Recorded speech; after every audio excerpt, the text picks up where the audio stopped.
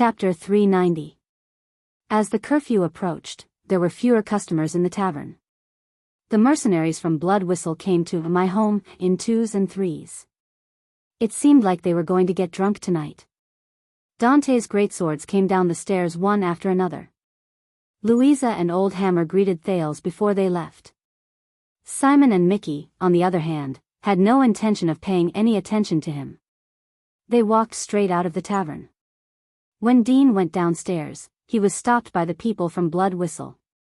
"Hey, Dean." Ricky snapped his fingers and raised his glass at the bald mercenary. "I heard that you guys ran into trouble outside." His words attracted everyone's attention. "Usually, I might say that we're okay." Dean walked down the stone stairs step by step. He looked rather solemn. "But now, I guess there's not much point in denying it." He glanced at the two rather serious mercenaries beside Ricky. "Yes," Dean said flatly. "We ran into trouble." The mercenaries in the tavern fell silent. They looked at each other worriedly and doubtfully. Ricky furrowed his brows. "So the rumors are true? Williams and his dogs are out again. What is it this time? The second purge? Going north to fight against Extet? Supporting the Alliance of Freedom? Or is the King of Constellation displeased with the Tower of Eradication and is determined to get rid of them? Do you think it's possible for them to hire a 100-man regiment to fight? Or only capture the Suicide Squad in the Prison of Bones?" As Thales listened to Ricky's description of the Baron and the Stardust unit, he could not help but raise his eyebrows. Obviously, the mercenaries did not have a good impression of the Baron from Blade Fang's camp. Dean shook his head. "I'm not sure, but if I had to say, they're serious this time. As for hiring, I don't think they're lacking in soldiers, Ricky." Dean had a warning look on his face as he looked around at the other members of Blood Whistle. Even Blood Whistle can't stop the charge of just 10 armored cavalrymen. I think they have at least 1,000 cavalrymen. When the horses speed up, they don't care which side you stand on. Dean looked at his companions with a warning look on his face. Ricky was silent for a while and exchanged glances with his friends. 1,000, Ricky shook his head and pointed at the bar. "I'll keep that in mind. We've been having a bad time lately. What do you want to drink? Rye? Old beer? Blood grapes? Don't tell me it's Chaka." But Dean simply waved his hand and refused. "No, we've been through enough in the past few days." Ricky lowered his finger. "Dean, you know, if you think." He looked at Dean with a serious expression and the corners of his lips curled up. "Blood Whistle will always welcome you. We are about to relocate and we are lacking a leader here, perhaps someone with a higher position." Dean spread his hands. It was obvious that this was not the first time he had encountered such a conversation. "Thank you, but I already have a captain." Ricky burst out laughing. "Taking orders from a woman, Dean." The mercenary from Blood Whistle laughed and gulped down a mouthful of wine. "One day, you will die in her hands." The mercenaries next to them jeered. Maybe he died on top of her? Or inside? Everyone in the tavern roared with laughter. Dean only shook his head nonchalantly. He waved goodbye to Ricky and went up to Thales. Thales put down his wine glass, raised his head, and asked, "Is it over?" Dean sighed and nodded. "Probably. It's not a happy conversation in the team. We've lost too much." "What about you, Waya?" the mercenary asked. "Do you have any clues about your family?" "Probably." Thales exhaled and answered him in the same tone. "I'll familiarize myself with the environment and deal with some matters. I'll set off to look for them tomorrow." "Deal with some matters, sounds good." Dean raised his eyebrows. "What about tonight?" "I don't know yet. Maybe I'll ask Tampa for a bed," Thales said and glared at Tampa fiercely. "As long as I have enough money." Tampa flashed his teeth happily. Dean also smiled. "You heard it too. Blood Whistle has booked the entire tavern. The bald mercenary looked at the people and at my home. Come with me. We've rented a small house nearby. It used to be the team's temporary station, but it can at least let you live for one night. As he stared at Dean's expression, Thales had a thought. He slowly clenched his fists, then relaxed them. Thales flashed a smile. Sounds good. Anyway, I have nowhere else to go. Dean raised his hand and gestured that they could leave. Thales walked down the bar counter and picked up his luggage. Hey, Dean. Thales shook his head at Tampa, then turned his head around and said seriously, thank you. For everything from the desert to here. Dean stared at him for a few seconds. You're welcome. I'm also planning for myself. Dean sized him up and said in a joking tone, you're a noble. Maybe you're quite rich, aren't you? Thales smiled in response. But before that, Dean frowned and looked at the other side of the tavern. Why did he drink so much? Thales followed his line of sight. Quick Rope staggered over and fell on a table, causing the guests to look at him in an unfriendly manner. We've run into too many people in the desert. Thales sighed softly. Yeah. Dean's frown grew deeper. For a newbie who's only following a group for the second time. Just as the customers were about to roll up their sleeves and give Quick Rope a night he would never forget, Dean turned and walked towards him.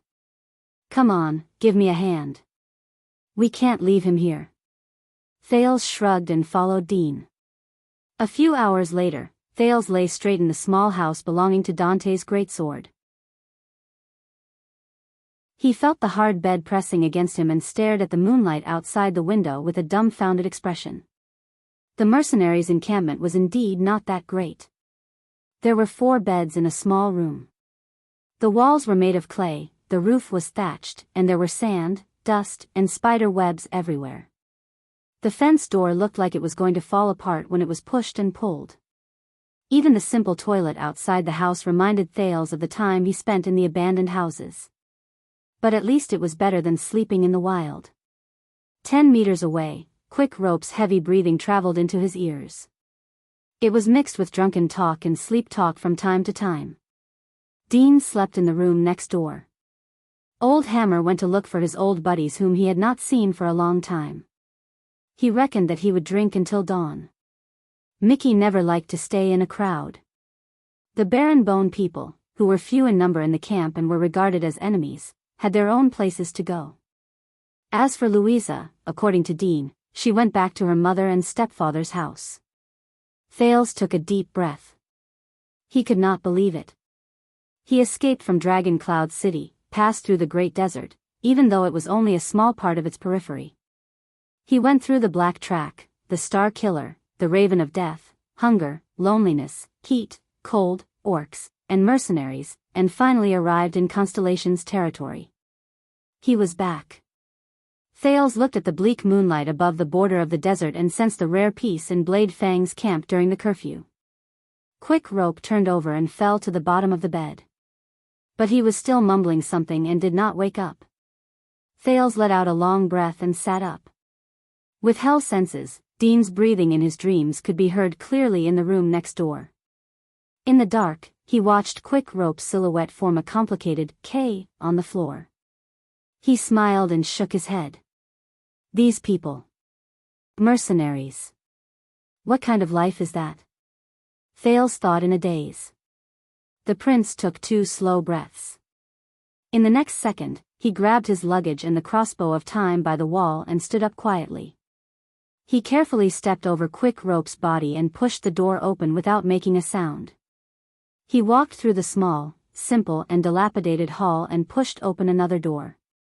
Before him was a strong, bald man with his arms crossed was lying on his side on the bed. His chest rose and fell evenly, and his breathing was soft. He slept soundly, unlike Quick Rope next door. Thales closed the door and walked to the man's bed. The prince stared at him for a long time without making a sound. It was so long that the moonlight began to move. Dean's breathing was still deep.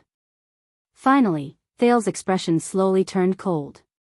He looked at Dean's broad back and slowly extended his hand. He reached for his waist. He pulled out JC's dagger. The blade shone with a faint, cold light. Thales could not help but frown a little. 6 years. This sharp dagger given to him by Jayla had been with him for 6 years. Quide, the Blood Clan, Dragon Cloud City, the Calamities, Lampard, the Great Desert, over the past 6 years, no matter what kind of danger he faced, every time Thales stretched out his hand to touch the dagger and felt its cold and tough texture, he would feel an inexplicable sense of security. It was a power that made him clench his teeth, stiffen his shoulders, and face everything in front of him. But that was all self-defense. He was forced to counterattack and fight back. But this time, today, Thales suddenly realized that when blood flowed over the dagger's blade, the surface of the blade revealed more than just its name. It was also its nature as a murderous weapon. Every time Thales mustered up his courage and determination to stab his enemy with the dagger, he would remember the feeling when he used JC to take away a life for the first time. Hot and slippery blood flowed over the gauntlet, gushed onto his forearm, flowed to his chest, and shot toward his head. However, none of those feelings were as real as they were now. It's so easy to take away a life. It's not that I haven't killed before. On the contrary, I've killed quite a lot of people. Thales thought quietly. From his life in the abandoned house in Lower City District, to the assassination on King Street, to the bloody battle of life and death in the Great Desert, but for a long time, he had deliberately ignored the feeling of killing someone. He had no choice, did he? Kill, or be killed. Thales raised JC gently, narrowed his eyes, and aimed the tip of the blade at Dean's neck. With hell senses, the blood in his carotid artery surged vigorously, forcefully, and full of life. Thales continued to raise the dagger and aimed it at Dean's neck. His face was expressionless. I have no choice, he told himself in his heart. With a simple stab, he could negate the other party's meaning, strip away their existence, and make their value in continuing to exist in this world disappear without a trace. He would be gone, dead, and would never appear anywhere, in front of anyone, at any time. Just like what Quick Rope said, he would no longer have thoughts, feelings, or consciousness. Nothing would be left behind, and he would not know anything. He would completely disappear. From then on, he would lose all possibilities, all development, and all future. Thales snapped out of his daze and looked at the sleeping, living person in front of him. All he needed was a gentle stab. Everything about the other party would immediately disappear. As for the blade wielder, he, Thales, could obtain many things. Revenge? Benefits? Or simple satisfaction? Or the pleasure of killing the other party and eliminating the unhappiness, frustration, hurt, and pain he felt from the other party, along with the other party's existence, and venting all his frustrations?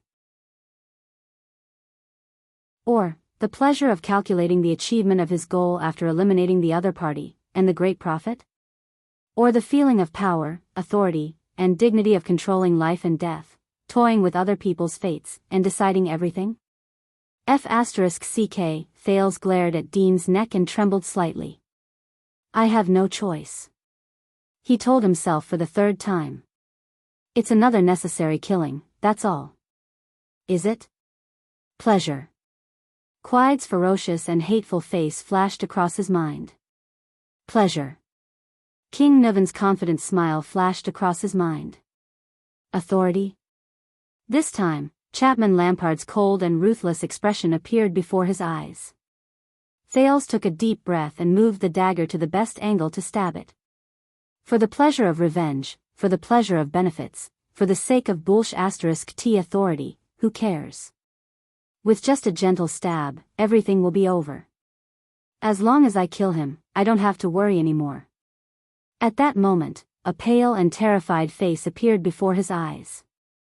It was a face from a long time ago, so long that Thales almost forgot about it. It was Kellett. One of the people in the 6th house, that pitiful child, bravely rushed out at the last moment of his life, just to protect that little girl. However, Thales shuddered slightly. He seemed to have returned to that night. That damned Quide laughed as he slit Kellett's neck. The child's face was full of fear, but the murderer's face was filled with absurd and disgusting satisfaction and excitement. F***ck. It was probably the same for Quide. With just a gentle stab, that kind of pleasure, F***ck, another face appeared before his eyes. It was a little girl who stood in the Hall of Heroes in Dragon Cloud City. She had her arms crossed, feeling wronged. There was a hint of arrogance on her face, and she looked a little delicate. She was an annoying little girl at first glance. Alex Walton. An innocent child who was born into sin. Her upturned mouth was eventually replaced by the painful spasms and contorted cheeks after she drank the poison. Thales stared blankly at the sleeping Dean. In front of his eyes were King Nuven's cold smile, Merc's despairing cries, Nicholas' expressionless indifference, and Little Rascal's frightened sobs. F***ck, it was the same for King Nuven. With just a cup of wine, the humiliation and hatred of the past were settled. That kind of pleasure, F***ck, Thales gently closed his eyes. Dean's neck disappeared before his eyes. Dragon Cloud City from 6 years ago appeared from the darkness. In the ruined and burning Shield District, corpses were strewn all over the ground, and there were endless wails. In such a scene, the Archduke of Black Sand Region, a terrifying man with a cold expression, coldly wore the blood-stained crown. Under his feet, the born king's head rolled into the dust and fell among the countless corpses in Shield District. They were civilians, nobles, craftsmen, farmers, and white blade guards. Don't be cold, Chiron, don't be cold. Humans are animals. They will slowly get used to many things, such as indifference, and certain things that we know are inappropriate. Once you relax and get used to it, you will no longer feel the difference between yourself and the outside world, and you will no longer be able to find your original self. Hang in there, Chiron, don't compromise. Don't let this world hold you captive. Oh my lady, why did you suddenly become so woo, Chiron? Is it really good to criticize yourself? Besides, isn't this the forte of your profession? Starting from an angle that you have never seen before, shocking your established knowledge, refreshing your worldview, breaking the wrong and superficial understanding that you originally believed in without thinking, and even treated as supreme dogma. You will discover that certain things are actually so ridiculous, and that the way you viewed them before was also so unreasonable. You will reveal a brand new world to yourself, discover the principle that you and the world do not know about daily use, and sublimate yourself from there? After hearing your vivid description, I suddenly feel like I'm so great. Hey, there's no other way. After being with me for a long time, even if you're as stupid as SpongeBob, you'll still slowly sublimate yourself, right? So, can we go now? Don't touch my head anymore. Your cat is in your own house, you can touch it for free, and you don't even have to stand on your toes. We've already donated money, so there's no need for us to stand in front of this donation box for 5 minutes, right? My Comic Con, let's go, let's go. Thales opened his eyes abruptly. In the silence, Thales panted softly. He was drenched in sweat, and his expression was one of struggle. JC was only a palm away from Dean's carotid artery. He gripped the hilt of the dagger tightly in his hand, and the tip of the blade trembled continuously. F***ck, F***ck. A long time seemed to have passed. He sucked in a deep breath and slowly exhaled. No, the prince put down the dagger tiredly.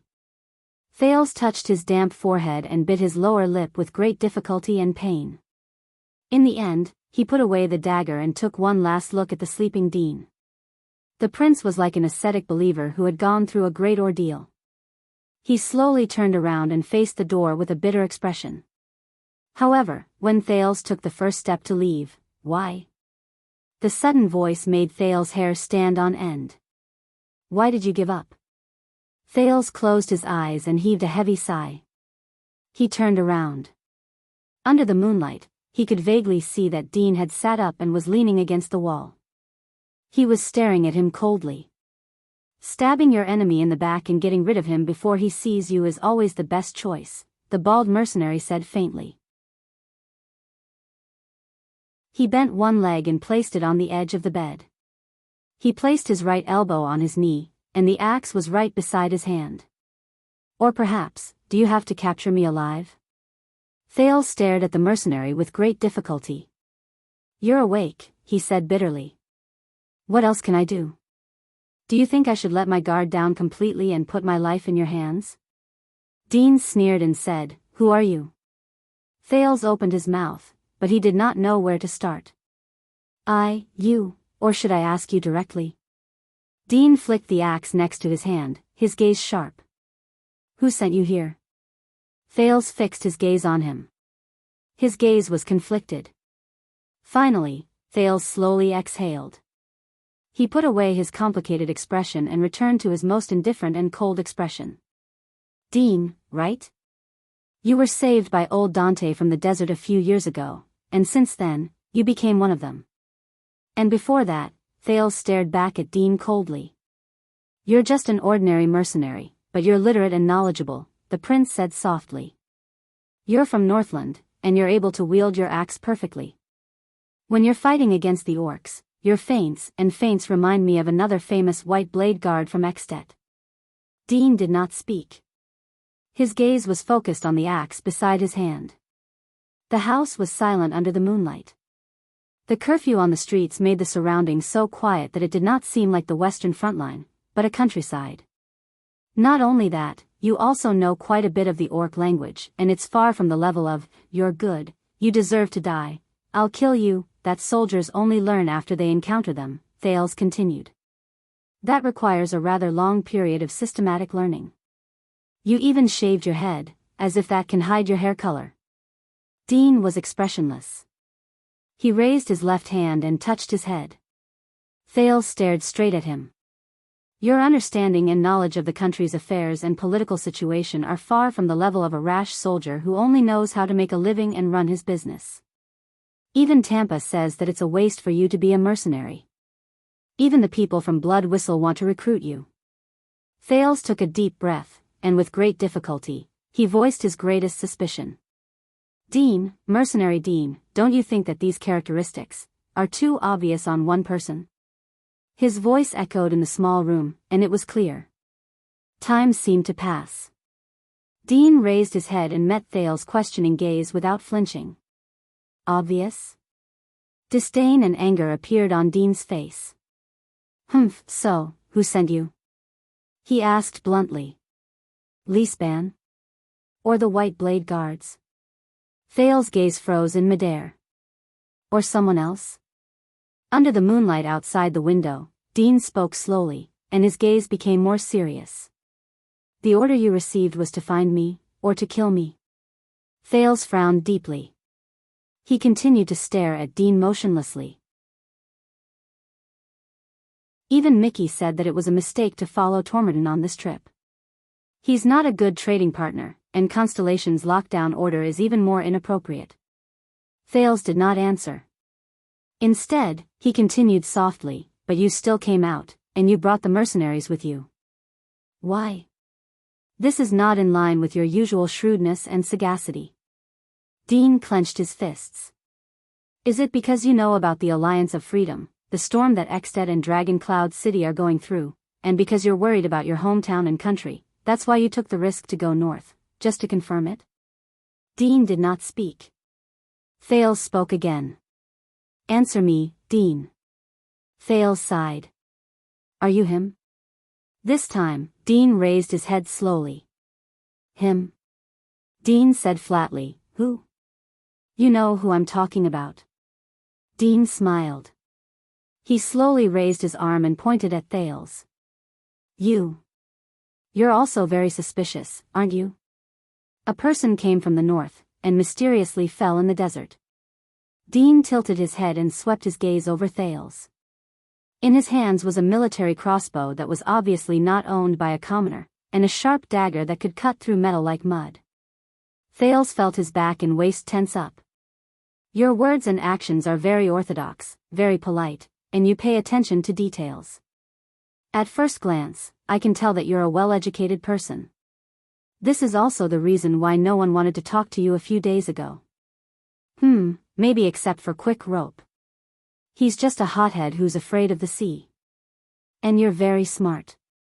At least, the identity you fabricated matches your words and actions. At first glance, it seems quite reasonable. Dean sneered. But what's strange to me is that you're different from most nobles. Whether it's hot sand or cold, firm rocks, you can lie down without any problems and fall asleep easily. Jerky that has been dried for a few months, coarse bread that's so hard you can't bite into it, stewed vegetables with a fishy smell, burnt food, no matter how disgusting the food is, you can swallow it smoothly and eat it as if it's normal. It's just like you're used to it. At least, it's not like the lords in the castles I know. So, either you're born into a nouveau riche family, and you haven't had the time to become like the big, stupid, and selfish bastards in the castles who are becoming more and more stupid with each generation. Dean narrowed his eyes and his expression was solemn. Or, there must be a wise person in your family who has accumulated experience, knowledge, time, or experience. He chooses to mold the next generation into a man through cruel hardships instead of using food and fences to raise you into a fat pig. Thales did not move and listened quietly. And why a Casso? Dean sneered, but his gaze on Thales was as cold as ever. Next time, when you tell another Northlander your name, it's best not to use the same surname as the cunning fox of Constellation, Gilbert Casso. Thales moved slightly. That year at Broken Dragon Fortress, that Constellatiate man came alone. Under the angry gazes of the common elected king of Extet and the 6 archdukes, he spoke frankly and argued passionately. In the end, when he signed the peace treaty, he was quite famous. Dean's lips curled up. I'm sorry. Thales shook his head regretfully. It's my first time running away from home. Many things happened suddenly, and I'm a little nervous. Dean's gaze flickered. So, who are you? He asked softly. You're only a teenager, but you have extraordinary agility and sharp reflexes. I suspect that you're a coming-of-age killer, who could persevere without wetting his pants when he faced the terrifying orcs for the first time. Sekka. Dean lowered his head and hid his expression in the darkness where the moonlight could not shine. According to what Tormodin said, those Constellation Cavaliers were after you? Thales breathed slowly. He clenched his fists tightly and put them down gently. Listen, I didn't want to make things so complicated. The Prince of Constellation spread his palms and said in his calmest and most serious tone, I could have found the army in Blade Fang's camp a long time ago and let them take action, but I didn't. I waited until now. Dean nodded slightly, and the corners of his lips curled up into a smile. So, you do have a high status, and you have a close relationship with the officials. The bald mercenary snorted. But you hid your name until now, just for me? Thales ignored the other party's words. I only need you to answer a simple question for me, Dean, he said flatly. Dean stared at him with interest. What a coincidence. The mercenary nodded. Me too, Waya. There was silence. In the suffocating silence, the two of them stared at each other in the dark and airtight house. Then, Thales spoke again. So, Dean. The Prince of Constellation cleared his throat and finally asked his last question in a serious and cautious manner. Are you Mariah Walton? The capricious prince who escaped from Dragon Cloud City 6 years ago? Dean did not answer, nor did he move. He did not even spare a glance at Thales. He only stared at Thales coldly. What about you, Waya? He spoke slowly and raised his head slightly, letting the moonlight shine on his distinct facial features. Should I call you Thales Jadestar? Thales tensed his muscles.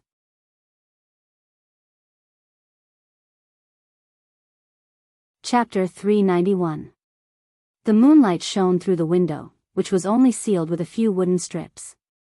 The image of the mercenary in his 30s was reflected in Thales' eyes. His beard was unkempt, his gaze was indifferent, his posture was relaxed, and there was a hint of a cold smile at the corner of his lips. His leather armor was fastened to his upper body, and he did not take it off even when he slept. It was mottled, and it looked like it had been weathered by the years of running around with its owner. Tied to the leather armor were all sorts of tools that mercenaries carried with them: knives, scissors, bandages, hemostatic powder, ropes, flint, and tinder. How did he survive all these years? From a prince to, Thales looked at him quietly, at the man who looked like he had experienced a lot and had a tough face. "So, it's really you? Your Highness Mariah?" he asked faintly. Silence. Still silence. The man in front of him did not move. It was as if this was just a dream. With his hell senses, the dust-covered, simple house appeared deserted and silent. Only quick ropes breathing, which came from the other side of the wall, reminded Thales that everything in front of him was really happening. "Although I heard from Archduke Poffert a long time ago, I should say that the former Archduke Poffert, that you wanted to be a mercenary," Thales said quietly, "but I really did not expect." Dean cut him off. "Mariah Walton." The bald mercenary's expression did not change. He shook his head gently. "This name has not appeared for a long time. Since 6 years ago, its owner died in an assassination attempt." "Why are you so obsessed with a dead man?" Thales took a deep breath. "The Black Track," the prince said softly. "How does it feel there?" "What?" Dean furrowed his eyebrows. Thales smiled. The especially urgent experience of escaping from Shield District and Dragon Cloud City appeared before his eyes. The wheelchair veteran who did not speak his mind, the profound old crow, the careless tailor Sykes, and the sneaky coachman Kevin. It made him feel sentimental. "When I was still in Dragon Cloud City, I heard from Gleeward's idle chatter that 6 years ago, they also received a business to bring people through the Black Track. The employer was very generous, 300 gold coins as a reward." Dean's expression slowly became solemn. 300. This is not a small number. Thales sighed and said, "Just for a trip out of Dragon Cloud City?" Dean said nothing. "But here comes the problem," Thales continued in the dark house. "A person who can take out 300 gold coins in the blink of an eye must be someone with power, influence, and wealth. There aren't many people like that in Dragon Cloud City, but I can count a few of them: Camus merchants, bureaucrats and nobles from Axe District or Spear District, suzerains with rich fiefs, and even the former disciplinary officer, Vlad, who monopolized the black market. But for such a person, no matter who he offended in Dragon Cloud City, there must be many ways for him to leave the city to seek refuge. Why must he choose the most expensive, difficult, farthest, and most troublesome one?" Thales stared at Dean intently. In the darkness, he could sense that Dean's breathing had started to rise and fall. "Unless..." Thales took a deep breath. "Unless this person provoked and faced that supreme force of power in Dragon Cloud City." Dean slowly lowered his legs from the bed and stared at Thales with a solemn expression. In the face of King Nuven's pursuit and the eyes and ears of the entire city, all his power and influence were insignificant. All his channels could not be used. He could only go to the area where the commoners and the poor gathered to look for the local bully, the stubborn and boorish lame veteran, who was known to dislike King Nuven. He left the city through a secret passage that ordinary people could not even imagine. Thales' gaze became sharper as he stared at Dean. "And 6 years ago, who exactly was the person with such extraordinary status that the entire Dragon Cloud City was pursuing him with all its might?" The corners of Dean's lips curled up into a faint arc. "The Black Track, Gleeward." The mercenary mulled over these words. "I see. So, you also escaped from that old soldier's channel?" He stared back at Thales. "You also used the entire Western front line, or perhaps the entire military force of Western Desert Hill, to enter the Great Desert to cooperate with you?" Thales did not answer him. The prince's expression at that moment was especially difficult to understand. "So, you have been hiding in this mercenary team all this while? You put down everything, abandoned everything, including your father, your bloodline, to come here and become an ordinary mercenary? Why?" At that moment, when Thales stared into Dean's eyes, what appeared before his eyes was King Chapman in the carriage. Walking away is not escaping. Being weak and running away is not freedom either. But he will. After we find him. Dean was silent for a few seconds. I do what I do best, that's all. Dean sneered and shook his head. Just like you. Thales exhaled heavily and frowned. Mariah, do you understand your current situation? Mariah is already dead. This is what I know, Dean coldly rejected him. And no matter who tells you that he is not dead, Thales raised his voice and interrupted him. If Mariah is dead, then there will not be so much trouble. The prince said solemnly, but if he is still alive, even if it is only for one day, he will still be King Nuvan's descendant, the first heir of Dragoncloud City and the Walton family. His existence, and even his possible return, will be a powerful challenge to the ownership of Dragoncloud City. Do you know what this means? The mercenary's chest began to rise and fall. He lowered his head and said faintly, let me guess, someone does not like this fact, and does not like the meaning behind it, right? Thales chuckled softly. Dean raised his head. His gaze was clear.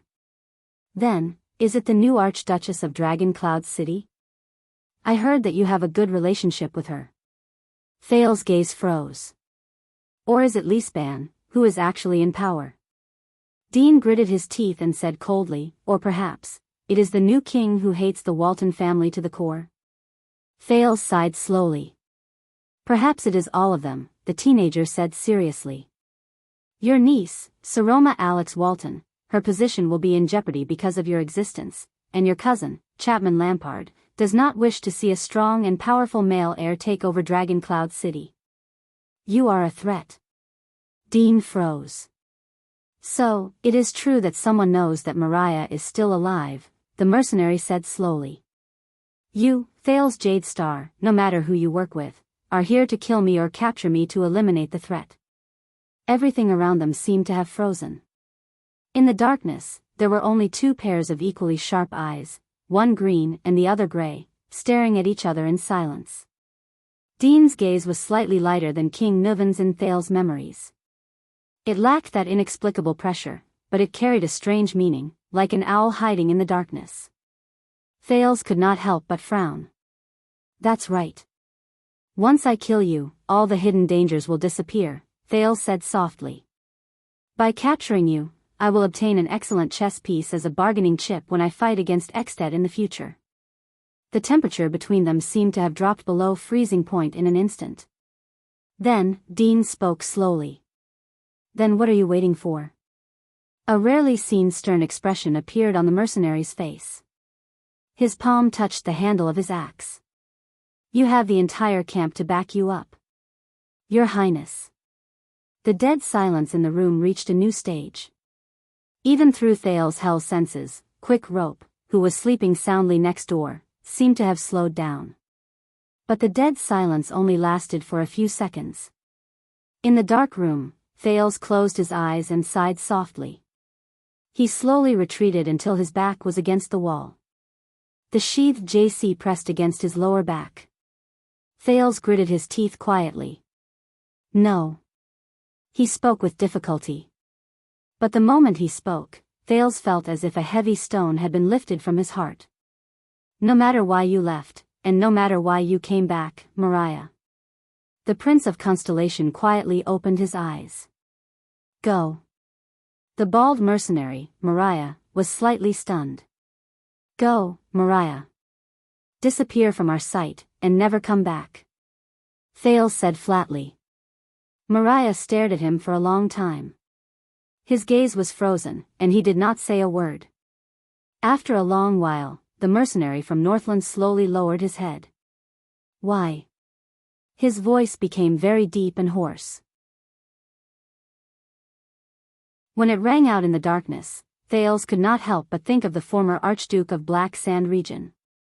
The Chapman Lampard who had not yet become the king of Extet, but had already experienced many things. A few days ago, you had the chance to return to the army loyal to you and order them to arrest me, but you did not. You had the chance to attack just now, but you turned around and left, Mariah enunciated each word clearly. Now, you have the chance to capture me, but you let me go? Why? His voice became urgent. Thales leaned against the wall and slowly withdrew from the rather uncomfortable hell's senses. He snorted softly.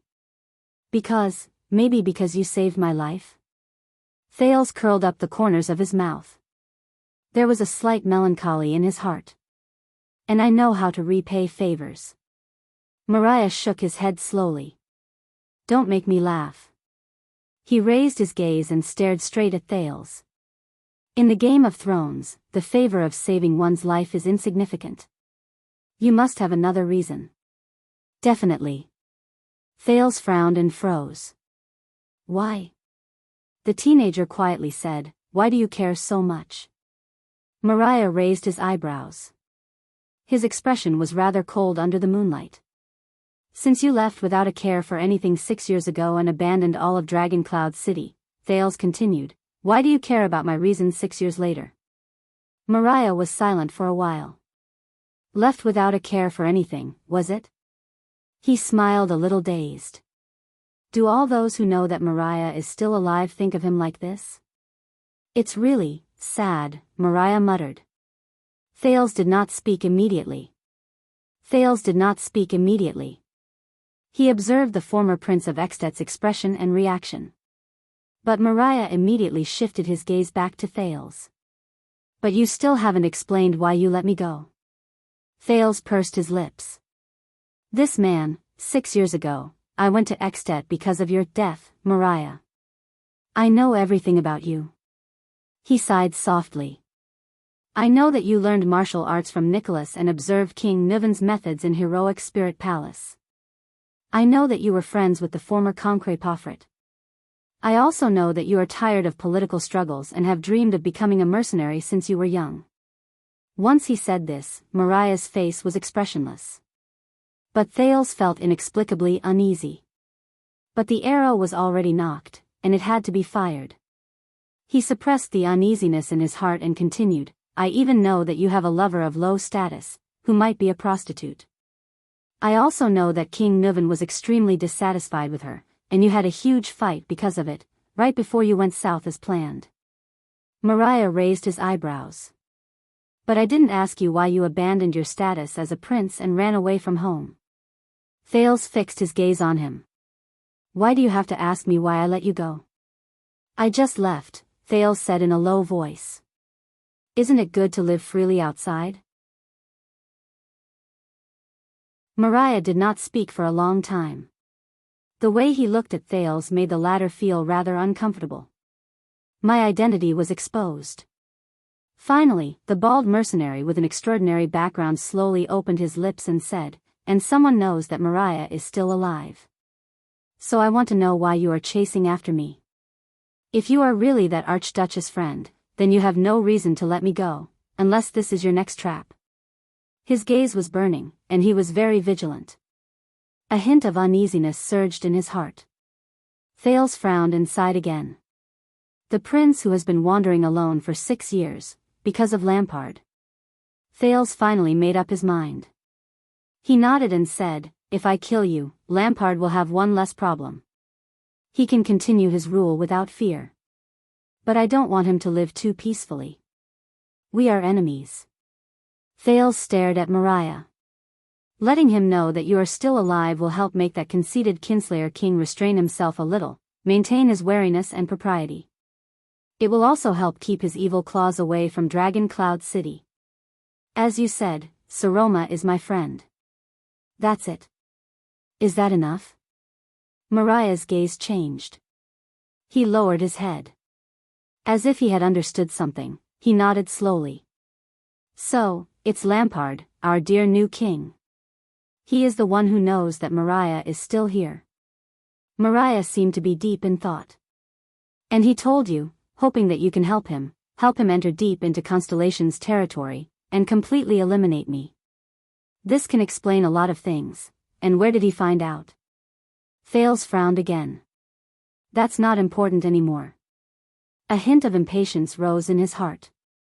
He gritted his teeth and said, now, go. Disappear. Before I change my mind. In the next second, Mariah suddenly raised his head. What about you, Your Highness? Mariah's expression was very serious. His eyes shone brightly. After you let me go? You will return to the garrison officer in the camp, find your army and warriors, and even find the secret intelligence department, he asked tentatively, and come to catch me? Thales sighed helplessly in his heart. Why is this guy so talkative? He's also paranoid. I really shouldn't have become a mercenary. I'm suitable to be a spy. The teenager had no choice but to say with a straight face, I told you that I will let you go, so I will let you go. Forget Blade Fang's camp, even the secret intelligence department will not know of your existence. Thales took a step forward and walked in front of Mariah. In the most serious tone, he said, and I will keep my promise, Thales Jadestar's promise, the second prince of Constellation's promise. You are the son of the late King Nuvan, and also a Northlander. You know how much weight these words carry to us. Mariah stared at him for a long time. He shook his head and said slowly, so you will still go to them and return to Constellation's embrace. Thales frowned slightly. He felt that something was wrong. Mariah raised his head and smiled under the moonlight. I find that you are very different, Thales. Especially when compared to others. He said softly, very different. Thales was stunned. Mariah narrowed his eyes. For example, compared to your reputation, you are very naive. And very self-righteous. Thales was stunned. But in the next moment, Mariah put his legs down from the bed and stood up. All right, I'm leaving. No matter what, Your Highness. He lowered his head to look at Thales and extended his palm. Thank you. The two princes stared at each other. For a very long time. Mariah's gaze was shrewd and smiling. Thales' gaze was solemn and serious. In the end, Thales curled up the corners of his lips. The teenager raised his eyebrows and nodded. He also extended his palm and held Mariah's hand. No, we are even now. Thales accepted the other's thanks and sighed. You saved me in the desert, but in the next moment, bang. Thales felt pain in his arm and fell towards the bed. The sin of Hell's River sensed danger. Thales, who was considered to have been through hundreds of battles, gritted his teeth in shock. He instantly entered Hell's senses. He felt Mariah's footsteps flicker. He had already grabbed his right arm and arrived behind the prince. By the looks of it, he wanted to completely pin Thales' hand behind his back and force Thales to kneel on the bed. The extremely shocked and furious Thales summoned the sin of Hell's River. His right arm withstood Mariah's strength and shook off his grip. Bang. Thales' back hit the bed violently. The prince hastily extended his hand and wanted to pull out JC. But Mariah was faster than him. At some point in time, a small knife appeared in Mariah's left hand and was pressed against Thales' throat. If you move a finger, Your Highness. Mariah's expression was cold and terrifying at that moment. He pressed Thales against the bed, increased the strength of his grip, and threatened coldly. Your blood will be like that of those orcs, irrigate the earth.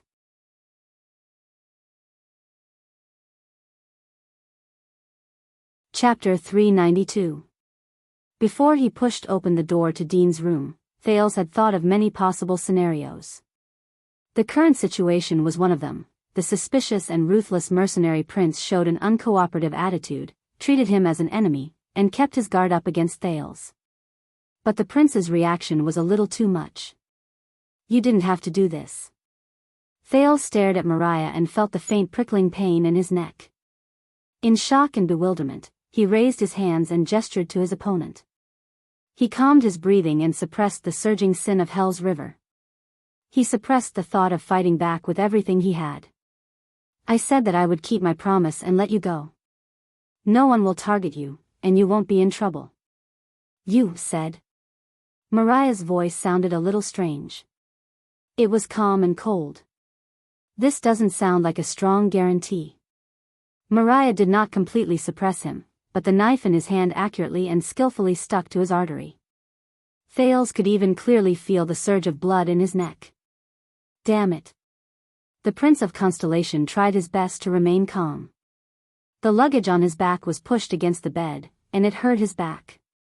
But the former Prince of Extet's paranoia and vigilance made him extremely uneasy. It was as if Mariah had changed into another person. It was as if the former mercenary Dean, who had a cheerful smile and an easygoing personality, had died, and the one who came back to life in him was another cold-blooded and cruel person. Thales even felt a little regretful. Perhaps he should have gone to the army in the first place. Even if he did not have to deal with those annoying officers in the Great Desert, he could at least go to the Constellation Army in the camp, and then come here safely to face Mariah, who might be there. But, Thales shook his head in his heart and chased this thought out of his mind. No, I can't.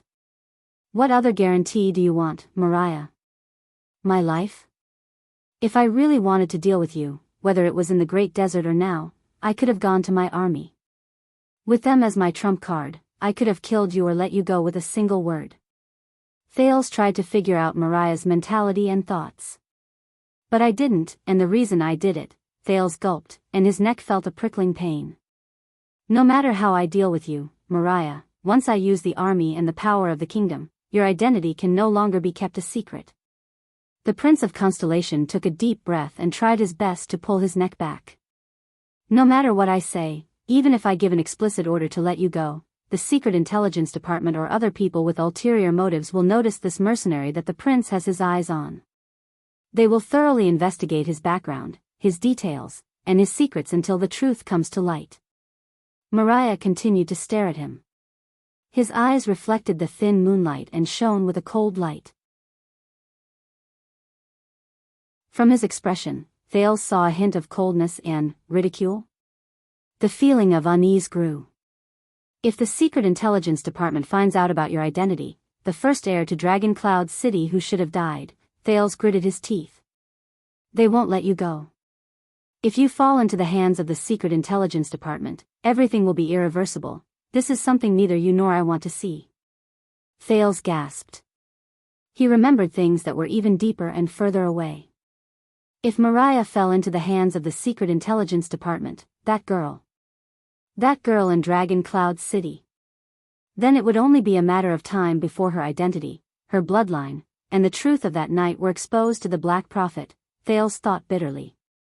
At that time, her fate might be 100 times worse than being threatened and controlled by King Chapman. At least Chapman still cared about the legitimacy of his throne and more or less protected the Archduchess' fragile status. As the head of the Secret Intelligence Department, Murat Hansen was not Thales. The old man in black with the cane did not have much of a relationship with the Archduchess. As the creator of Dragon's Blood, the Black Prophet would never care if the poor girl was chopped into pieces or beheaded as long as there was profit to be made.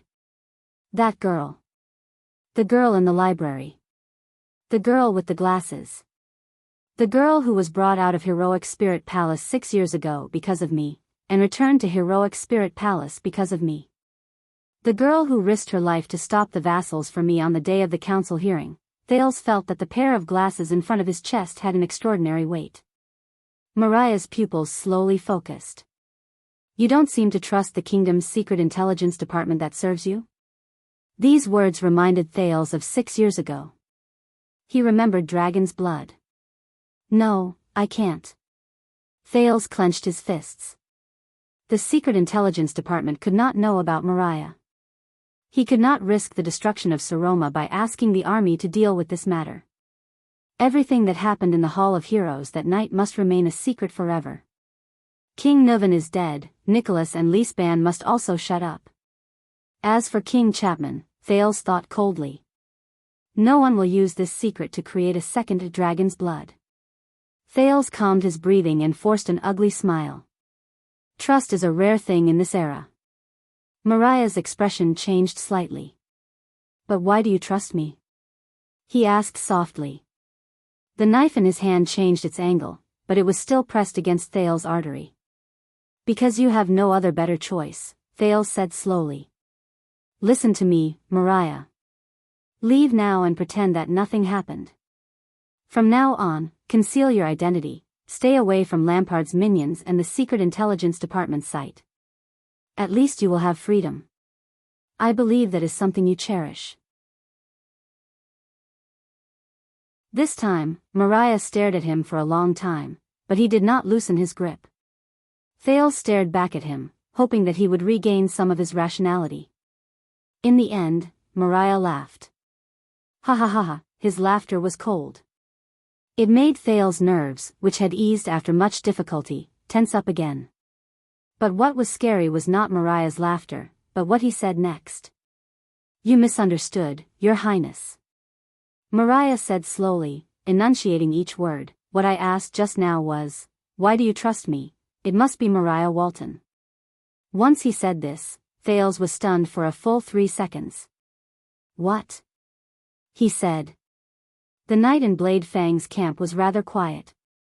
The heavy fortresses blocked the wind and sand, and also blocked the transmission of sound. At that moment, the atmosphere in the small room was frighteningly silent. Thales stared at his opponent in disbelief. I don't understand, he said subconsciously. Mariah snorted coldly. Of course you don't understand. The mercenary's gaze was sharp. Just like how a fish on a hook doesn't understand why there is a hook in the bait. Thales' hands trembled. Wait. The prince glared at Mariah, who held his life in his hands, and felt a chill run down his spine. No, he finally realized that he had made a fatal mistake. It's too obvious. Thales mumbled. He stared at Mariah in front of him in a daze and remembered a suspicious point that he had ignored for a long time. It's too obvious.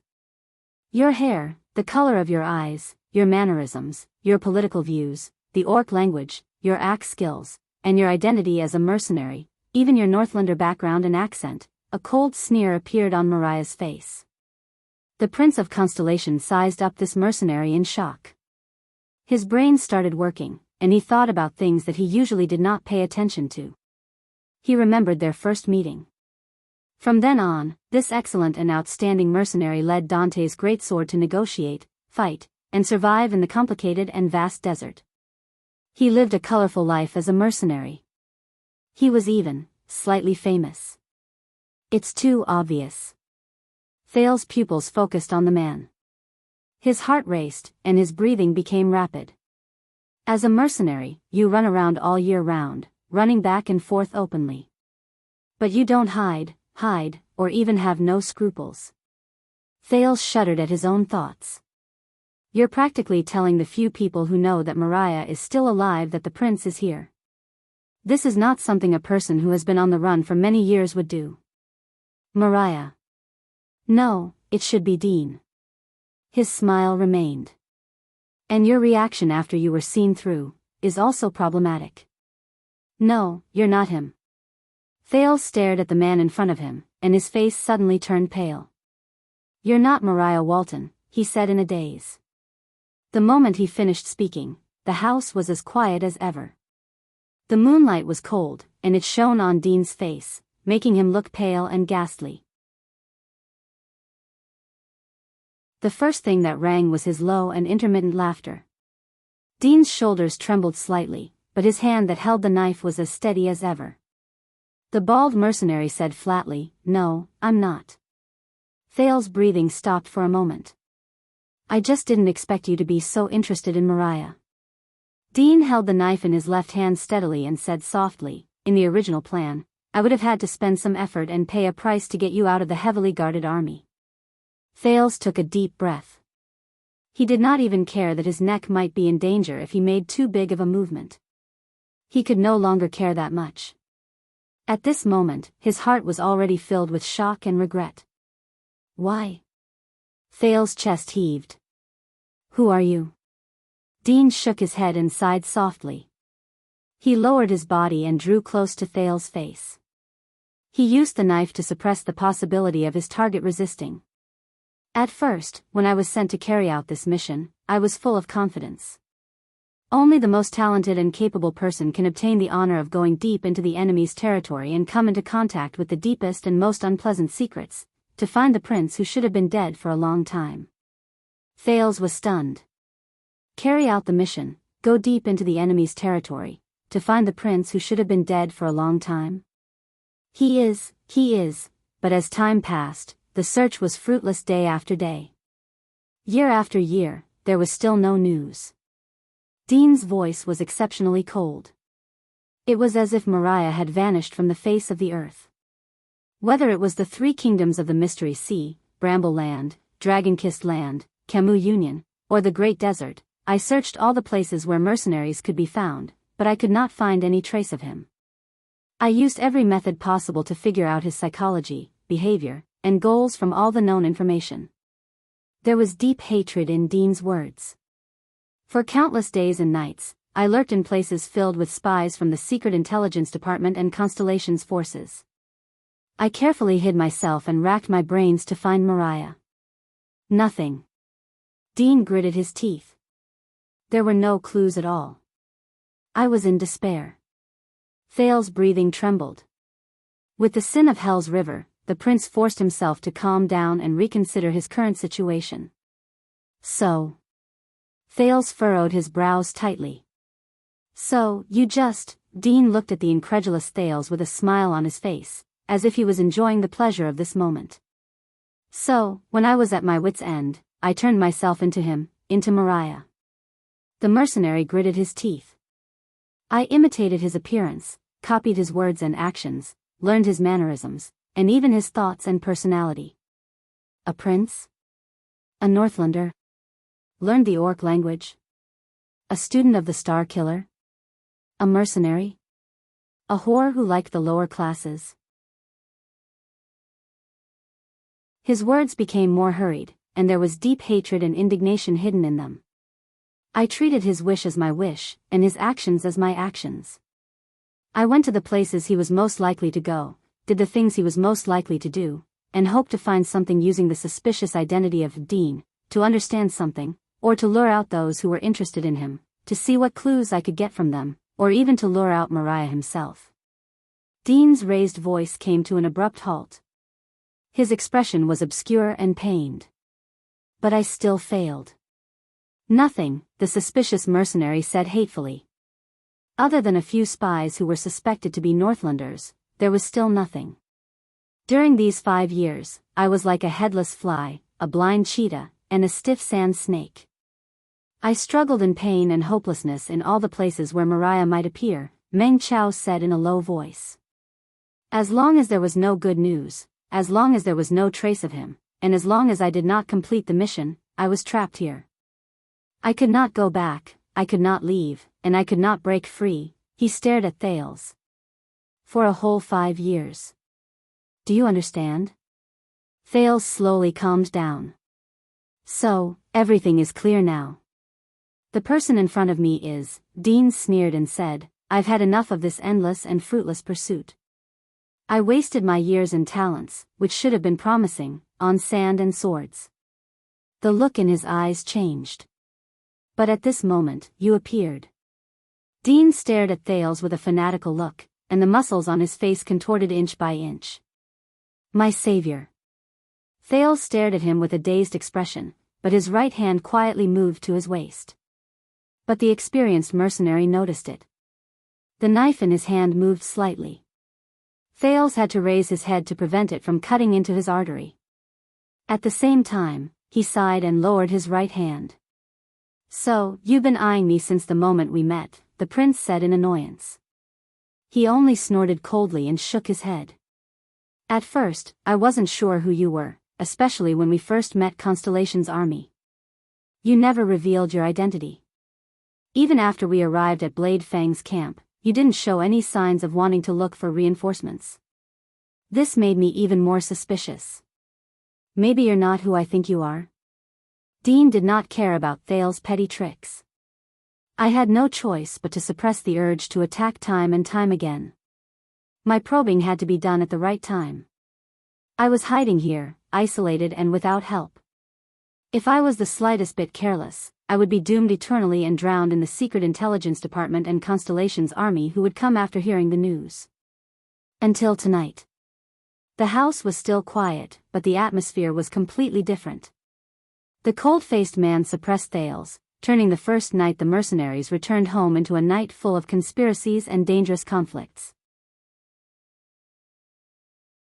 You are a spy, a scout, a secret agent, or something else, Thales said indignantly. You are not here for me. Dean raised his eyebrows. No. He shook his head, feeling rather satisfied. Escaped Thales, you are a pleasant surprise. Perhaps you are not my first target, and you are not the mission I have been hiding here for, but there is no doubt that you are a ticket. You are my special permit to jump out of this bottomless quagmire. Thales closed his eyes and exhaled in pain. Now it seems that King Chapman and you both know about Mariah. He will not be satisfied, Dean said in a low voice. But I caught you. At least this makes sense. I can finally leave this place. Thales thought of something. Wait. He opened his eyes, and with the knife on his neck, he spoke with difficulty. Her? Thales asked in surprise, did you say, her? Yes, my dear Prince Thales. Dean nodded slightly, and a cold smile appeared at the corners of his lips. He lowered his upper body a little and put on a non-standard bow. Secret room greets you. Thales did not answer. His sighs were all buried in his chest. There was a long silence between the man and the teenager. After a long while, Thales exhaled. What do you plan to do? Knock me out and take me away? Where do you want to go? Don't forget that this is Blade Fang's camp. Are you going to take me west and north to the desert filled with Constellation's army? Or are you going east and south to enter Constellation's territory? Dean shook his head. The situation here is indeed not good, but there will always be a way. Thales snickered. So, not only are you not Mariah, but you are also a spy sent to search for Mariah. He frowned slightly. But, my dear Dean, do you really think that I would be so stupid as to risk my life and come at night to confront you without any confidence? Dean's smile froze. Have you not thought about it carefully? Thales said softly, how did we meet? Dean was slightly stunned. But at this moment, something unexpected interrupted the confrontation between the two of them. Thud. There was a soft sound. The bright light shone into the dark room and clearly illuminated the two people on the bed. Thales and Dean turned their gazes at the same time. They saw the drunk mercenary, Quick Rope, holding an oil lamp and standing at the door with a dazed expression. He was still in the position of pushing the door open. Both of them were stunned. Quick Rope yawned loudly. His eyes were still drowsy. I'm sorry, Dean, I didn't want to wake you up. I just wanted to take a dump in the middle of the night and came to get something to wipe my butt. Quick Rope mumbled, those bottles of alcohol are killing me. A second later, he saw Thales, who was suppressed by Dean on the bed, and he was instantly dumbfounded. His mouth was even bigger than an egg. Under the duo's incredulous gazes, Quick Rope quickly covered his eyes. He stuttered and said in a panicked tone, don't worry, I didn't see anything. I mean, you can continue, I swear I won't say anything to Louisa. Quick Rope covered his eyes tightly and stepped into the room carefully, as if he was afraid of disturbing something. He touched a broken cabinet beside the bed. So where did you put the things? The two people who were in a tense confrontation on the bed finally reacted. They fought to speak. Quick Rope, it's not what you see. Dean frowned as he pressed Quick Rope down. Wyatt is very suspicious, I suspect he might be. No, Quick Rope, I'm Prince Thales, he's a Northland spy. Thales, who was pressed under Quick Rope, said with great difficulty, hurry up and find the camps. Dean exerted a little force on the knife in his hand, and Thales' words were stuck in his throat. Quick Rope covered his eyes and moved slowly to the cabinet. Wow, role-playing? Interrogating the prince? The mercenary smiled awkwardly. You guys sure have a lot of tricks.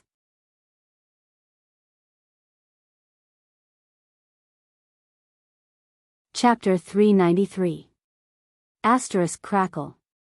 In an instant, the light, which was a little dazzling, was extinguished with a loud noise.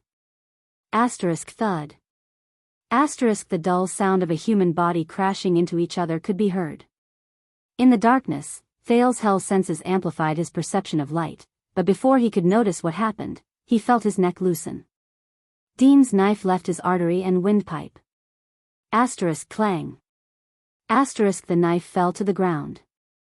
Thales desperately moved an inch backwards, as if he was clutching at a life-saving straw. He touched his throat in shock and tried his best to breathe under the soothing effect of the sin of Hell's river. Asterisk thud, asterisk the sound of the bed and the wardrobe colliding was clear, accompanied by the sounds of a fierce struggle. No. In the next second, when Thales raised his head, he was shocked to find that the bald mercenary's neck had been seized by a pair of arms that had come from behind him and was being dragged backwards. Dean clung to the bed and stomped on the ground to maintain his balance so that his opponent would not drag him down. At the same time, he turned his head back in shock. Quick rope, what are you? He couldn't go on. Because at some point in time, Quick Rope's arms were already locked tightly together. He was strangling Dean's neck. Thales watched this incomprehensible scene in shock. With hell senses, he saw Quick Rope stick to Dean's back with a resolute expression.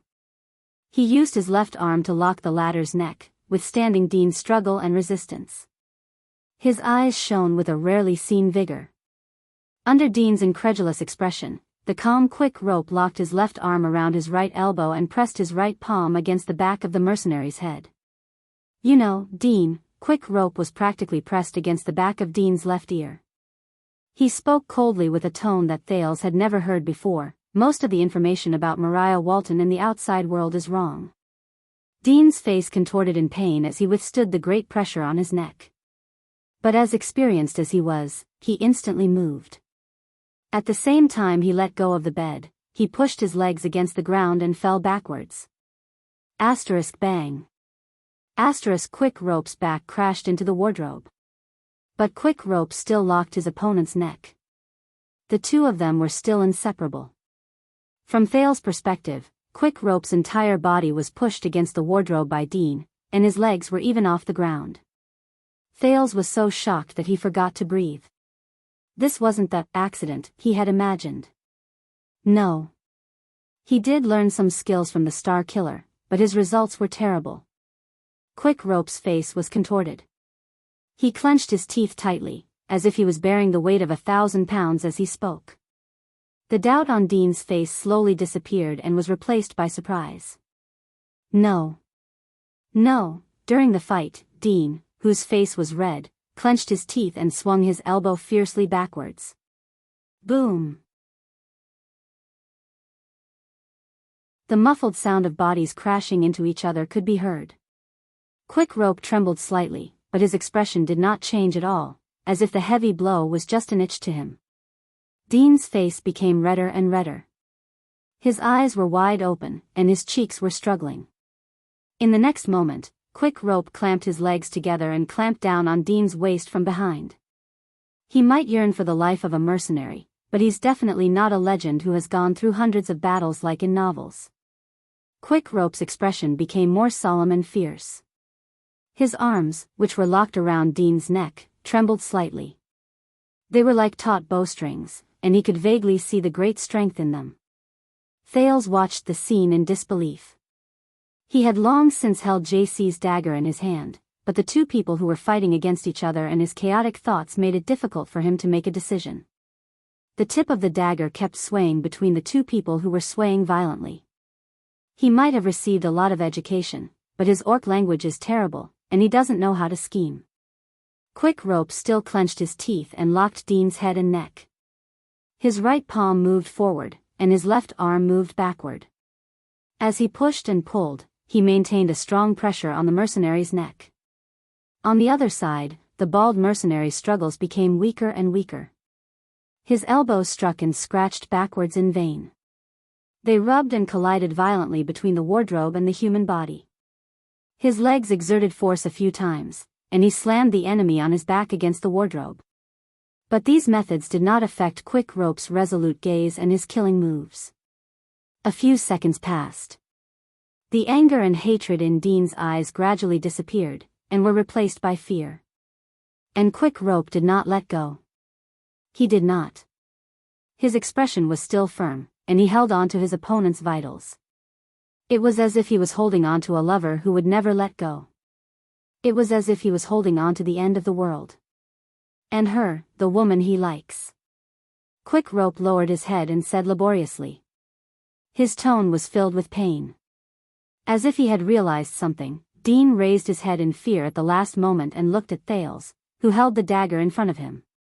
At the same time, Quick Rope also raised his eyes and looked at the Prince of Constellation. Thales was under the gaze of two pairs of eyes. One of them was filled with incomprehensible regret, and the other was filled with grief, apathy, and determination. Finally, after a fierce struggle, a terrifying, muffled sound spread in the room. Crack. Dean's expression froze at that moment. His hands fell limply to his sides, and his legs slowly went limp. With Quick Rope on his back, he slowly slid down from the wardrobe. The victor had been decided. For a time, there were only 2 breaths left in the room. One was cautious, and the other had just survived a disaster. That woman, Quick Rope lowered his head and hid his expression in the shadows. She's not a whore. He panted, and there was a slight tremble in his voice. She's not. Quick Rope still held on to Dean's body for a few seconds, even though the other man's widened eyes had lost their luster. Then, Thales exhaled slowly and put down the dagger. Quick Rope, this strangulation technique. Thales gulped. His throat was dry. Where did you learn it? Quick Rope seemed to have suddenly snapped out of his stupor and came back to his senses from the life and death fight. He first sighed, then the corners of his mouth curled up, and he snorted lightly. Judging by your expression, Thales, you already know, don't you? Thales stared blankly at Quick Rope, who was sitting on the floor. He watched as he slowly let go of his arms and legs, and broke free from Dean, who was no longer breathing. A shocking answer rose in his heart. No, war is the art of deceiving the enemy. Thales mumbled to himself. Not long ago, at the southern border of Extet, at the land of barren rocks in the city of faraway prayers, he saw a rare, exciting, and unforgettable thrilling battle. The Star Killer against the Raven of Death. At that time, in the darkness, Quick Rope forced out a soundless laugh.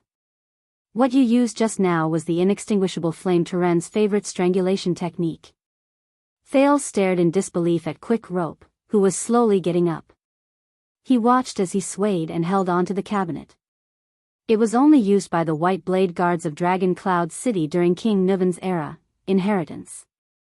Thales tightened his grip on the dagger in his hand. His gaze was locked on Quick Rope's body. The cheerful, happy, greedy new mercenary who never forgot to promote his small business. You. Thales' tone was bitter. In the next moment, Quick Rope stretched his limbs and took a few deep breaths, as if he had been freed from the tense and sorrowful state of the battle just now. It's time to reintroduce myself, Thales. With the bright smile he wore when they first met in the Great Desert, he extended his right hand to Thales. The Prince of Constellation looked at the other man's palm hesitantly and took a step back. With indescribable emotions, Thales sized up the person in front of him. This young man, who looked to be less than 30 years old, had freckles all over his face, red hair, and a Camian accent. Regardless of his appearance, behavior, or any other angle, he first awkwardly retracted his palm and wiped it on his body as if he was trying to dispel his mockery. Then, he smiled and said, Mariah Bertram Niven Walton. Also known as Quick Rope. At that moment, absolute silence ruled the room. Dean lay quietly on the floor. Quick Rope smiled without saying a word. Thales froze on the spot. For a few seconds, only the moonlight cared about this small world. Thales stared at the man in front of him in a daze. This was the first man he saw after he woke up in the Great Desert. Quick Rope. Mariah. And Dean from the secret room. How could this be? The doubts and puzzlement in his heart did not diminish. In fact, they became even more conflicted, mixed together, and chaotic. You know, Quick Rope snorted softly and poked the body on the floor. When I was helping an unscrupulous owner of an aphrodisiac run his wares, I heard him say that there was a group of powerful mercenaries around the 3 kingdoms of the Mystery Sea. One of them was quite knowledgeable and had unique skills. By the looks of it, he might be a Northlander of noble birth. Quick Rope shrugged and looked at Dean's lifeless eyes. He sighed softly with a subtle emotion. To a certain extent, his strategy was right. It's just that he suffered a loss in information. There was still silence. In the next second, Quick Rope patted his butt and stepped over Dean's body. His smile was bright and cheerful, as if he was not the one who ruthlessly killed Thales just now and mourned in silence. In the face of the acquaintance, who had just helped him out of trouble, Thales vigilantly took a step back. His gaze swept past Dean on the floor. By the way, I'm going to take a dump. With the help of the moonlight, Quick Rope turned around and took out a roll of rough hemp rope and leaf paper from the cabinet. His smile remained, as if he did not care about Thales' reaction. He happily handed over a roll of hemp rope. Don't worry, you don't have to queue up. There are 2 pits. But Thales stared at him with a complicated expression. He did not speak.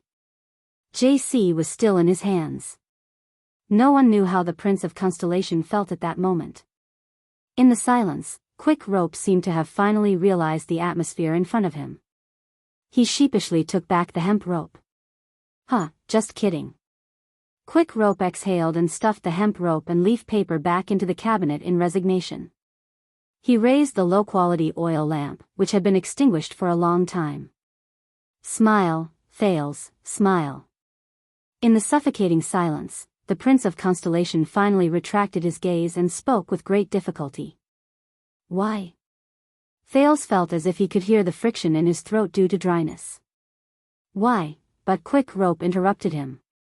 He still laughed cheerfully, and simply, as if he could solve all the problems he encountered. Why? Because he, Quick Rope, the real former Prince of Extet, King Nuvan's son, Mariah Walton, flashed his white teeth at Thales, who was immersed in an inexplicable emotion. Because life is heavy enough, Thales. Thales, especially for you and me. Quick Rope wore a bright smile that made people think. You have to smile. Only then can you make it lighter.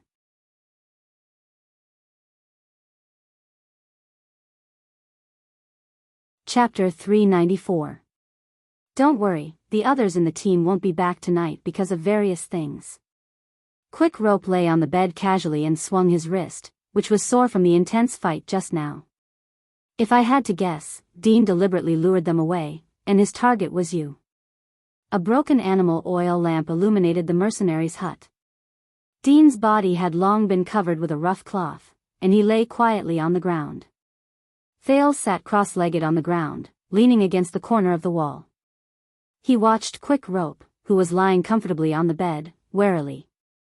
After a long while, Thales, who had finally sorted out his thoughts, spoke softly. What's going on? Why are you here? What's going on? Quick Rope put his hands behind his head and stared at the mottled ceiling. It's what you see. I always thought that aside from some old people in Dragon Cloud City, no one would know that I'm still alive. Quick Rope gestured at the body covered with the rough cloth with his chin. Until this guy appeared. His tone was still relaxed, as if he was on a sunny day without any haze. The secret room is always pervasive, right? My father and Soria don't like Madame Calchon, so I kept my distance from her.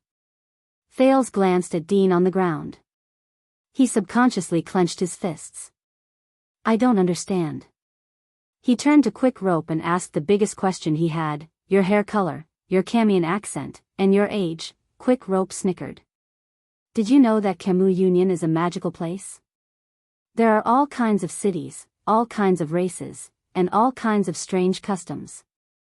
The former prince sighed. And on the sea route they opened, the Sante Archipelago in the southwest of the peninsula produces a magical dye. The local tribes use it to dye their hair and even apply makeup, and it won't fade for a month. I only need to worry about the roots of my hair. Thales watched as Quick Rope ran his fingers through his red hair and frowned. As for the accent and age, perhaps you haven't noticed it yourself, Prince of Constellation. Quick Rope turned his head sideways and smiled at Thales. But to me, you've been in the North for 6 years, and now you have a Northland accent, and you don't look like a simple 14-year-old boy. He arched his shoulders. Thales lowered his head in silence. Are they all fake? The Prince of Constellation asked in a bad mood. Since the beginning of the Great Desert, the Quick Rope who told jokes, the Quick Rope who fooled around with the others, the Quick Rope who fought for the rights of his dead companions, and even the Quick Rope who couldn't write. You've been acting all along? Quick Rope's expression became gloomy. No, he said expressionlessly, resting his head on his hands. It's not all fake. You know, when a pampered and disheartened prince walks out of the castle, the first thing he discovers is that the outside world is not as beautiful as he thought. The poor quality lights slowly dimmed, and the room became dark again. Thales did not move. As a result, on the first afternoon that stupid prince arrived in Camus Union, the city of 1,000 sails, Valir Gang, he was cheated out of what little savings he had left. By the way, the 300 gold coins to cross the Black Track was ridiculously expensive. He had no choice but to sell himself to a long-distance ship to embark on a maiden voyage that he had never dreamed of, opening an unprecedented chapter in his life. Quick Rope said in a daze, in these 6 years, he abandoned a lot, but he also learned a lot. When he said this, Quick Rope snorted softly. When I first went out to sea, the bosun was a hot-tempered man, and he always pointed at the sail ropes that were not tied properly or should be loosened, and shouted at me, "Hurry up. Rope." His tone was filled with emotion. Just like that, I got the first nickname in my life. Thales still leaned against the corner of the wall with a solemn expression. Then, Quick Rope's next sentence traveled into his ears with a slightly downcast tone. And not some bullsh *T-born king. Thales furrowed his brows. He suddenly thought of King Nuvan, but he realized that no matter what, it was difficult to connect him with the optimistic and open-minded Quick Rope, who was strangely complicated. What kind of nickname will you get, Thales? Have you thought about it? Quick Rope suddenly asked with great interest. King of adventurers? King of hostages? Thales snapped out of his daze and sighed softly. Mariah, I got it. In the darkness, Quick Rope's voice rose and fell slightly, and there was a hint of smugness in it. King of misfortune. Quick Rope's chuckles rose again. Thales did not respond. Then, Quick Rope's laughter slowly faded away. Why? 6 years ago, Thales asked hoarsely, why did you leave? This time, the room was silent for a long time. Quick Rope sighed softly, like a prisoner who was being judged and prepared to face his fate. During the first few years, I asked myself this question countless times. Quick Rope's voice rose faintly. The answer was different every time. But in the last 2 to 3 years, the answer gradually became clear. In the darkness, he slowly sat up. His clear eyes sparkled slightly under the moonlight. Because it was my choice. Thales' breathing became faster. King Chapman's words to him and his evaluation of Mariah appeared in his mind one by one. Everything he experienced 6 years ago also flashed before his eyes as if it happened yesterday. But you left so irresponsibly. Thales subconsciously gritted his teeth. You left your country, your people, your family. Quick Rope's silhouette trembled slightly under the moonlight. Do you know how much Dragon Cloud City has suffered because of your disappearance? Do you know that your willfulness almost caused the 2 countries to fight each other and caused countless deaths and injuries? Do you know what kind of fate your decision caused me, Lampard, Saroma, and your father, King Nuvan, to face? At that moment, Thales felt as if he had returned to the underground tomb of Renaissance Palace. He heard that heavy, awe-inspiring, and slightly powerful voice. Fate will prepare you. In the past 6 years, there was blood, death, betrayal, murder, politics, helplessness, powerlessness, helplessness, and regret. If this is the prince's fate, Thales' emotions became more and more chaotic. But in the face of fate, the person before me, how is he? My father. Quick Rope spoke hoarsely, interrupting Thale's thoughts, which he did not know whether it was jealousy or indignation. 6 years ago, when he was about to die, how was he? Thales was slightly stunned. Nuvan the Seventh. The born king. The apathetic old man who rubbed his ring. All these years, all I heard were rumors. But you were there, Thales, Quick Rope said faintly. There was a barely noticeable tremble in his voice. You were there. For a moment, only their breathing could be heard in the house. Thales was silent for a while. Dragon's blood. That night 6 years ago was too unforgettable.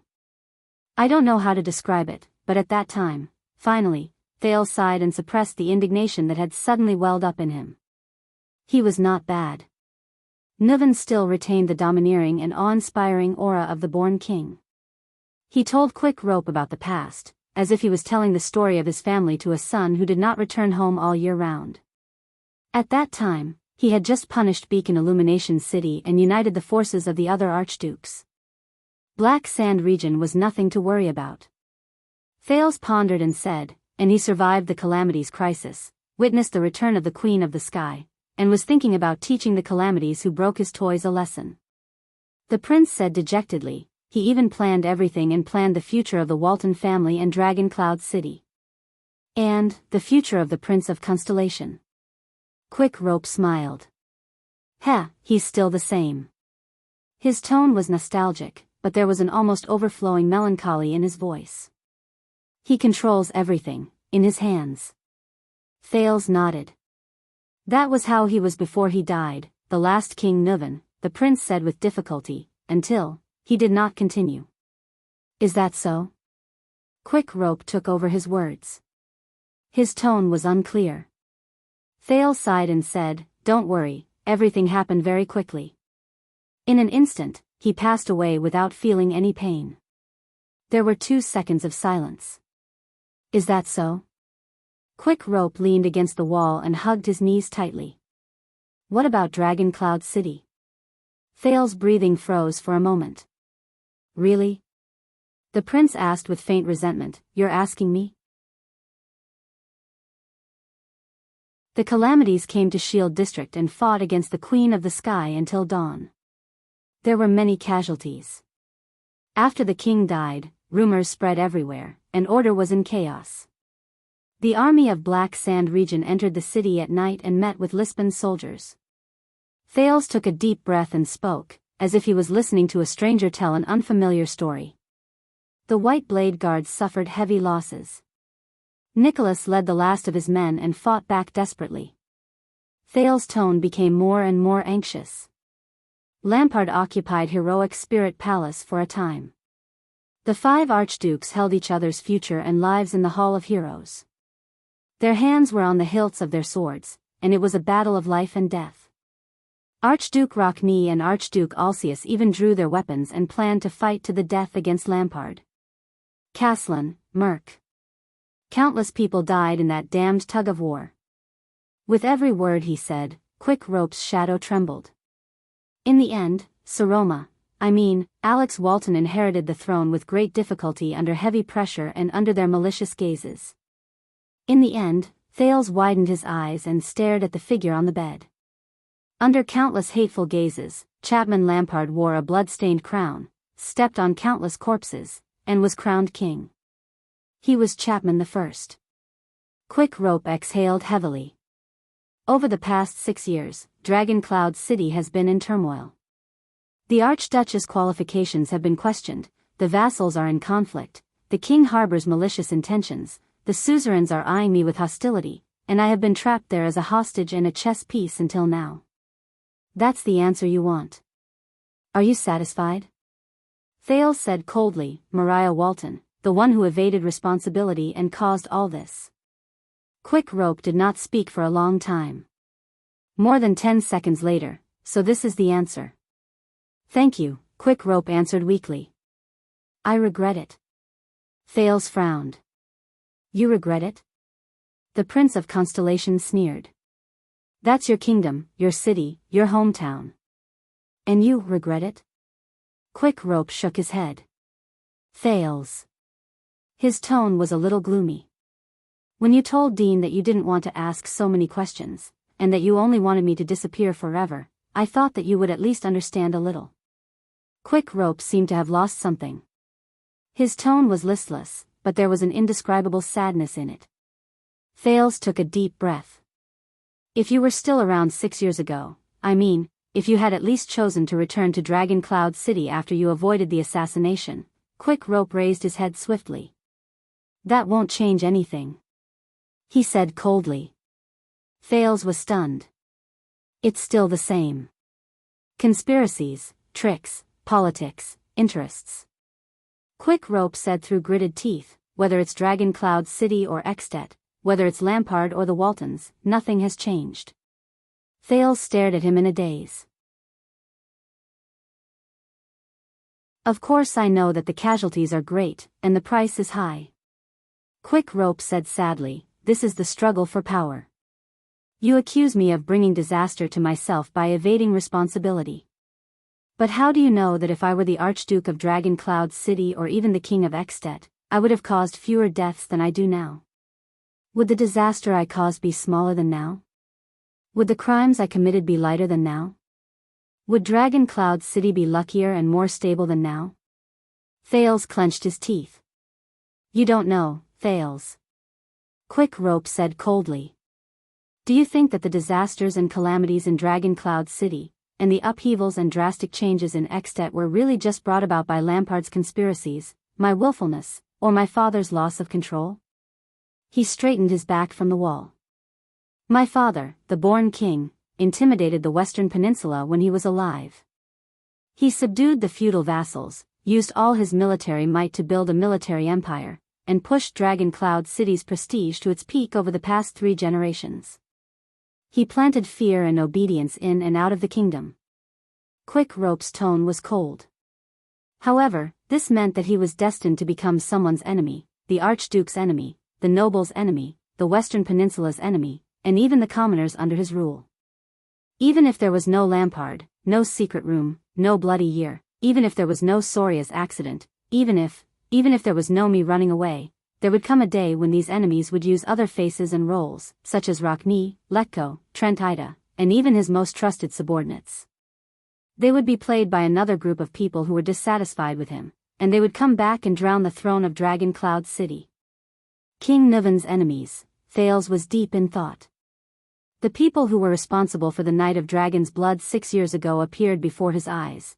The Archduke of Black Sand region who was forced into a corner, the fickle Marquis of Camus Union, the secret room that was hidden in the deepest corners, the forces of the black market in the gutter, and even the Supreme King of Constellation. Even a commoner like Gleeward, who had risen to power, scoffed at his king and treated him with disdain. And King Nuvan only had half of Dragon Cloud City by his side. My father's death was not due to the failure of some strategy, an accident, or someone's stupid actions. Quick Rope's tone was filled with grief. It was because he climbed too high in this era, and too many people wanted him dead. Thales was stunned. For countless days and nights, when he recalled the Dragon's Blood 6 years ago, Nuvan's miscalculation, Lampard's ruthlessness, the secret room's treachery, the secret intelligence department's secrecy, and the Archduke's schemes appeared in his mind. But there is only a thin line between extreme prosperity and extreme decline. This is the general trend, Thales. Quick Rope's tone became more and more anxious. After returning from the sea and narrowly escaping death, I understood that history is not controlled by individuals like us, who seem to have high statuses and extraordinary power. Instead, it is determined by the world's countless unstoppable waves, unfathomable whirlpools, tides that shake thousands of miles, and trade winds. If the tide is stopped, no matter how sturdy a warship is, it will still be crushed to pieces. If it is set to sail with the wind, no matter how fragile a sampan is, it will still be able to travel thousands of miles. In front of it, even the mightiest of heroes will be powerless, and even the most insignificant commoners will be able to reach the top. Too many people only see conspiracies and schemes, open strife and veiled strife, heroes and bandits. But in the face of a raging tide, an individual is too insignificant. There is actually very little that we can do. No one can go against the tide and turn the tide. That is just an illusion that we have for those who have surfaced at the end of the tide. Forget about my father. Even if the King of Renaissance and the Dragon Knight King are reincarnated, it will be the same, even if my father succeeds in handing the throne to me. His voice trembled slightly. I can see it very clearly. No matter who sits on the throne, Dragon Cloud City is destined to decline after reaching its peak. No matter who leads the kingdom of the great dragon, Extet will also have its ups and downs. Quick Rope stared at Thales silently. Just like the royal bloodline that runs through your veins, just like the once insufferably arrogant empire. Thales subconsciously clenched his fists. Do you think that Dragon Cloud City is in a precarious and unstable state because of an archduchess? Do you think that it is definitely a bad thing?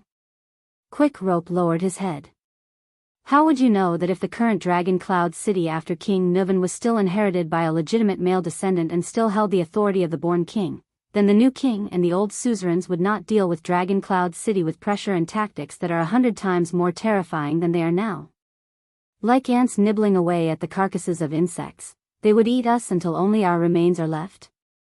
I'm not them, Thales. I'm not my father, I'm not Soria, and I'm not my cousin, Chapman Lampard, who killed his own brother.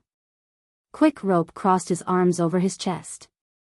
His voice was trembling. I cannot do it. In that kind of abyss-like, hopeless situation, in that kind of air filled with conspiracies and schemes, in that kind of breathless air, in those days when everyone lived in hell, other than bringing Dragon Cloud City to destruction.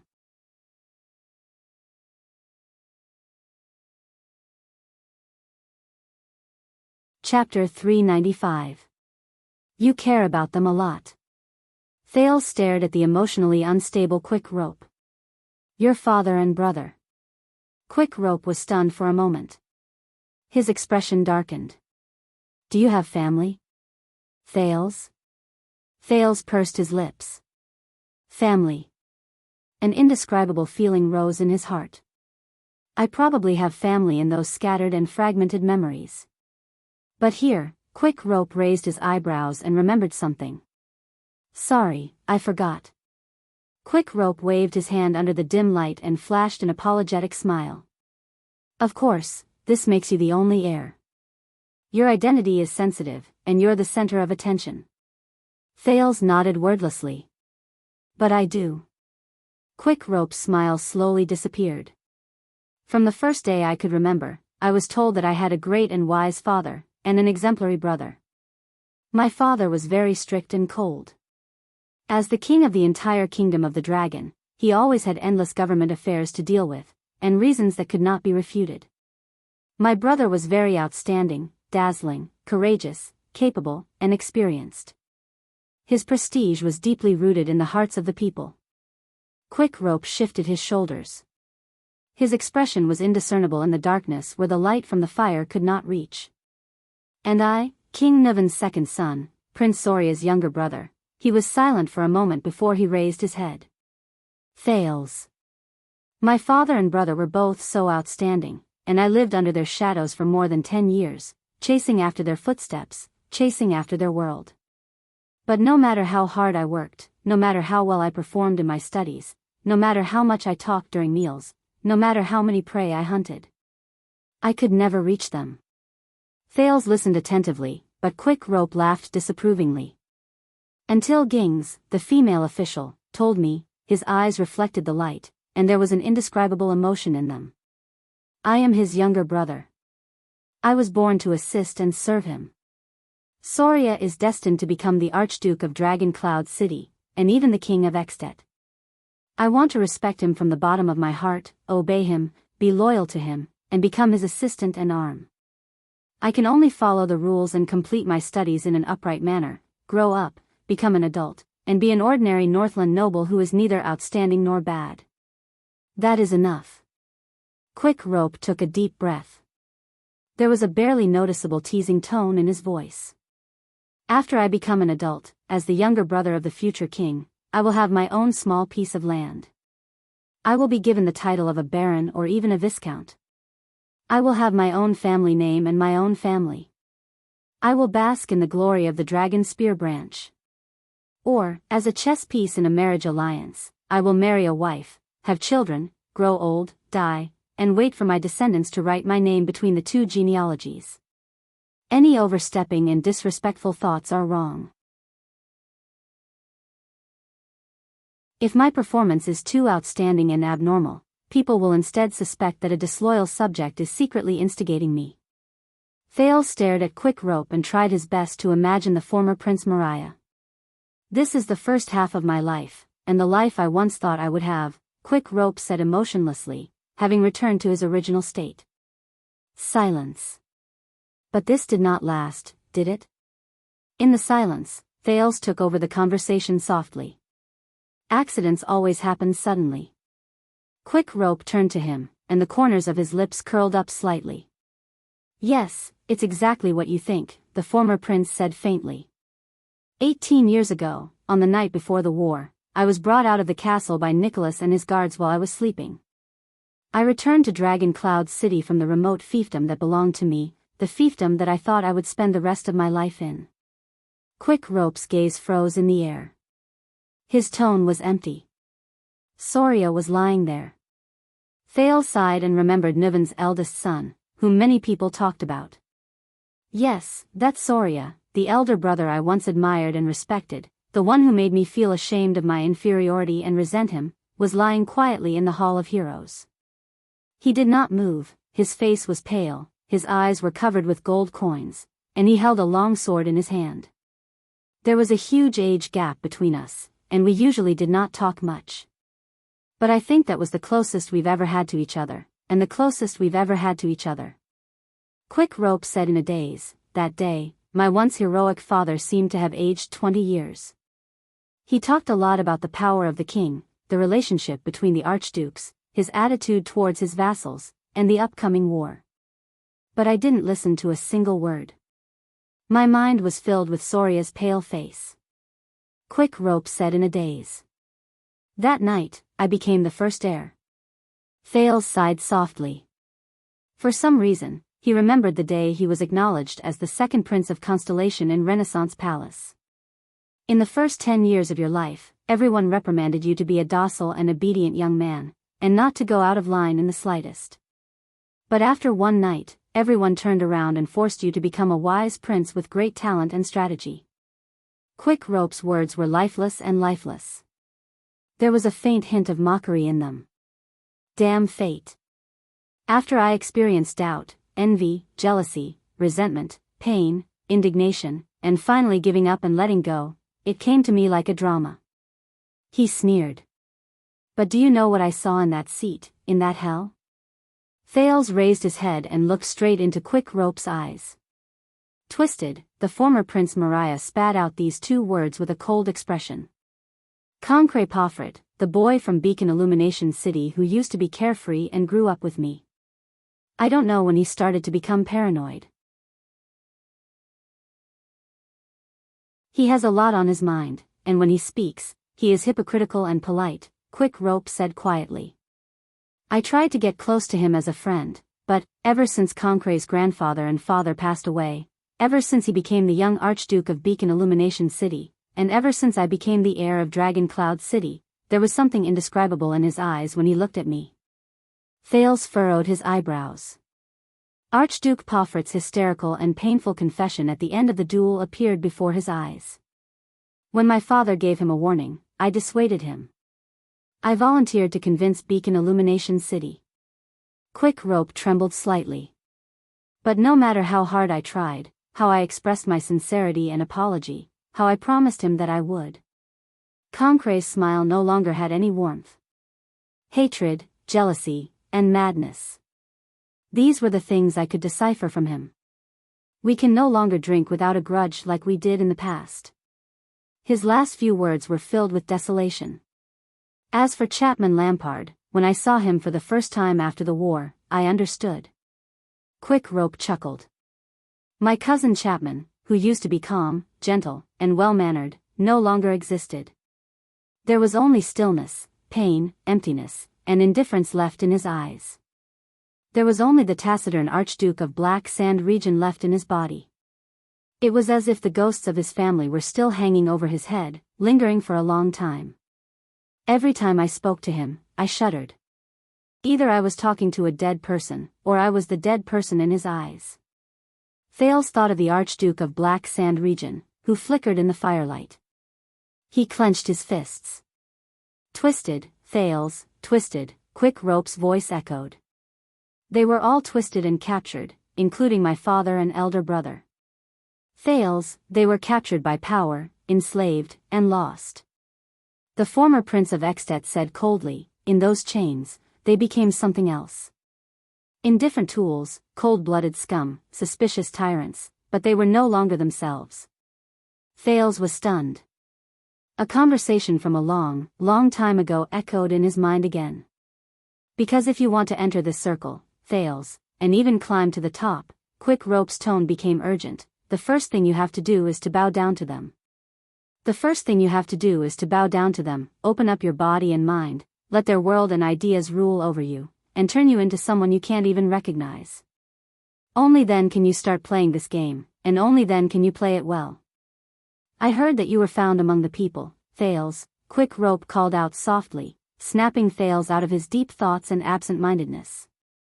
Then answer me. Think about it carefully. What did you become after you became a prince?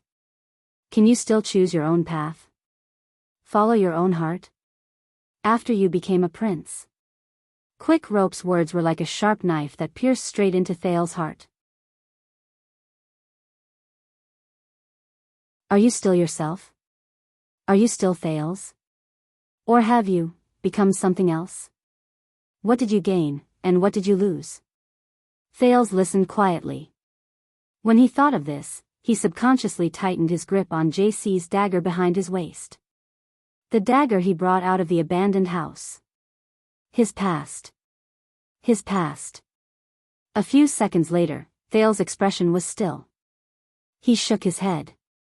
I don't know, he said with difficulty. What do you think? Quick Rope smiled. Like you, I don't know either.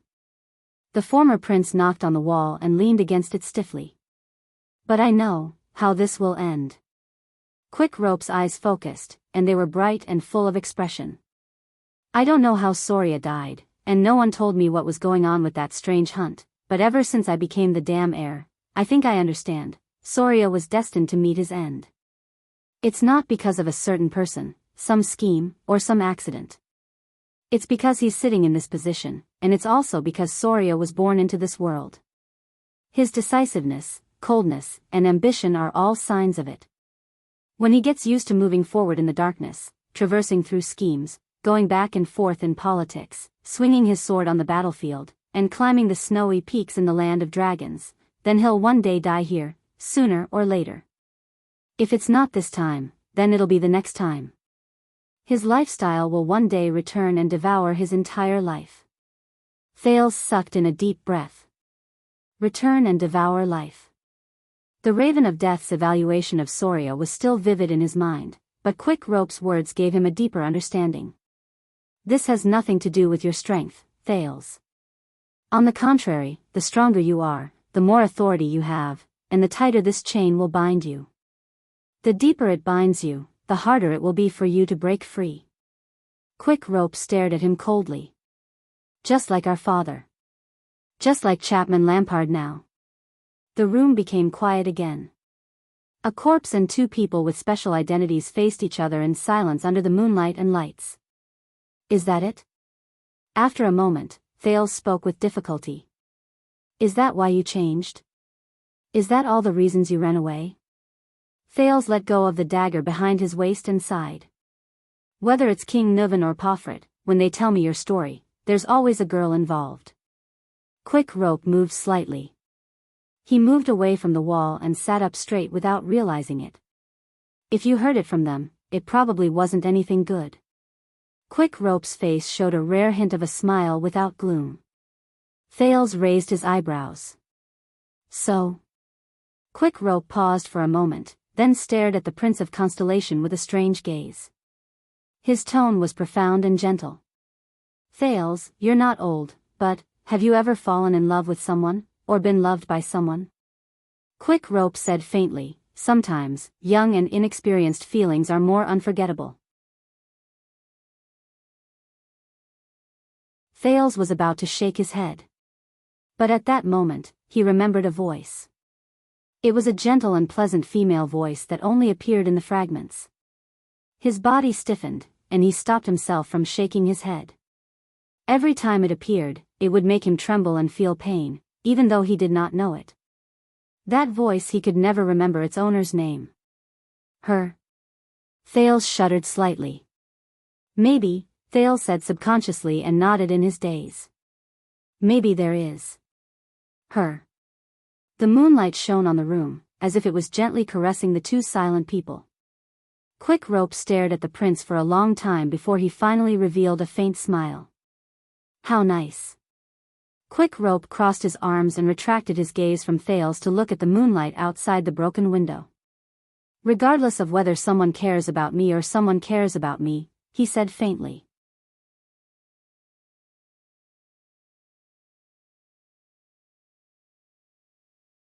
Chapter 396. Blade Fang's camp was under curfew, and only the faintly discernible sound of the wind could be heard on the streets. The two people in the small house looked at each other in silence. After I saw the tragedy of Black Sand region, and after I returned from Beacon Illumination City, I returned to my old fief and locked myself up in the days when I was at my most dejected, dispirited, defeated, annoyed, and in constant conflict with my father. Quick Rope stared at the flickering lights gloomily. In the wilderness of a remote country, I met Dana. When he heard the unfamiliar name, Thales could not help but frown. Dana? Quick Rope still looked absent-minded. On the surface, she was just an ordinary shepherdess. That afternoon, I impatiently told her that I was a relative of the disciplinary officer nearby, that it was an accident that I broke into the sheep pen she guarded, and that it was impossible for me to steal her sheep. Her eyes immediately lit up, and she demanded 20 silver coins from me for scaring one of her milk sheep. Quick Rope was immersed in the memories of the past. He snickered. She lost a female sheep with milk, and turned around to extort a fat, rich sheep. Why not? That's how we met the domineering shepherdess and the sheep thief who gave up on himself. Thales watched Quick Rope's expression and found that his gaze was incredibly gentle. He could not help but ask, what's so special about her? Quick Rope raised his head and curled up the corners of his lips. Oh, Dana was the most special. Quick Rope looked like a normal person who was showing off his virtuous wife to his neighbor. His expression was amused, and his tone was smug. Especially after she was raised by a boorish old dwarf. She was always smiling, lively, and unrestrained, even after her adoptive father passed away. Even by the Northlanders' standards, she was very unreserved. Her dwarf adoptive father taught her how to herd sheep by swinging a hammer. God, it really hurt when she hit me with her shepherd's staff. Mariah, who had changed his name, was still smiling. Thales could read Quick Rope's unique relaxation from his grumbling. Obviously, he did not hate Dana's staff as much as he said. Dana has 2 jobs. One is shepherding the sheep and milking the cows, and the other is helping out in the tavern. She's a smart girl. When he talked about the girl, Quick Rope beamed with delight. She once waved her staff and chased away 5 or 6 sheep thieves. She also beat up the village chief, who had a lustful heart, until he was scared out of his wits. She also used flowery words to coax the customers who tried to take advantage of her into emptying their wallets. She also knew how to use tricks to tease the tavern owner who deducted her wages. She also fought back against the owner's daughter who bullied her. As he listened to her, Thales lowered his head and pictured this unusual shepherd girl in his mind. She was shrewd, cheerful, and the way she waved her staff was like a fierce and adorable wolf cub. She used her forelimbs to protect her food while she bared her fangs and brandished her claws at the people around her. She often counted the coins hidden under the bed with her eyes glittering, but she was not like the other girls in the village who only wanted to save their dowry and live the rest of their lives on a man who was willing to marry her. She did not dress up in the most glamorous way, hoping to become the mistress of a certain big shot. Because she always believed that her life would not be bound by anything. Quick Rope's eyes dimmed. She was the exact opposite of me. He stared at the lights with an infatuated look. She believed that one day, she would save enough money and board a carriage that would head out of the village. She would arrive at the port of Elefure City, by a ship, and become a female navigator who explored the world. She would travel around the world, and spend her life's brilliance amidst the stormy waves and mirages. A female navigator. Thales remembered something and subconsciously looked at Quick Rope. But she did not know that other than passengers, the sailing ships did not accept women. They thought that women on the sea were ominous. Quick Rope lowered his gaze, but the corners of his lips were still raised. An old sailor told me that it was said that the sea shepherd maiden did not like the same sex. Thales did not speak. I do not know if it was love, or if it was just an inexperienced fondness, but at least when I lay beside Diana, smelled the scent of goat milk on her body, looked at her cheerful and lively smile, and even tasted the softness of her lips, I could forget a lot of unhappy things. Quick Rope said in a daze, in front of her, I was Mariah, not the heir of the Walking Dead. I could speak my truest desires and thoughts aloud. I did not have to tell her that my desire to travel around the world was a dream of becoming a mercenary, to show that I was a tough Northland warrior. Quick Rope stopped, as if he was savoring his emotions at that moment. The moonlight was shrouded by clouds. The low-quality lamp oil slowly ran out, and the simple house made of clay became darker. But no one wanted to turn on the lights again. What happened after that? Thales asked in the darkness. Quick Rope sucked in a breath and changed his posture. He seemed to have just snapped out of his daze and continued his story. Just like that, I went back and forth between Dragon Cloud City and my fief. I witnessed the darkness and distortions of power, and at the same time, I felt Diana's happiness and gentleness. For Diana and her dream of traveling around the world, I tried to go against my will and cater to my father's requests, but I resisted his urging me to get married. I racked my brains again and again to convince him that the future Archduke of Dragon Cloud City must have a wife who was in line with his political interests, so I could not be hasty. My father was actually very pleased. He thought that I was enlightened and knew how to weigh the pros and cons for Dragon Cloud City. Even though he did not know the reason why I suddenly pulled myself together, he did not care about it. He probably thought that disciplining me was the same as disciplining Soria. Quick Rope snorted. There was a faint hint of sadness in his laughter.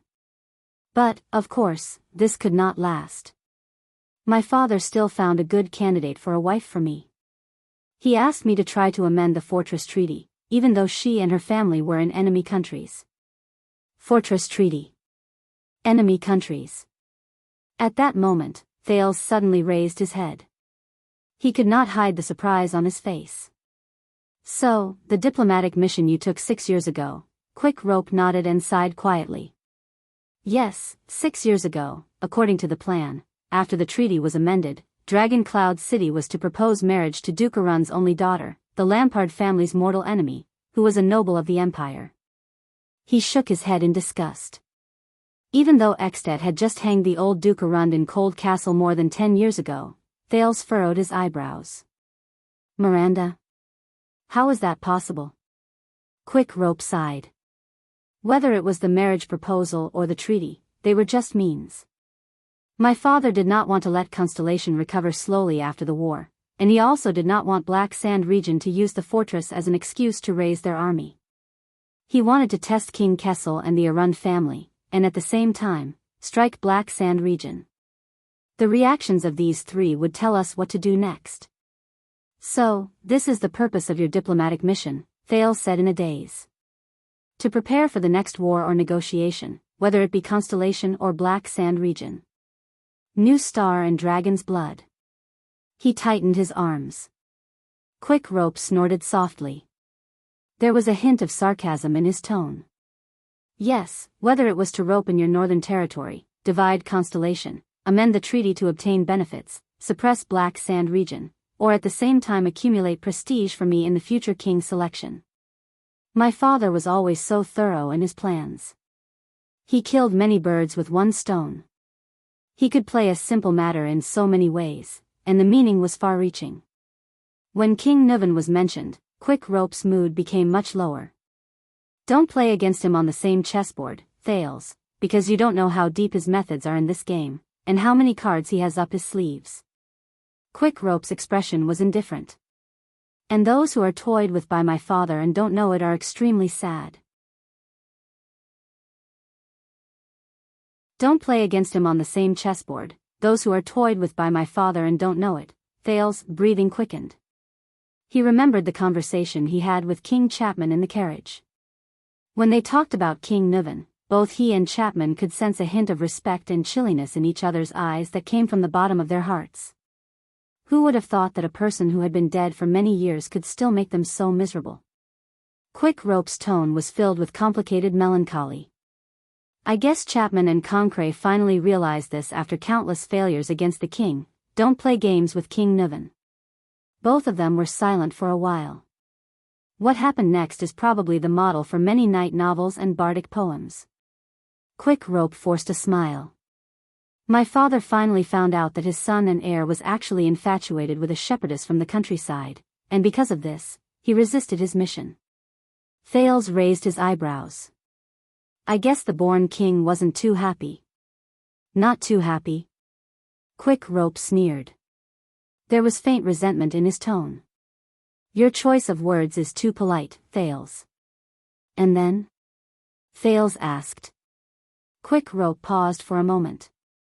From this moment onwards, his silhouette in the darkness became bleak and desolate. My father sent someone to my fief, Thales. Quick Rope said dejectedly, he found Diana. He found her. There was a long silence. After a long while, Thales finally opened his mouth and asked with great difficulty, what happened? Quick Rope did not seem to have the motivation and desire to continue speaking, but he still spoke again. This time, his voice was hoarse. Diana died. The person who spoke was like a walking corpse. He did not move, and there was no sign of life. On the day I heard the news and rushed back to my fief. Thales held his breath. Quick Rope said dryly, as if he was narrating someone else's story, I pushed the white blade guards away like a madman, but I could only find her body in the sheep pen, which had been cold for a long time. There was still a smile on her face. She was poisoned to death. Quick Rope's voice trembled. There was fear and remorse in his voice as he sobbed. They told me that she committed suicide by taking poison, but Thales, poisoned to death. At that moment, Thales remembered that night in heroic Spirit Palace. He remembered King Nuven's exquisite ring. Triumph. He remembered the girl he used to be, Alex. Thales immediately shuddered. The Prince of Constellation held back his words. Only Quick Rope's pained panting could be heard in the house. Finally, Quick Rope calmed down. Chains. Thales snapped out of his daze. What? The chains of power, Thales. At some point in time, Quick Rope's voice became faintly resolute. That night, I stared at Diana's body in a daze, just like how I stared at Soria's body. I suddenly understood that I never broke free from it. Thales listened quietly, but what appeared in his mind was the underground tomb in Renaissance Palace, and the stone jars and urns of various sizes. Raymond Pass in Black Sand Region.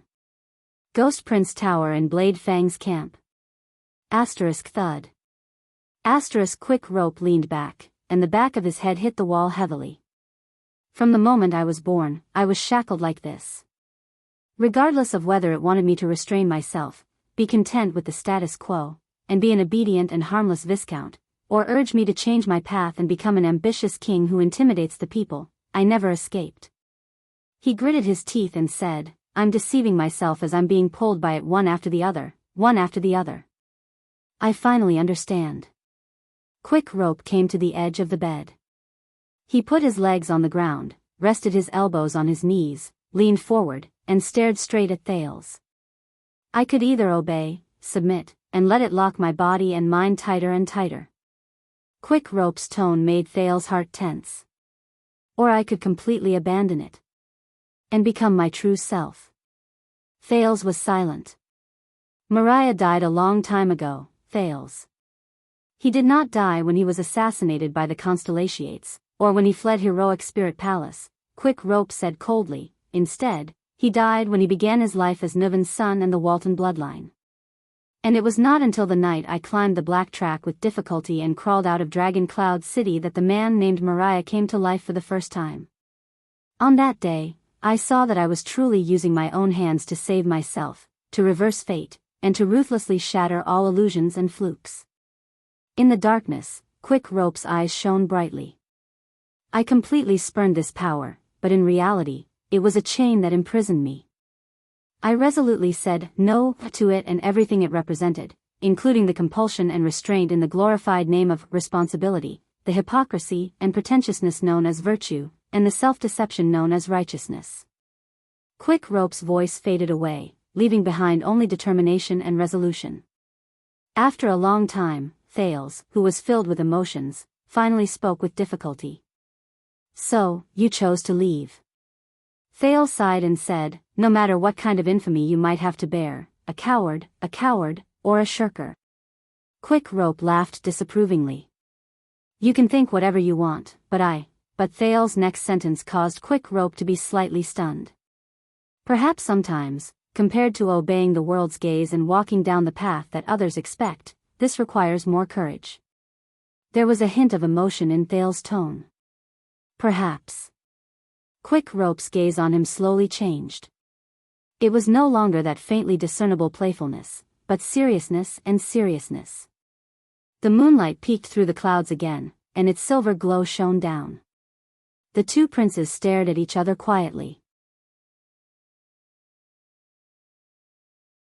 Thales sensed the determination and resolution in Quick Rope's eyes, as well as the faint hesitation and bewilderment.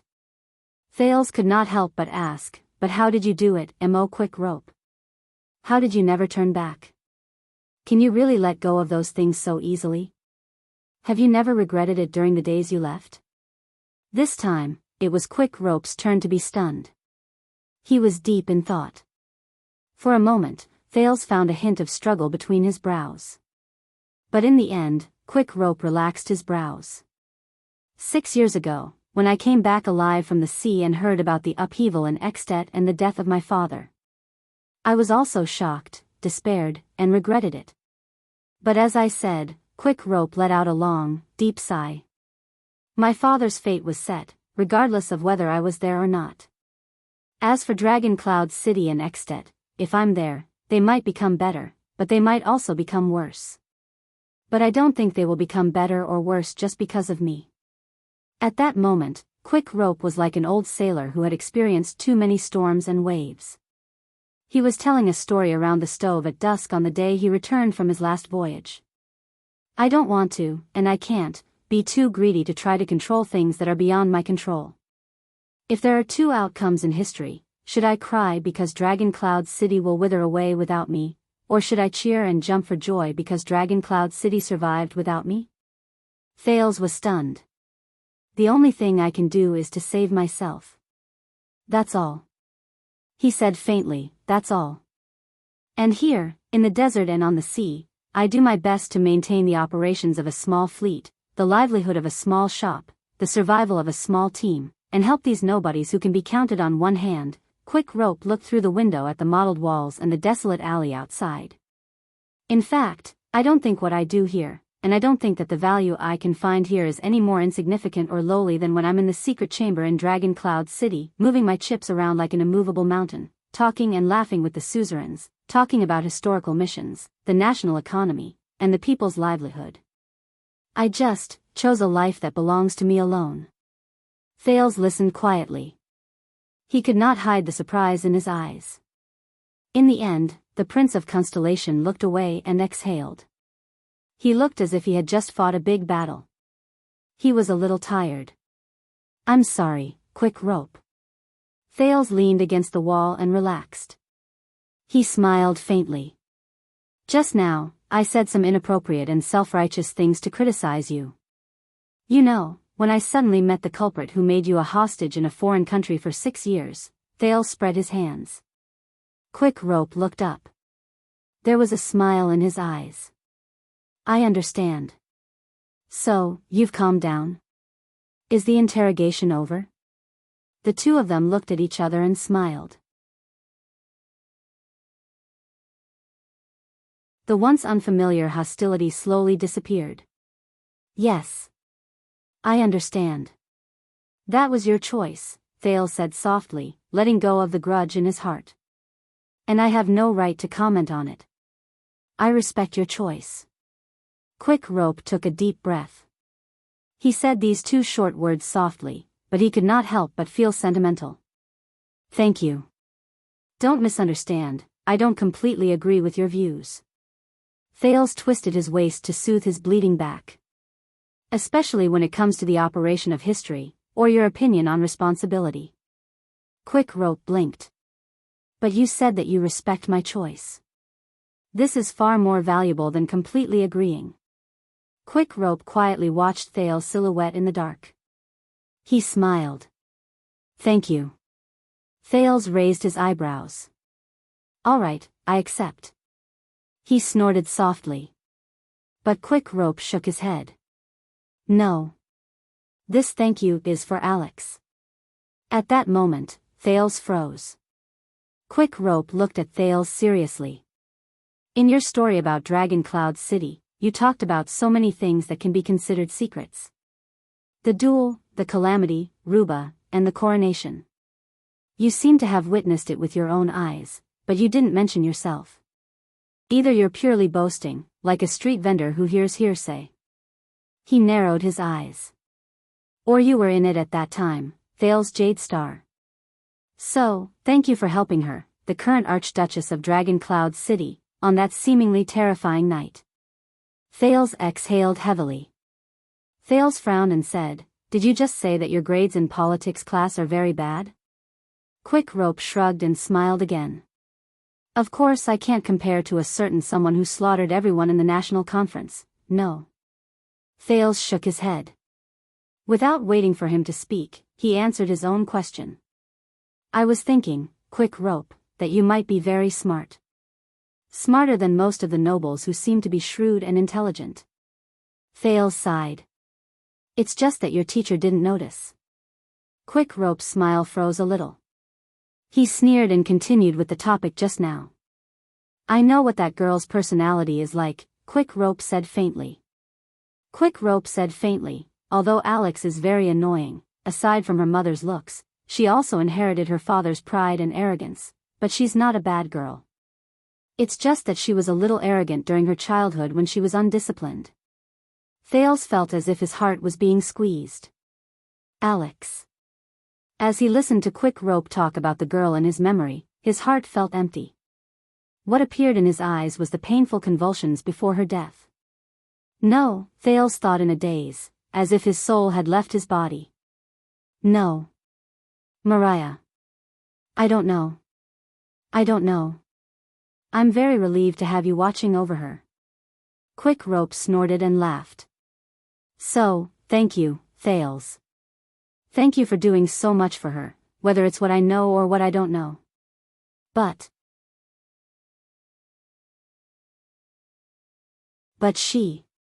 But the girl in my memory is already, Thales clenched his teeth. Be careful, Thales. Quick Rope narrowed his eyes at him and changed the topic.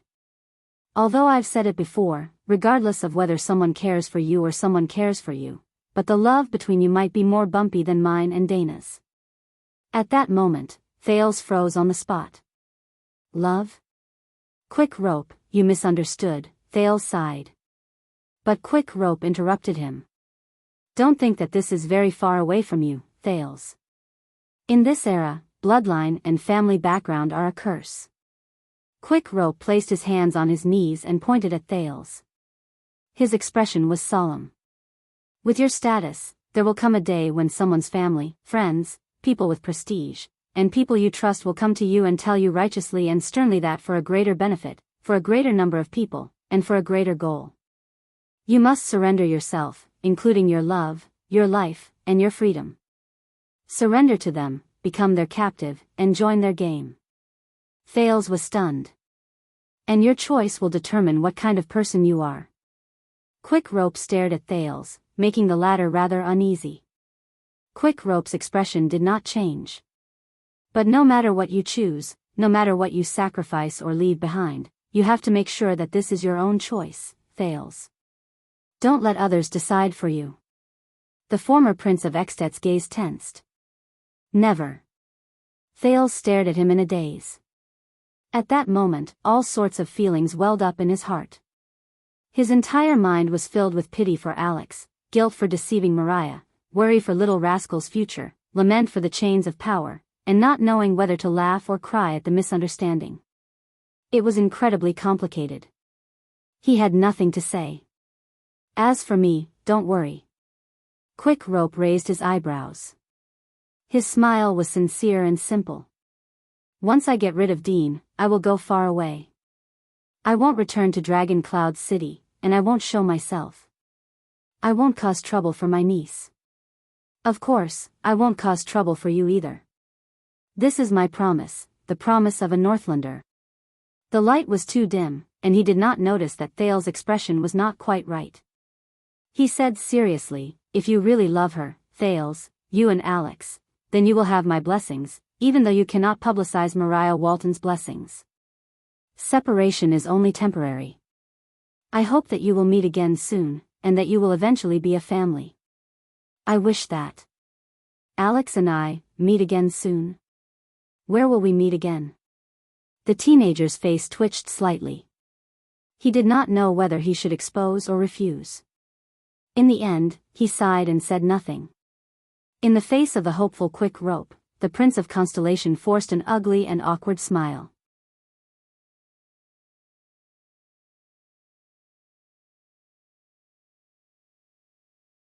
Chapter 397. In the quiet and remote little house, the two of them looked at each other. What should we do next? Thales said worriedly, I mean you. Quick Rope shrugged. Find a good explanation for this scene. Louisa and the others should be back tomorrow morning. I don't want to be caught red-handed by them. You're not leaving right away? Dean is dead, and Quick Rope, who was in the same team, is missing. Quick Rope rejected him bluntly. Do you think the people in the secret room are fools? I need to find a cover, Thales. I need to find someone who won't be suspicious. Thales stared at Dean on the ground and said thoughtfully, but a lie always needs more lies to cover it up, unless we can guarantee that this guy has mysteriously disappeared and no one knows about it, and that he will never appear again. Quick Rope rolled his eyes and put on a fawning expression. If you don't intend to kill me or capture me to do anything shameful, Honorable Prince Thales. Quick Rope rubbed his hands and looked like he was trying to sell insurance money. Can you go to the Constellation officials in the camp and ask them to dispose of the body in secret?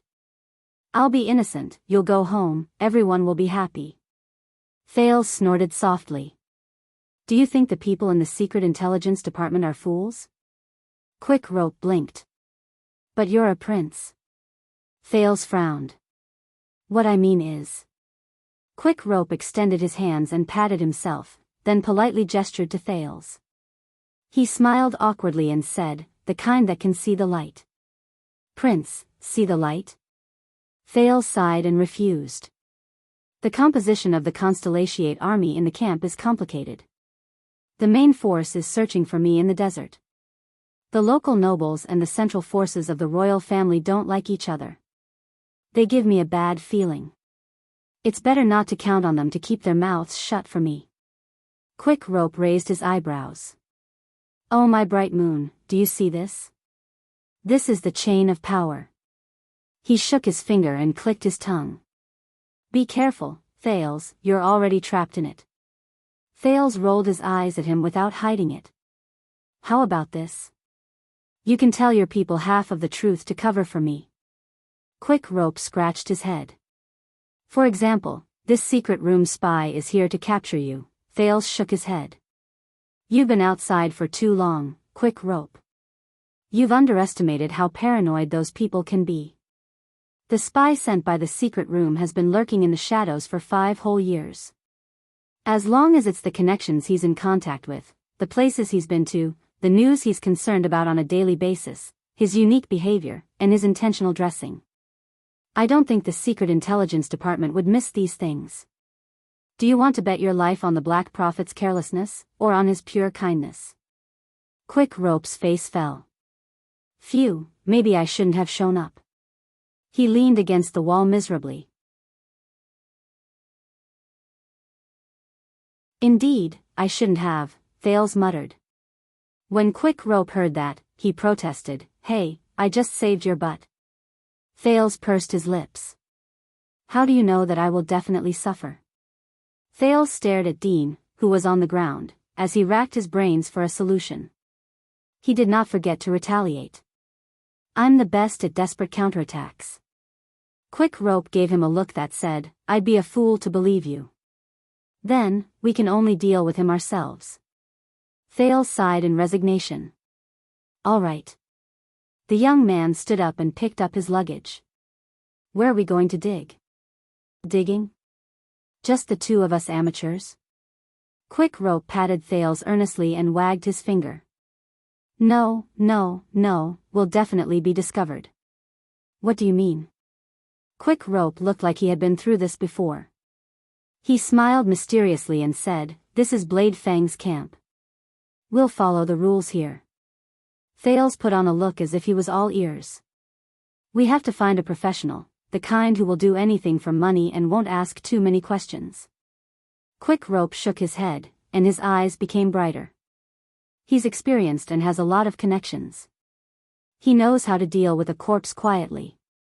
Thales thought of something. A professional? You're talking about? Quick Rope snapped his fingers. Yes, that's him. As he stared at Quick Rope's faintly smiling face, Thales suddenly had an ominous feeling. 10 minutes later, we'll be there after we turn a corner. Wait, let's keep a lookout first. Alright, we can go. Hey, be gentler, this guy is so heavy. Under the dim moonlight, Thales and Quick Rope laboriously carried a sack the size of a man, one in front of the other, and turned a corner. They bent their backs, tiptoed, and walked through the alley sneakily. Visiting him at this hour. Are you sure it's a good idea? Thales panted. They arrived in front of an inconspicuous wooden door. Quick Rope gritted his teeth and nodded. Don't worry, Tampa is definitely at home. Put it down first. You know, my home is booked tonight. But Quick Rope's hand, which was about to knock on the door, stopped in midair. Strange. Quick Rope stared at the lock on the wooden door. The lock is outside. Tampa didn't come back? Huh, you're really reliable. Thales put down the sack laboriously and beat his numb shoulders as he said sarcastically. Next, we can only. What are you doing? He was stunned by Quick Rope's actions. At some point in time, Quick Rope already had 3 iron rods in his mouth. He still had 2 of them in his hands, and he was fiddling with the lock on the door. Picking the lock. Quick Rope said in a muffled voice, We can't just hide outside like this. We might as well go in and wait for him. That's not what I meant. Thales lowered his voice and said anxiously, Are you sure you won't be treated as a thief and beaten up? Calm down. Quick Rope was calm and composed. You don't know the rules of the world. When it comes to this kind of business, you have your own ways. As long as you have enough money, you don't have to care too much about the other details. When he saw that the lock in his hand did not budge, he calmly switched to another iron rod. Thales frowned. Wait, where did you learn how to pick locks? You know, when I first arrived in Camus Union, life was not easy. Quick Rope snorted softly and switched to a second iron rod. I had to learn another skill. Thales widened his eyes. A skill. If your father knew that his son was a thief in Camus Union. He said in disbelief. I'm sorry, I embarrassed Rikaru and Chara by being a thief, Quick Rope said sarcastically without any apologies. He impatiently switched to the third iron rod.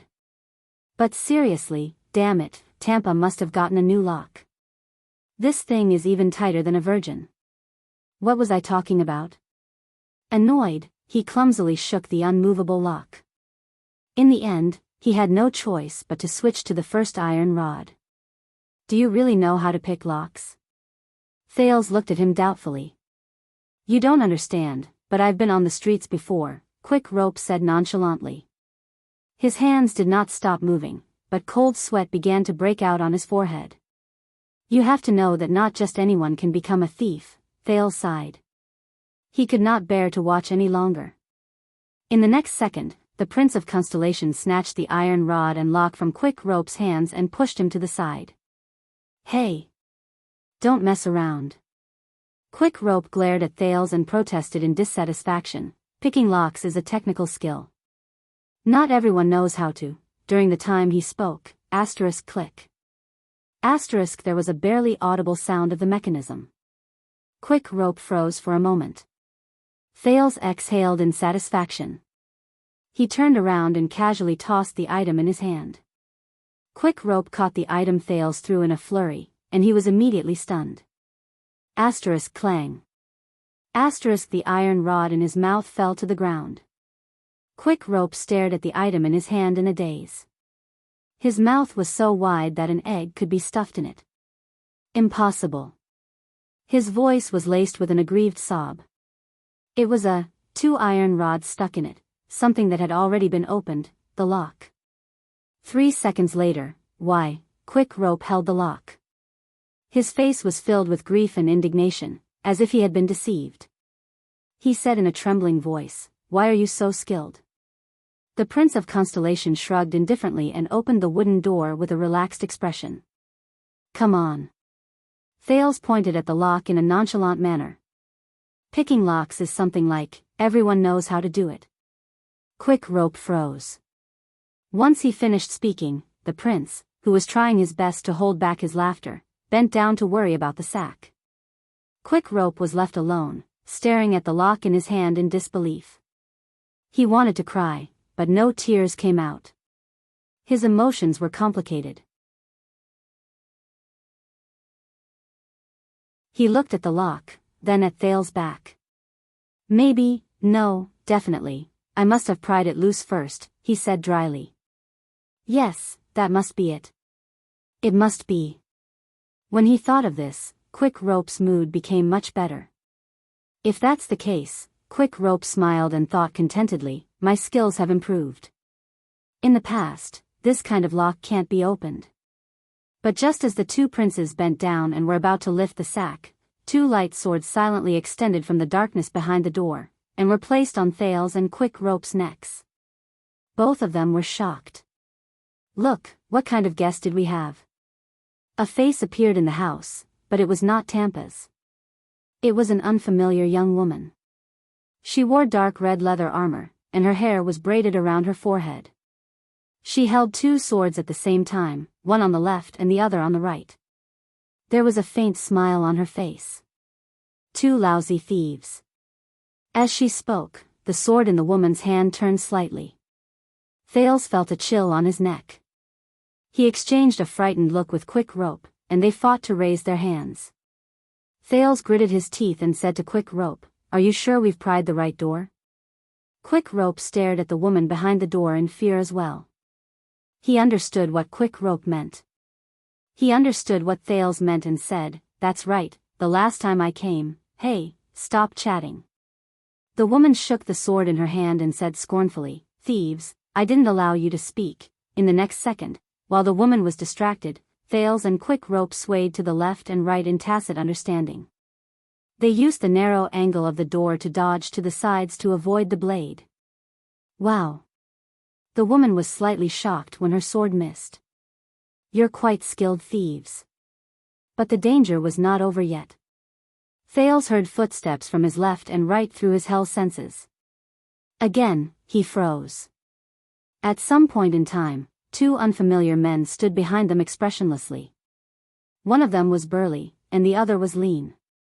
But both of them raised their swords and placed them against Thales and Quick Rope's lower backs. Thales and Quick Rope had to raise their hands again. These three people, sweat broke out on Thales' forehead. With his hell senses, he could sense that the three people exuded a cold aura. Their hands that held their swords were steady and powerful. Their muscles were tense and relaxed, and their breathing was rhythmic. The power of eradication in their bodies surged ceaselessly. They were obviously skilled fighters. Thales glared at Quick Rope indignantly. What's going on? Quick Rope rolled his eyes in resignation. I don't know either. They're just two thieves, one of the unfamiliar swordsmen behind them said coldly. Tampa really knows how to exaggerate. The woman in the dark red dress smiled faintly and raised her swords. Then hurry up. Thales and Quick Rope trembled at the same time. Wait. Quick Rope blurted out in a moment of panic, you must be the bodyguards Tampa hired, right? I'm here to discuss business with him. Thales quickly finished his sentence. The woman's sword stopped moving. To talk business with Tampa? She frowned. By picking the lock? It's a shady business. Forgive me. Quick Rope forced a smile. The woman in red and the two swordsmen exchanged glances. One of the swordsmen kicked the sack on the ground, then frowned and said, There's a person inside? To be precise, it's a corpse. Thales nodded awkwardly. So we had to pick the lock. Can you understand? The woman raised her head suspiciously. You know Tampa? Yes, we're very close. I'm his business partner. Quick Rope was beaming with joy. At the same time, he did not forget to signal Thales with his eyes. Very good. Thales nodded vigorously like a woodpecker. We even drank together today. The woman in red and the swordsman looked at each other again and nodded. All right. The young woman snorted softly and walked out of the door. Come with us. Tampa won't stay here tonight. Thales and Quick Rope breathed a sigh of relief. But the swordsmen behind them did not hold back. They still used the tips of their swords to force the two of them to follow. Carry your goods, one of the swordsmen said coldly. Be gentle, don't play tricks. You don't want to alarm the patrols, right? Thales and Quick Rope looked at each other helplessly. They could feel the tip of the sword pressed against their waists, but they could only obediently do as they were told. Under the watchful eyes of the four swords, the two of them carried the sack while trembling with fear. They purposely chose a quiet path and walked through the streets again. They soon arrived at a new location. My home tavern. This made Thales and Quick Rope breathe a sigh of relief. At least, this was indeed Tampa's territory. Looks like they're indeed from Tampa, Quick Rope said in dissatisfaction. That stingy guy is really becoming more and more paranoid. The swordswoman in red knocked on the tavern door 4 times in a rhythmic manner. Listen, I'll negotiate later, Quick Rope said in a low voice. But as he stared at the familiar signboard above his head, the Prince of Constellations suddenly thought of something. If these people are bodyguards hired by Tampa to watch over his house, then Tampa's house, why was it locked from the outside? And tonight, wasn't my home tavern. The tavern door opened. Before they could think further, Thales and Quick Rope were pushed into the tavern by the swordswoman behind them. The moment Quick Rope and Thales walked into the tavern, dozens of pairs of eyes shot towards them.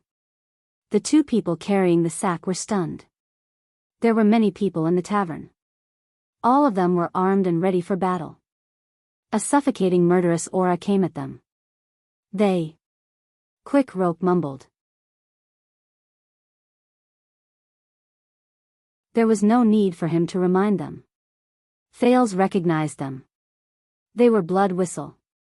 The mercenary group known as the 100 Men Group. Yes, they had booked the entire tavern tonight. But they did not have the drunken, relaxed, and partying scene that Thales imagined. On the contrary, the tavern was eerily quiet.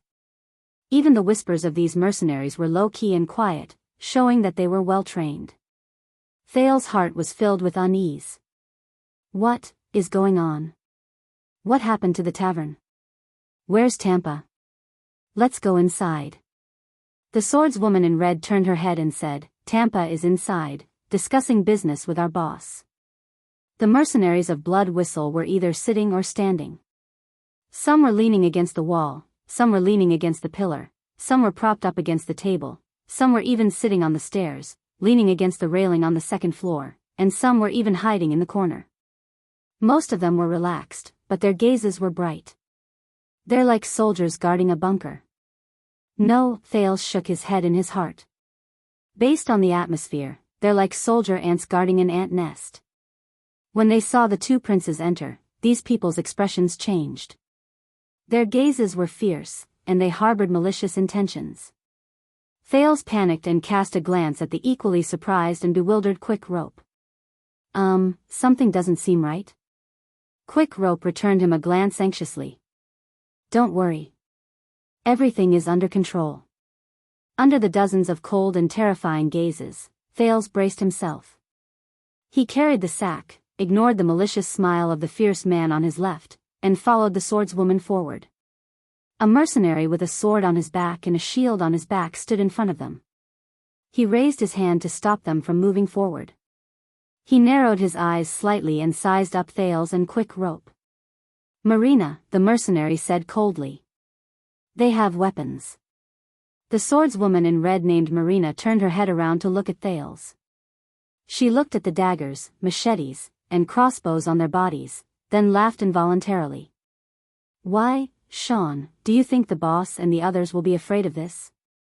As Marina laughed, many of the mercenaries who were sizing up Thales also laughed. But compared to Dante's greatsword and the friendly and casual atmosphere, Thales could only feel waves of murderous intent and coldness from the people of Blood Whistle. These people, Thales looked around with an unpleasant expression. He felt that he had fallen into another pit. It was filled with muddy water. Sean, the mercenary who blocked the way, laughed. He seemed to be amused by the joke as well. He patted Marina's shoulder and made way for them. Thales and Quick Rope walked into the center of the tavern anxiously with the sack on their shoulders.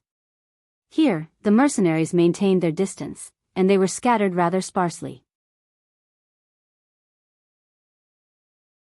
Only 4 people sat at an empty table in the middle. Thales recognized the man with the scar on his neck at first glance. Tampa. Quick Rope's expression relaxed, and the sack rolled down from his shoulder. He endured the strange atmosphere around him. "Hey, I was wondering why I couldn't find you," but Thales noticed that Tampa's expression was extremely unpleasant at that moment, and his sitting posture was stiff. "Quick Rope? And you?" The tavern owner frowned and looked at the 2 people who came in incredulously. "Of course it's us." "I say, you're really..." Quick Rope's expression was stiff, and his voice slowly became softer. "Am I interrupting something?" Tampa did not answer him, but his expression became even more unpleasant. The other 3 people at the empty table turned their heads around. A thought appeared in Thales' mind.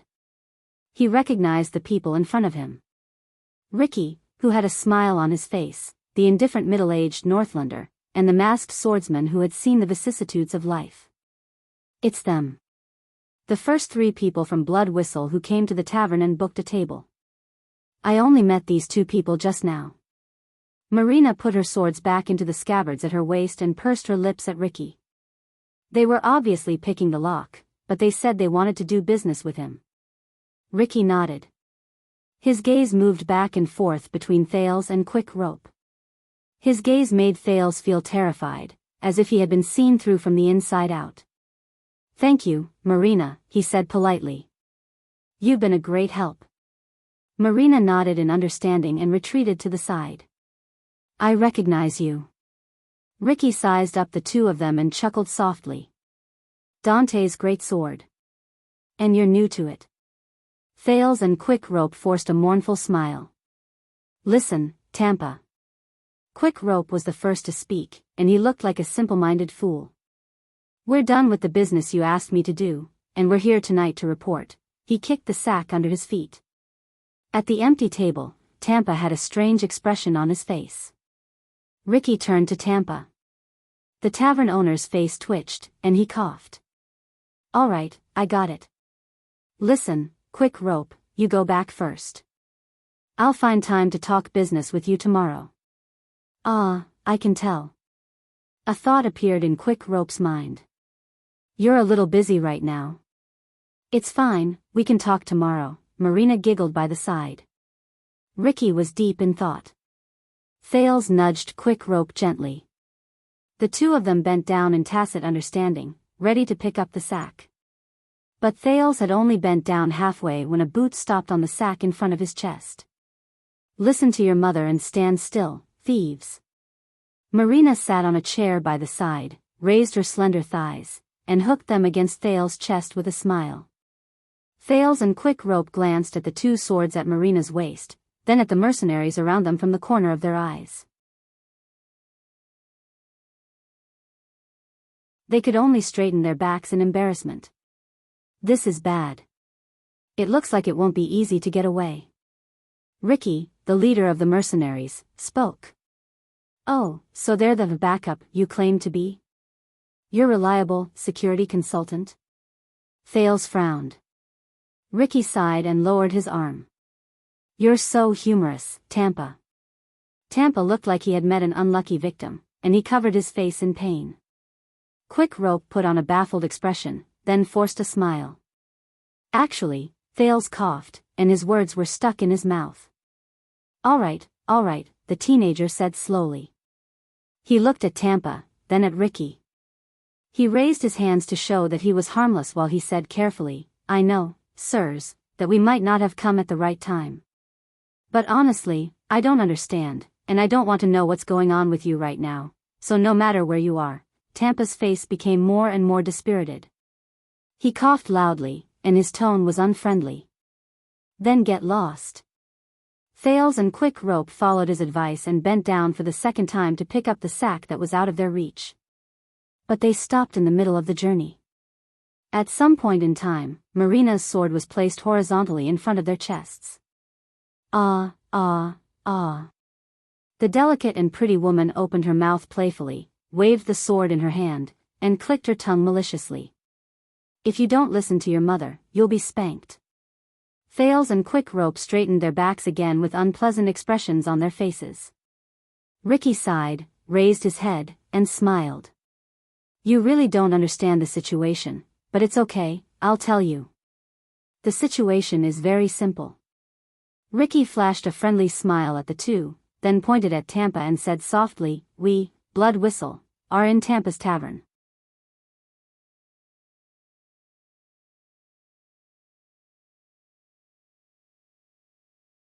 Chapter 398. Thales and Quick Rope stared at the tavern owner, who was sitting at the empty table. He was sweating profusely, as if he was sitting on pins and needles. What was the probability of running into the tavern owner and being robbed when they went out to dispose of corpses at night? Marina, where's your manners? Why don't you invite our two new friends to sit down? Ricky still looked easy to talk to. Give them a drink while you're at it. Forget about the wine, I need them to stay awake. When he said these words, he fixed his gaze on Tampa. Give them a drink and stay awake. Thales and Quick Rope stared at each other in surprise and bewilderment. They communicated their feelings with their eyes. What's going on? I don't know. The mercenaries around them still stared coldly at the two newcomers. They whispered and sneered at them, exuding their unique might. Marina raised her eyebrows and gestured at Thales and Quick Rope with her chin. She kicked an empty table beside her. Did you hear that? Thales and Quick Rope looked at each other and wondered whether they should sit down. Marina sighed. She lowered her head and drew out two swords with a swoosh. And when she raised her head again with a ferocious glare. Thales and Quick Rope had already appeared on the chairs beside the empty table. It was as if they had teleported. They propped their hands on the table and sat upright. They showed their white front teeth and smiled obediently. Their speed, good attitude, and sweet smiles made Marina, who was ready to see some blood, feel slightly defeated. The mercenaries behind them brought two drinks from the bar counter and placed them on the table without hesitation. Thales and Quick Rope subconsciously shrank back. They pulled their hands away from the table and tried to stay away from the two drinks. What, are you worried that it's poisonous? Marina looked at them scornfully. We're not thirsty, said the obedient Thales. We're really not thirsty, said the obsequious Quick Rope. Marina sighed again when she saw the sincerity in the duo's eyes. Is that so? Why do I feel like... She raised the sword in her hand, and the two mercenaries behind her quietly took a step forward. You'd rather leave your hands empty so that it's easier for you to hold your weapons at any time. Right after he finished speaking, Thales and Quick Rope stretched out their hands in unison. They extended and retracted their hands and swiftly picked up their wine glasses. Both of them raised their heads at the same time and revealed friendly smiles. No, you flatter me. His movements were smooth and fluid. Marina's eyebrows twitched as she looked at the two giggling people. She snorted in disdain and put away her weapon. On the other side, the leader of the mercenaries, Ricky, looked at their expressions and sighed softly. Judging from the expressions of these two new guests, I'm guessing that you were just bluffing earlier, Tampa. Tampa, the main character who was hijacked, coughed with an unpleasant expression. Listen up, the camp won't just sit back and watch. Ricky, who was watching the two new customers with interest, shifted his gaze back to the owner. They're busy killing everyone in the desert, and this is just a personal grudge, Ricky said with a smile. So, they really won't care. Tampa's expression became more and more stiff. You know that you're destroying Blood Whistle's reputation. No employer or referral will be willing to hire someone with a criminal reputation, Ricky said nonchalantly. Don't you know that this is a one-time deal? We're prepared to leave Blade Fang's camp and even quit this business. Thales, who held his wine glass tightly, looked around at the mercenaries in the tavern. Their silence added an inexplicable sense of tension to the atmosphere. A one-time deal, these words made Thales extremely uneasy. It meant that this group of people did not care about the possible consequences. Then, he and Quick Rope, the two people who were dragged into this for no reason, what should they do to get out safely? I have no grudge against Blood Whistle. Tampa slammed the table, gritted his teeth, and pointed at Ricky. Hey, before this, your people were the ones who were blind and touched the big shot's cheese. That's why they were captured by the camp. I've already tried my best to plead for you. While Tampa defended himself, the middle-aged man named Klein beside Ricky shook his head and could not help but laugh. He said to the masked man, "Are you blind?" "Shut up," was masked man's blunt reply. Thales watched their interaction quietly. According to Ricky's introduction today, Klein was a swordsman from Northland, and masked man had a dangerous identity. They had just joined Blood Whistle. But judging by their current behavior, they did not feel distant from each other like when they first joined the team, just like Quick Rope and Dante's greatsword. It was as if they had known each other for a long time. These two people had just arrived, and they sat at the same table as the leader of the team. The other mercenaries in the tavern, including the seemingly experienced Marina, actually did not have any opinion about this. There's something wrong. Thales made a mental note of his suspicions. This so-called mercenary team, it's not that simple. If you blame this on me, or want to earn a fortune before you leave, then you're looking at the wrong people. Tampa continued to defend himself. But Ricky held up a finger, silencing all three of them. This has nothing to do with business, and it has nothing to do with grudges, old friend. He said faintly. Tampa froze for a moment. Then what do you want? Mercenaries? Ricky's lips curled up. What we want might be a little much, a hint of shrewdness and prudence appeared in his eyes. But first, you can answer a question for us. Tampa frowned.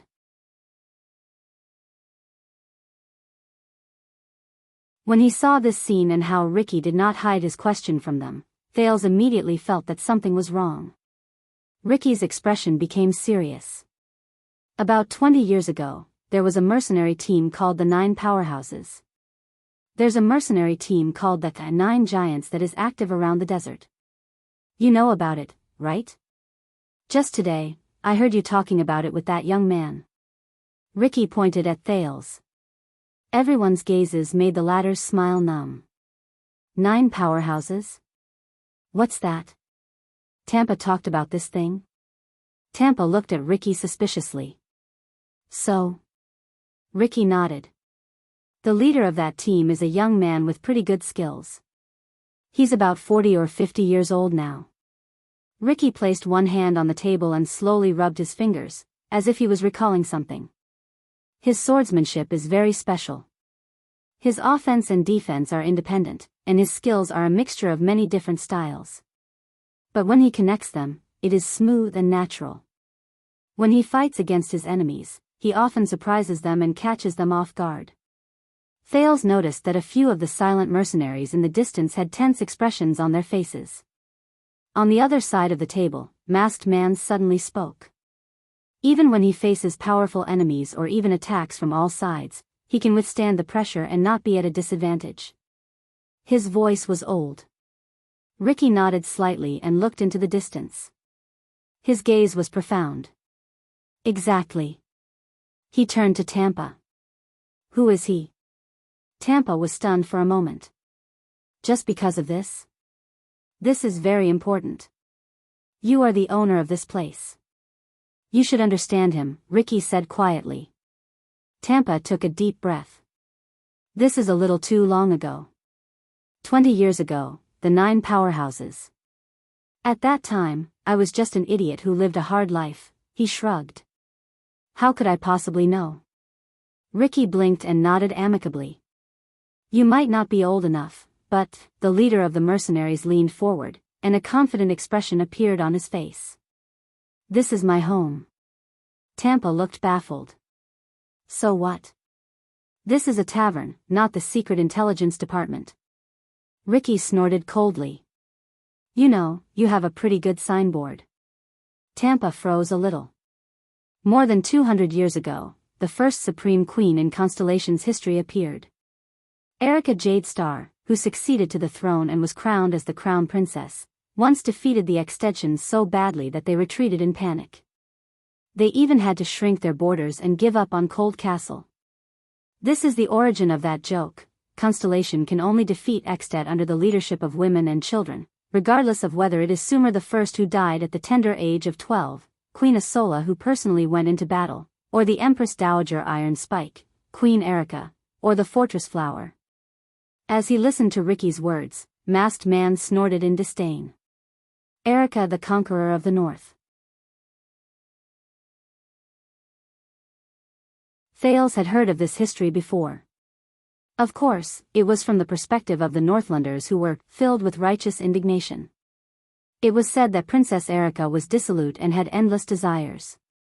Before she was crowned, it was difficult for her to marry because of her terrible reputation and the fact that her biological father was an illegitimate child whose father was a mystery. For the sake of power, she did not hesitate to use her beauty and body to seduce her enemies and instigate them to support her crown. She even seduced Sid Schuster in a sinister and despicable manner. The wise common-elected king of Extet sternly rejected the queen's flashy beauty and ugly heart. He said no. Thales History Book Note 4. Despite sticking to the interests and integrity of the Northlanders, he was captured by the enraged, poor queen. He was captured across provinces from Fort Final to Eternal Star City, Thales History Book Note 13. Unfortunately, he fell into her clutches. His body was honest, Thales History Book Note 15. He was locked in the castle, imprisoned all year round, tortured every night, and humiliated. Every time Little Rascal saw this, she would ask Thales out of curiosity why he smiled so strangely. At the same time, the despicable and shameless Constellations gathered their troops in secret and seized the opportunity to launch a sneak attack. The Extensions, who were worried about the king's safety, why is he not dead yet? Thales History Book Note 24, who were leaderless and disunited, resisted tenaciously. They fought bravely and built an unyielding line of defense in front of Cold Castle. Then they lost Cold Castle, Thales History Book Note 37. In the end, they crushed Constellation's Whore Queen's plot to enslave Northland. Incidentally, the history book filled with Thales' nonsensical words and personal notes was eventually discovered by Gings, the female official. As the Archduchess Guard, Lord Nicholas was filled with emotion after he read it.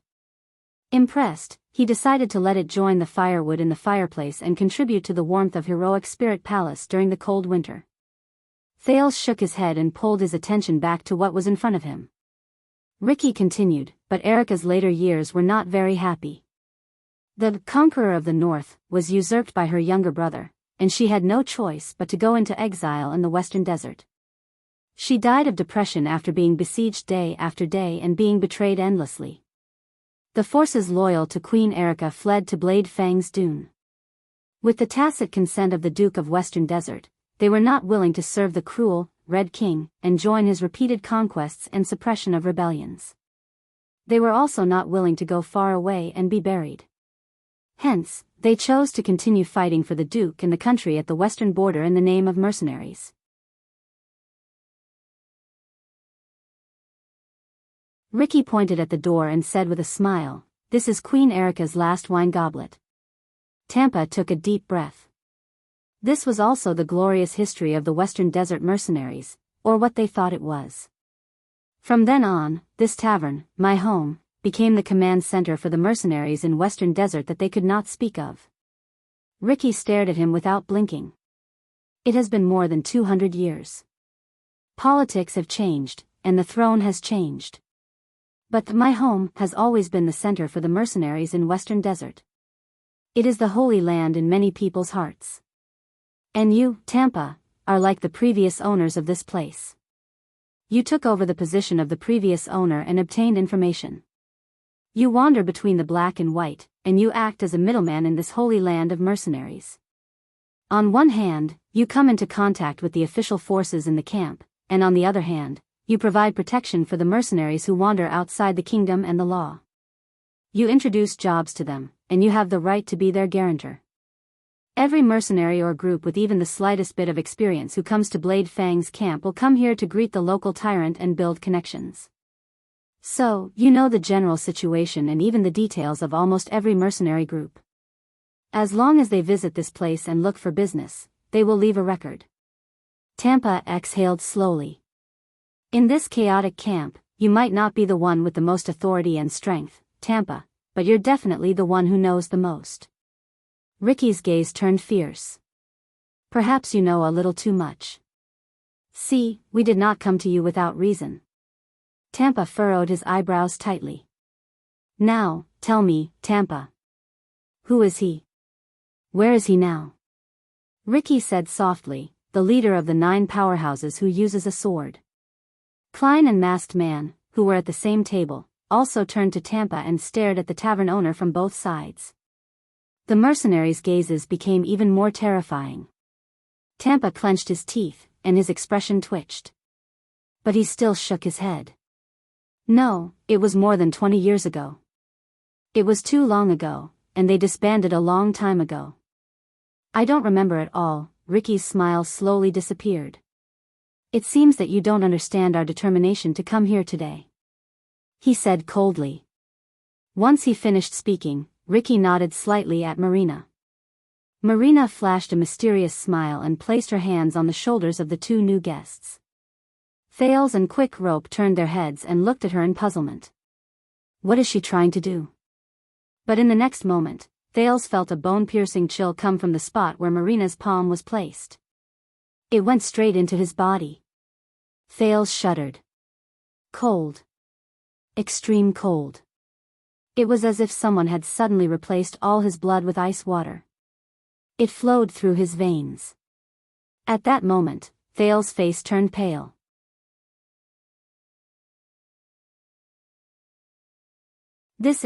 Not only that, the cold also brought with it an unbearable dull pain.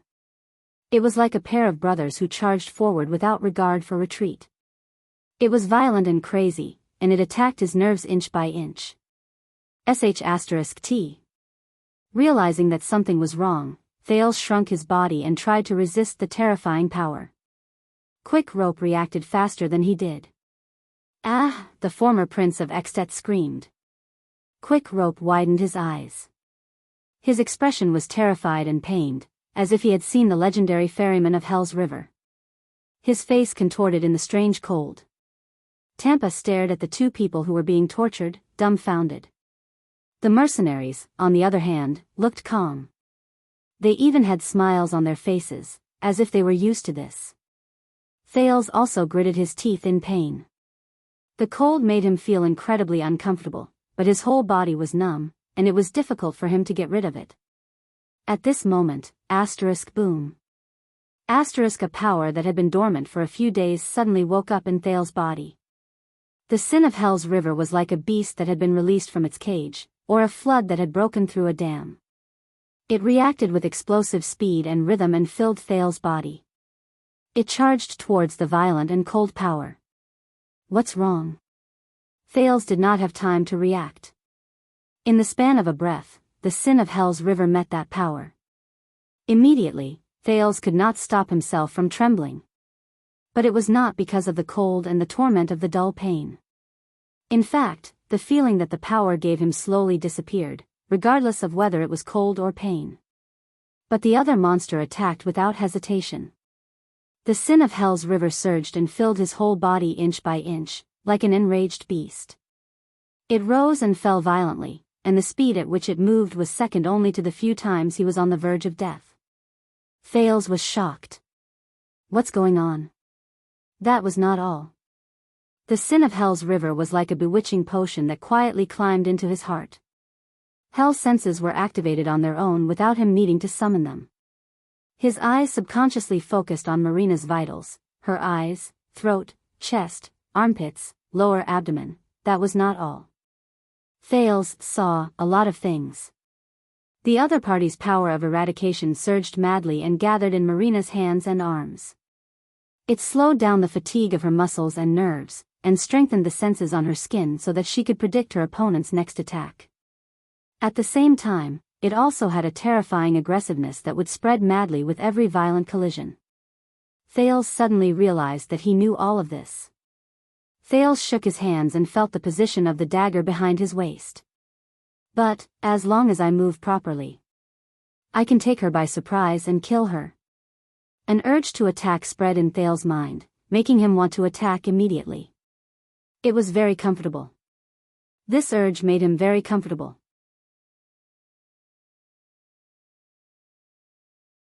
I really want to, under the urging of the sin of Hell's river, he subconsciously wanted to reach out and touch the dagger. But at that moment, Thales felt a strange, piercing pain in his forehead. What followed was an inexplicable coolness that spread in his mind. A strange and faint ringing in his ears rose. Forever, the coolness and ringing in his ears seemed to have some sort of effect. It almost instantly cut off the connection between the sin of Hell's river and Thales. The urge to attack disappeared. It was only then that Thales came to his senses. He took a deep breath, but immediately realized that something was wrong. Many of the mercenaries in the tavern, including Ricky, Clay, and Masked Man, frowned and stared at him strangely. He stared at Thales, who was panting with his head lowered. It was as if there was something different about him. On the other side. No. Quick Rope's face was still contorted, and his screams were endless. He could not stop trembling, and he was drenched in cold sweat. Marina, who was pressing down on their shoulders, looked at Quick Rope, who was in unbearable pain, then at Thales, who seemed to be completely fine. She became even more confused. She let out a puzzled, and tightened her grip on Thales' hand. What? Ricky narrowed his eyes and whispered to Clay beside him.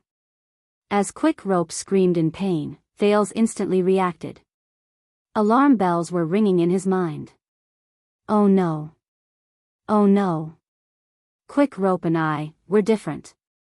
In the next second, Thales tried his best to imagine the worst, most painful, and most terrifying encounter he had ever encountered in his life. It was not easy, because it was very difficult for him to compare which was the worst. He tried to replicate his own emotions and reactions.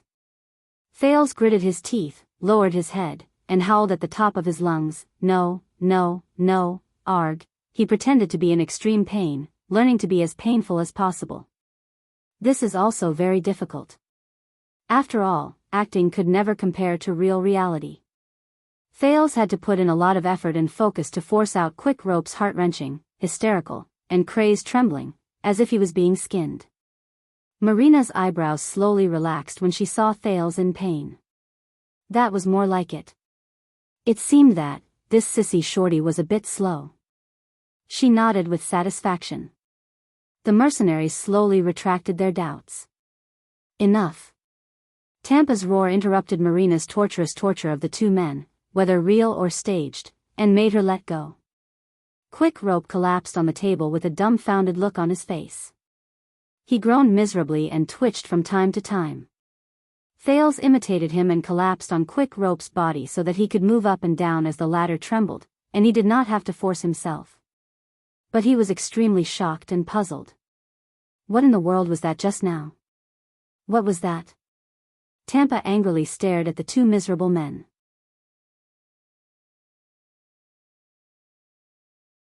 Your poison. Bone-grinding skill? Or the legendary magic? Just some small tricks to make you realize our determination. Ricky still looked at him politely. I know that you were a soldier before, Tampa, and you might be a tough nut to crack, but, if they are really your people, then take it as urging and encouraging you. The leader of the mercenaries chuckled. If not, take it as an example. He waved his hand at Marina. Put more strength into it. Thales and Quick Rope trembled at the same time. Tampa stared at them in disbelief. His expression was bewildered and hesitant. Enough. Before Marina smiled and pressed her hands together again, Tampa spat indignantly. He looked at Ricky in annoyance. The 9 powerhouses. Yes, the 9 powerhouses. I remember now. Ricky nodded in satisfaction. Thales and Quick Rope breathed a sigh of relief and looked at the tavern owner gratefully. Damn it. Tampa cursed under his breath. Please say that again. Ricky's smile was the same as before. Tampa snorted angrily and said reluctantly, more than 10 years ago, I mean, during the Bloody Year, most of the Western Peninsula was at war.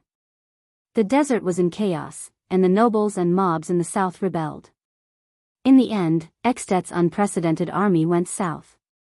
Quite a number of famous mercenary groups in the western desert, Soul Ripper, Double-Edged Sword, Moon Scar, Evil Punishing Army, Immortal Hunters, and Dawnlight Servants, were affected by the chaos of the war and met with great misfortune.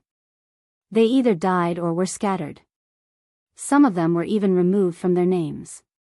The 9 powerhouses were no exception. The middle-aged man named Klein interrupted him rudely. We know that part of history better than you do.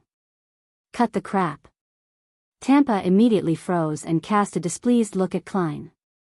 But under the surface, only a few people in the circle know that the 9 powerhouses survived the Bloody Year, he said indignantly.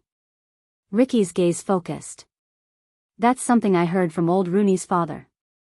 One night after the war, the psionic who was in charge of settling accounts among the 9 powerhouses knocked on the tavern door while carrying their leader on his back. He was covered in wounds and blood. Tampa gritted his teeth. That night, old Rooney's father found a doctor for them. He even helped the 9 powerhouses get rid of all the assets they left behind in one night so that they could disappear without a trace. Tampa snorted angrily.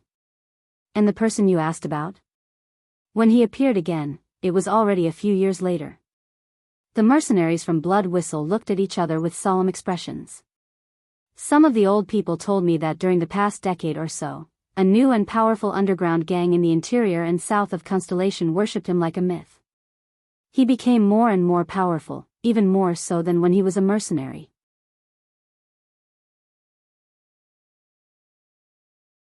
At the very least, he dared to go against Blood Bottle Gang, who were the pawns of the nobles, and he almost never lost, Tampa said coldly.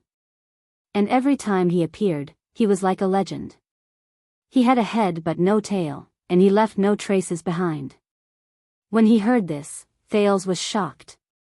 A new and powerful underground gang went against Blood Bottle Gang. Tampa exhaled and glared at the other 3 people with hatred. He even has a new name. He did not finish speaking. Because another person helped him say the answer. Black Sword. The only masked man clenched his fists, and his voice was as cold as ice. Tampa was stunned. At that moment, almost all the mercenaries in the tavern held their breaths. They looked at each other as if they had found the greatest treasure. Is that right? Masked man slowly said, enunciating each word, because he uses a black and swarthy sword that is extremely inconvenient to use. Whether it is slashing, stabbing, blocking, or parrying, they are all very strange, ancient demon sword.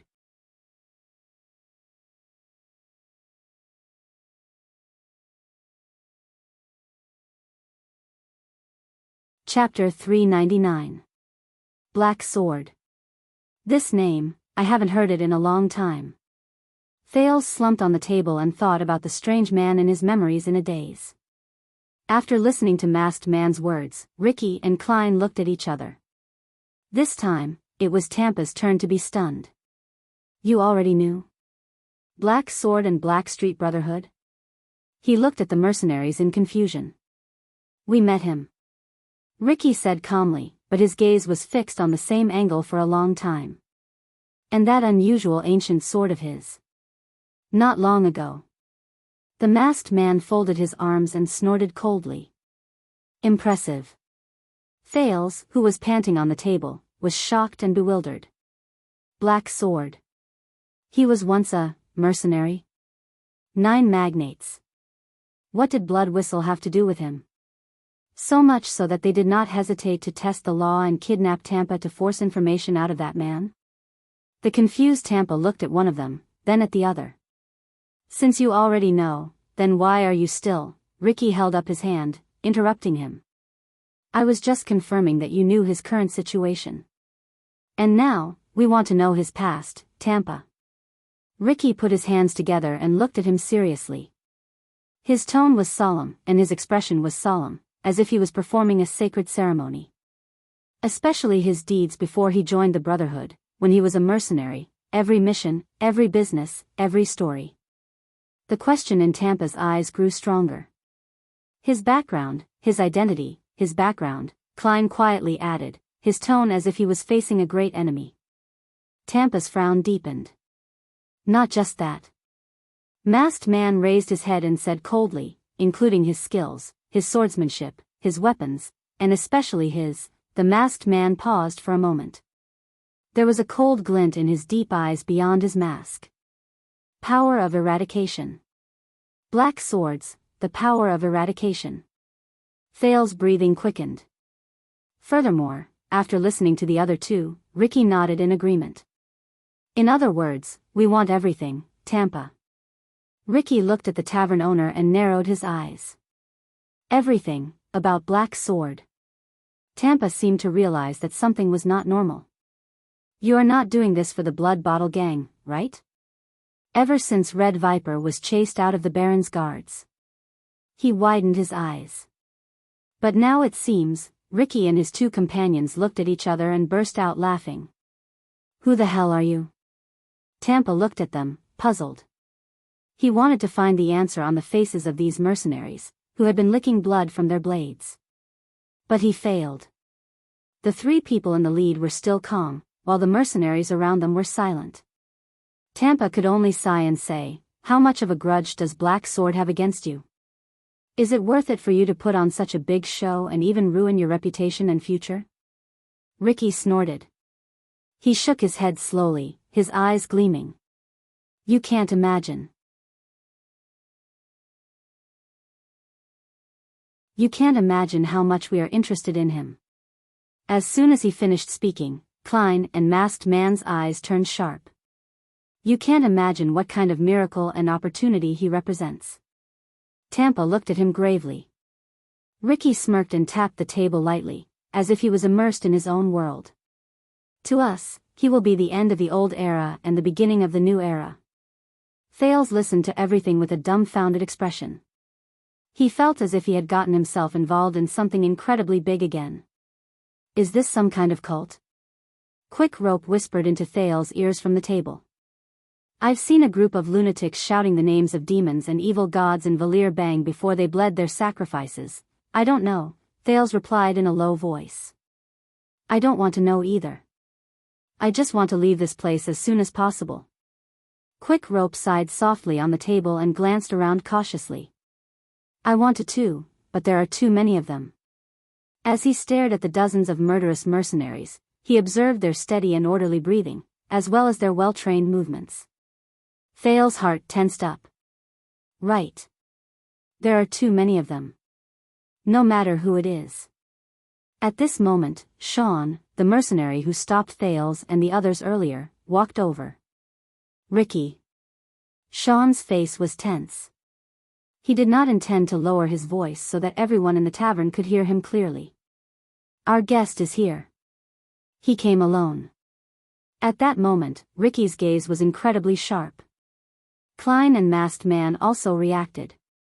Ricky gently placed his hand on the hilt of the sword at his waist, while the latter's gaze was fixed on the table. So fast, an hour earlier than the agreed time, Klein said coldly. I guess their people are already in place. I've dealt with that guy before, he definitely didn't come alone. Thales could clearly feel that the atmosphere in the tavern had changed. If the previous blood whistle seemed relaxed on the outside but tense on the inside, and when they detained Tampa, Thales, and the others, they seemed relaxed and at ease, after Sean's words, there was only an oppressive silence left in the air. Many of the mercenaries' breathing became heavy, and their faces were filled with anger. Many of them stood up and even placed their hands on their weapons. Restrain yourselves, all of you. Ricky looked around with a displeased expression, as if he was scolding disobedient wild dogs. Our plan will not be interrupted because of this little accident. No matter what they want to do. The restless blood whistle finally quietened down. They looked at each other and returned to their positions. Thales looked at them strangely. Customers? Who's here?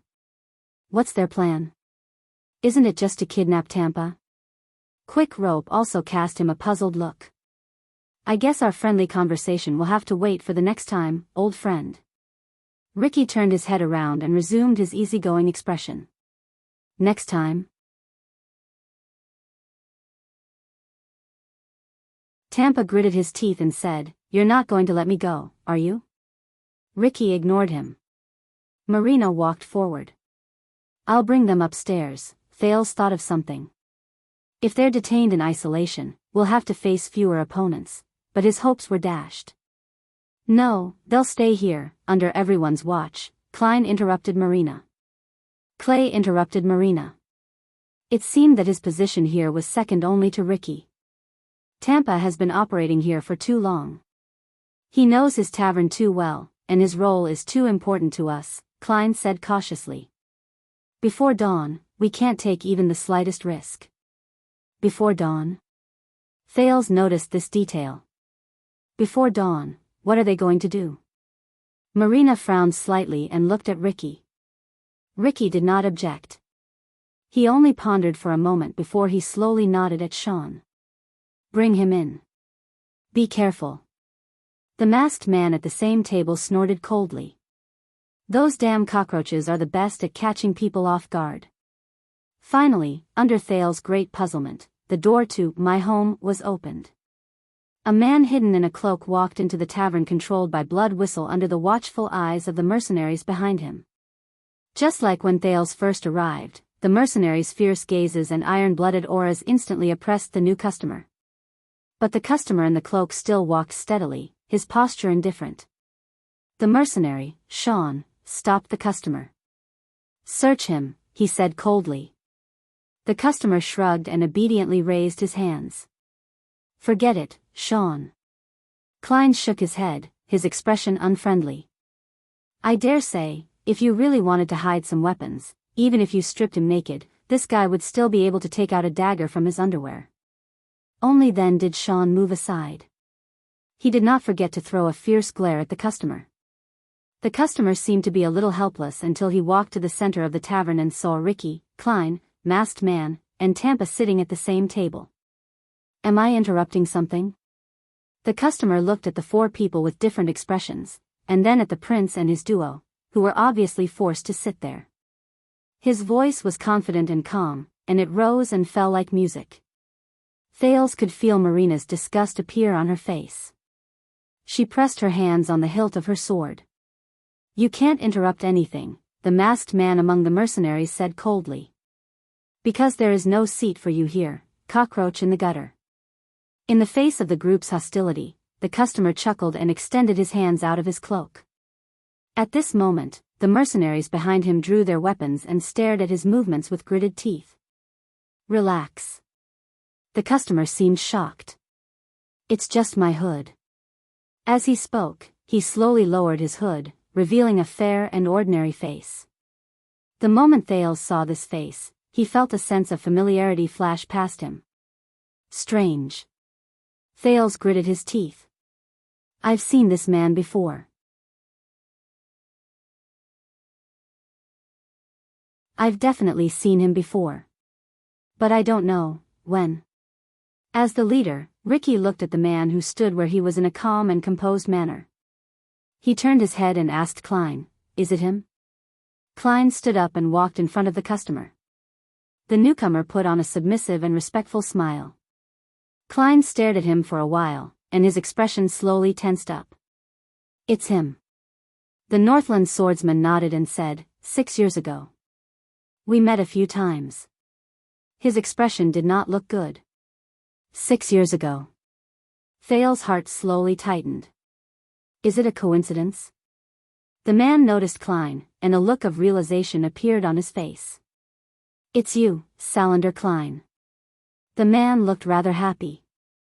You really are an old acquaintance, but compared to Ricky's coldness and masked man's hostility, Klein was not much better. He did not show any respect to his old acquaintance. Stop trying to curry favor with us. Klein returned to his seat and rejected him bluntly. We all know what kind of people you are. The man's expression froze, and he said awkwardly, what a touching reunion. Let's talk. Ricky's expression was still calm, as if he was just receiving a farm owner who needed to remove weeds. Why are you here? The new customer blinked. Thales looked at the man. He looked more and more familiar. Who is he? I can tell that you still have some matters to deal with. The fair-skinned man looked at Tampa, who had unpleasant expressions, and the reluctant Thales. He rubbed his hands together, like a salesman trying to sell his low-quality wine to the owner of a tavern. He was very careful. And what I'm about to say now is very important, so why don't we find a small secret room? Ricky smiled. I believe in my brothers. There's nothing shameful about it. Unless you have something to hide. The mercenaries in the tavern put on cold, intimidating smiles. The man's expression froze slightly. Please forgive me, but what I'm about to say is not a small matter. He looked around and seemed to be in a difficult position. It's not just related to your operation tonight. The man's expression became dark. It's also related to the stability of the entire Blade Fangs camp. As soon as he said this, the mercenaries became restless. Klein and Masked Man looked at each other and saw the worry in each other's eyes. The man turned around and faced the hostile gazes of everyone present. Yes, I know what you're going to do, and please believe me. My arrival and my suggestion will only make your plan better. The man smiled happily. Before that, we need to plan carefully and carefully. What do you think? Klein? And this? Thales heard Marina and Sean whispering behind him. Their tones were filled with hatred. They're just as despicable as they've always been. They're trying to divide and sow discord. They're doing everything they can. The man raised his fingers with a strange expression and rubbed his thumb and index finger gently. And what we need is just a little bit of communication and cooperation. The commotion in the tavern grew louder, and the target was the man in the center of the tavern. However, Ricky spoke. That's even better. Say your suggestion in public.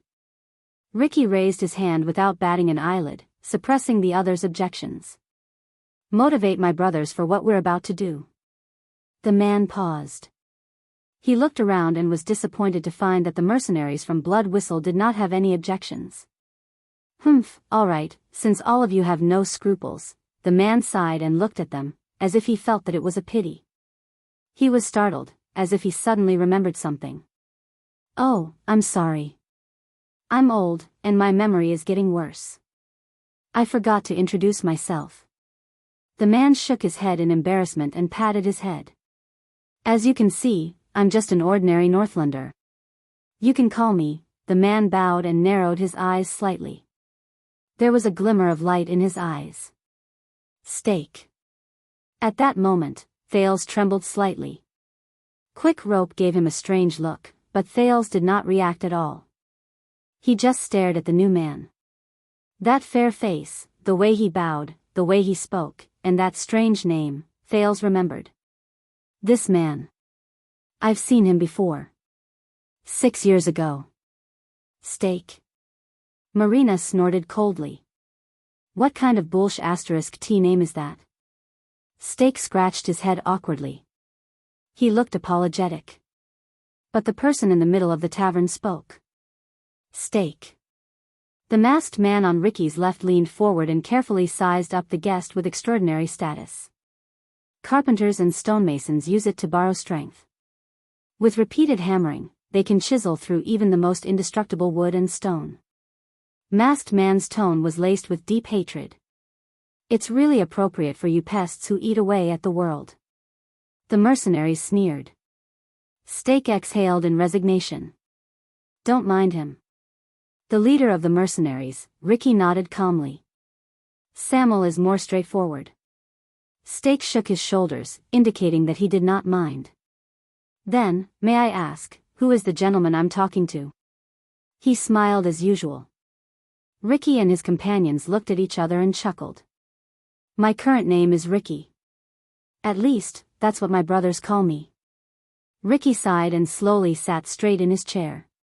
But you, Sir Steak, out of respect for the person behind you and the organization you belong to, he did not seem to care about the person in front of him. With his right hand, he gently flicked a long sword by the table. You might as well call me. Under the mercenaries' silent and worshipful gazes, Ricky spoke softly and uttered an unfamiliar name that Thales had never heard before. Crassus.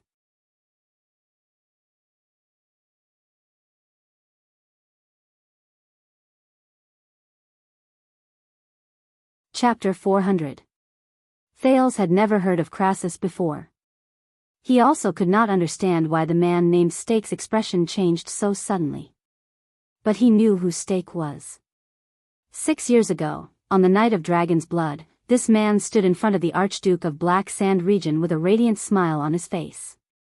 He negotiated with the infamous Chapman Lampard and asked for the right of ownership of the Prince of Constellation. He and the forbidden organization behind him played an indispensable role in that unprecedented and earth-shattering coup. Whether it was Thales' thrilling assassination attempt at the fortress, Archduke Poffert's desperate confession before his death, or even the terrifying moment when the born king's head fell to the ground, their figures seemed to be shuttling back and forth in the midst of it all. They were everywhere, but they were also mysterious and untraceable. Every time they appeared, they brought blood and death with them. It was a ghastly sight to the spectators, and it was too late for the victims to regret it. And the moment this group of people appeared again, Thales took a deep breath, suppressed his anxiety and uneasiness, and focused his attention on the man. He did not even care about the look Quick Rope gave him. In the field, Steak carefully observed the mercenaries around him. The man solemnly discovered that even though the murderous and militaristic air around them had become stronger, no one had any intention of refuting him, nor did they show any strange expressions. He did not lie.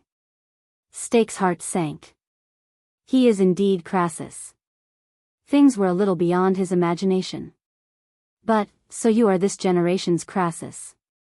I have to say, I am a little surprised. Steak turned to Ricky.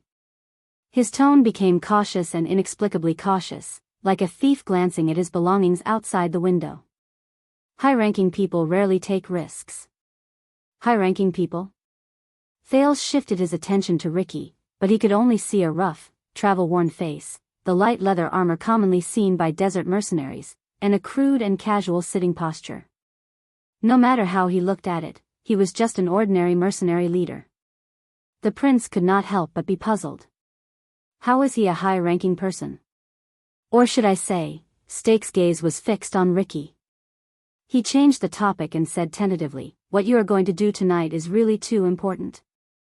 Even with your high status, you have to do it personally. The mercenaries around them were silent, but many of them subconsciously looked at each other. The silence lasted for a few seconds.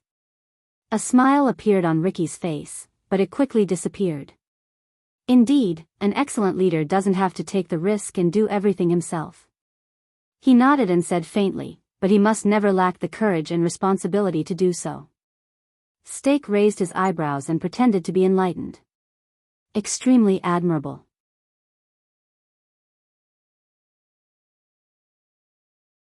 The man smiled shyly and said, but this makes me quite worried. You clearly have such an important mission, but you lack the necessary. But Ricky did not let him continue. Otherwise. Ricky's gaze was fixed on Steak, but he continued to speak. He did not care whether Steak had spoken or not. As a leader, there will come a day when he will be reduced to trash behind the curtains. He will protect himself in a bubble of lies just to hide his cowardice and incompetence. He can only rely on hypocritical pretense and despicable means to win the trust of his companions, using empty threats and false incentives to maintain the obedience of his subordinates. Ricky's tone was very light, but it suddenly changed at the end. Tell me, how's Ting recently? Steak could not help but frown at his words. Thales, who was listening by the side, was stunned. What? How's Ting recently? He did not understand the monosyllabic word. But Steak's reaction made him quickly understand that it was a name. Ting. The moment he heard the name and saw Ricky's burning gaze, Steak's expression froze for a moment. But he quickly adjusted himself and smiled again. Everything is well, Shadow Master. Steak bowed again. He looked at the mercenaries around him with a humble expression. As well as you. Shadow Master. Thales furrowed his eyebrows. He was not the only one who seemed to have gained something. Damn it, Thales, I think. Quick Rope's face was pale. He poked Thales under the table and whispered in disbelief, I think I know who these people are. Thales nodded without batting an eyelid. As well as I do? I don't think so. Ricky chuckled and shook his head. He raised a finger and pointed at Steak, who was sitting across from him. If he was as good as I am, then Ting would not have sent you, a person who is permanently stationed in Dragon Cloud City, into the Great Desert, into the Constellation's Blade Fang's camp, into the territory that is extremely dangerous for all of you. I don't remember Kessel V pardoning you. Compared to his previous kind persuasion, Ricky became fierce when he faced Steak. The tavern owner, Kampa, who sat across from him could not help but break out in cold sweat. Steak furrowed his eyebrows tightly. That's not right. It shouldn't be like this. In this risky and unique meeting, he should be the one to initiate the conversation, make suggestions, and state his conditions. But, at that moment, Steak realized, to his dismay, that the initiative in this conversation was firmly held in the other party's hands. If he was as good as I am. Ricky's expression turned cold. His tone was as tense as a noose around his neck.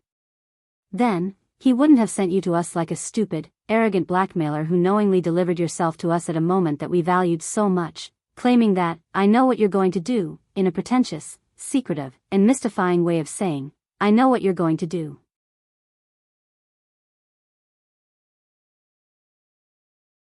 Ricky said in disgust, as if you really have us in your hands. Steak's pupils slowly shrank. Everyone, you mean, do you remember, Steak? Beside Ricky, the middle-aged swordsman, Klein, stared at Steak, as if there was a stain on his face. His voice was hoarse. We have a score to settle. Steak put on a puzzled look. 6 years ago in Dragon Cloud City, you used our name to stir up trouble in the most dangerous place in Extet and did whatever you wanted. The middle-aged Northlander swordsman was like a leopard that had its eyes on its prey.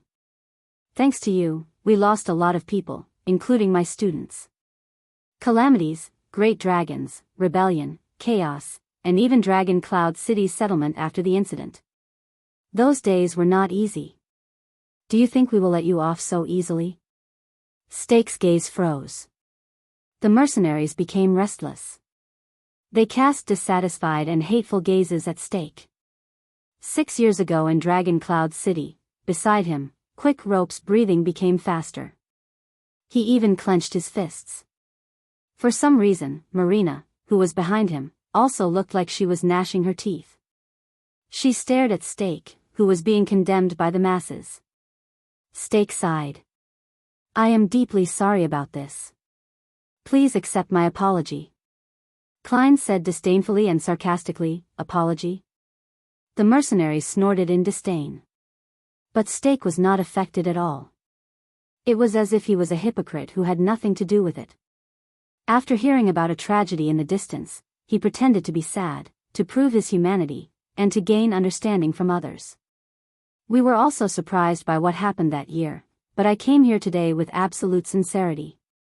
I want to propose a win-win proposal," but Ricky raised his head gently. "There is no win-win between us." He flatly rejected Steak's words, causing the latter to be stunned. "When you entered the door, we hated your arrogant face, hated the timing of your appearance, hated your self-righteous tongue, and hated the blood debt you left behind in the past," Ricky said coldly, "and we are not interested in your so-called proposal or secret, which you pretend to be mysterious." Steak's expression immediately stiffened. "Bastards who live in darkness and rot, flies who chase after chaos and the stench of corpses," Ricky said without any positive emotions as he stared at the frozen Steak. "Now, do you understand our attitude?" Steak clenched his fists. His face was full of disbelief. "Why are you still wasting time here?" At the same table, Masked Man sighed and knocked on the table. "Our schedule today is very full." Klein, the Northland swordsman, snorted coldly. As he snorted, almost all the mercenaries in the tavern held their weapons with cold expressions. Some of them even took a step forward. In the face of the aggressive mercenaries, Steak was stunned. He subconsciously sized up his surroundings. Klein said coldly, "Don't look elsewhere, Steak."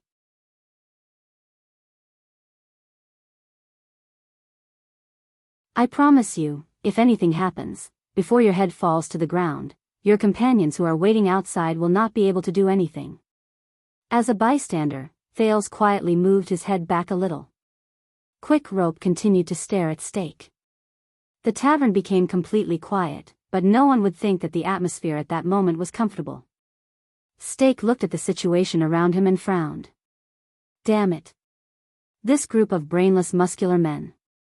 But he could not turn against them. He could not. He still needed them. This group of damn. "If you kill me here, the Constellatiates will immediately find out about your conspiracy here." The Constellatiates' eyes widened. Steak lowered his head with a serious expression. "Your plan will not succeed." Ricky sighed. "It seems like he doesn't understand." In the next second, a flash of sword light suddenly flashed. At a speed that surpassed what Thales could see with his naked eye, it instantly shot out of Klein's hand. Thales, who had been paying attention to the conversation and was caught off guard, felt his eyebrows twitch. But fortunately, the tip of the sword was not aimed at him. The sudden flash of sword light stopped in front of Steak's neck. A second later, Steak, who had reacted to the situation, could not help but take a step back. His face was pale. Asterisk whoosh. Asterisk the gust of sword wind had just blown past. Klein held a strange longsword with a blood groove and a hollow blade. The blade quietly stopped in front of Steak. The mercenaries seemed to be used to this. They were not bothered and laughed. Steak's breathing rose and fell, but he forced himself to remain calm and said, "Do you really want to do this?" Klein raised the strange-looking longsword and shook his head gently. "This is twilight. When it tears open your blood vessels," as he spoke, he moved his longsword forward slightly and pressed it against Klein's neck. Steak's pupils instantly shrank. "Damn it. All right, I understand." He instantly raised his hands, panted, and admitted defeat. Finally, Klein stopped his longsword. "Honorable Crassus, and everyone else. It is your choice whether or not you want to listen to my suggestion, and I am willing. I am willing to answer all your questions." His posture was humble, and his tone was respectful. The three leading mercenaries looked at each other. "Very good." Ricky curled up the corners of his lips. Compared to the nonsense you talked at the beginning, you're finally starting to speak like a human. Steak exhaled and re-examined the Crassus in front of him in indignation and uneasiness. Klein snorted coldly and put away his long sword, which was so fast that it could not be seen clearly. Ricky said faintly, "Tell me, how did you set your eyes on us?" A few seconds later, Steak sighed, as if he had accepted his fate. The Tower of Eradication. At this moment, Thales saw many mercenaries involuntarily clench their fists or weapons.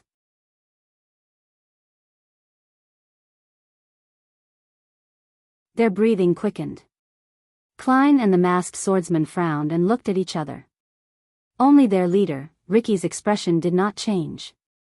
"Yes, I know." Steak touched his neck, gritted his teeth, and said, "We have eyes and ears there." Ricky continued to ask, "What did you hear?"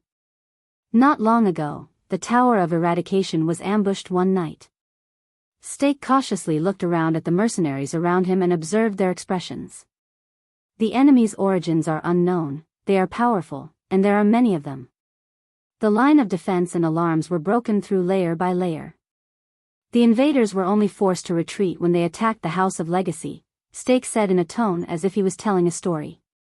According to our people, during the invasion, some supernatural and unusual powers also appeared. Thales' eyebrows twitched. Wait. Not long ago.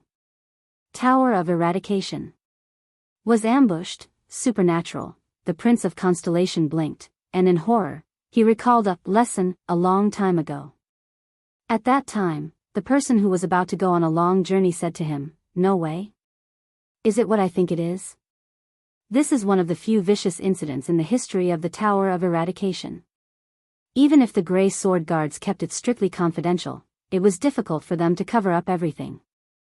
All 8 major sects suffered heavy casualties. Even Constellation's Red King's army besieged Sharpblade Valley 200 years ago was not as exaggerated as this. Steak sneered and looked at the dozens of mercenaries. "You did it, didn't you? At least you were involved. You worked with Blood Bottle Gang, and they recruited many psionic warriors from the Western Desert."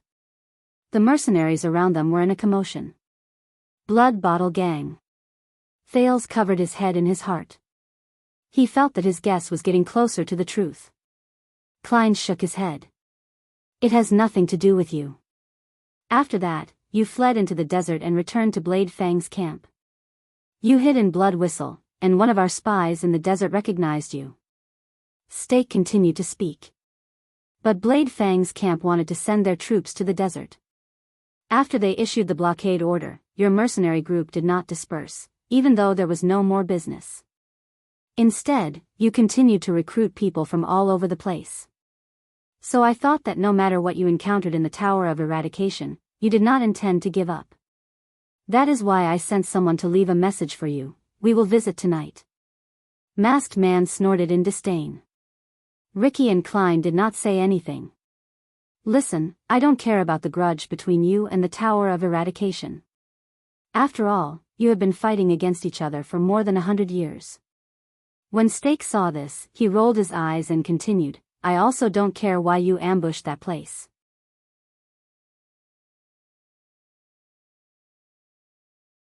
Do you want to vent your anger, stage a coup, or dig for treasure? You have been fighting against the Tower of Eradication for more than 100 years, a thought appeared in Thales' mind. But I know that you are not having a good time right now. The invaders must have paid a hefty price to make the famous Tower of Eradication, which stands firmly between 2 powerful countries, suffer such damage." Steak's eyes brightened. He raised his hand and spoke in a high-spirited tone, as if he had forgotten the awkwardness and humiliation just now. "Now, no matter what you want to do, you will definitely lack manpower, especially when you want to break the infamous Prison of Bones in Constellation's Blade Fang's camp and launch an unprecedented prison raid." "What?" Thales could not react for a moment. But the others were different. At that moment, be it Ricky, Klein, or Masked Man, all of them suddenly raised their heads. They stared at Steak, who was in front of them. It was as if they could not believe it. The mercenaries also became restless. There was a slight uproar. "What are they doing?" Quick Rope whispered to Thales in disbelief, "These people, they want to raid the prison of bones, that damn place. There must be something wrong with their brains." In the field, Stake continued to speak, "This will not be an easy task." However, in the next moment, the familiar flash of a sword came. Klein's long sword was once again pressed against Stake's throat. "Who told you that?" the middle-aged Northlander swordsman asked coldly. "Damn cockroach." It was the masked man. Ricky frowned. "How did you know?" Stake, who once again fell into misfortune, panted rapidly. But this time, he refuted in a manner that was neither servile nor overbearing.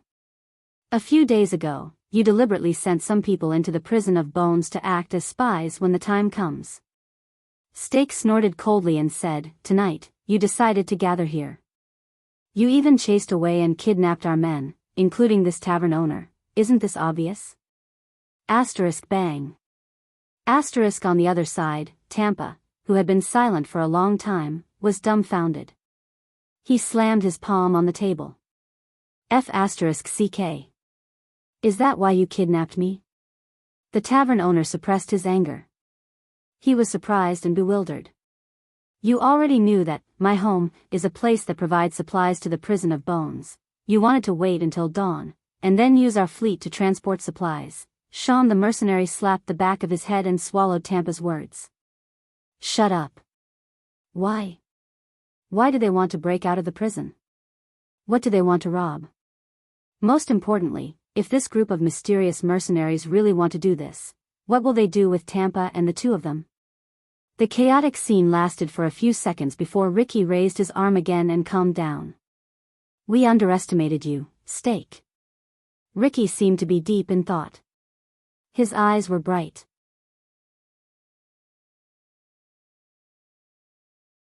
"You do have some skills to be Tang's right-hand man and assistant." Under his signal, Klein sheathed his long sword. "Tang." Stake, who heard this name again, twitched his eyebrows in a barely noticeable manner. "See, I was right, wasn't I?"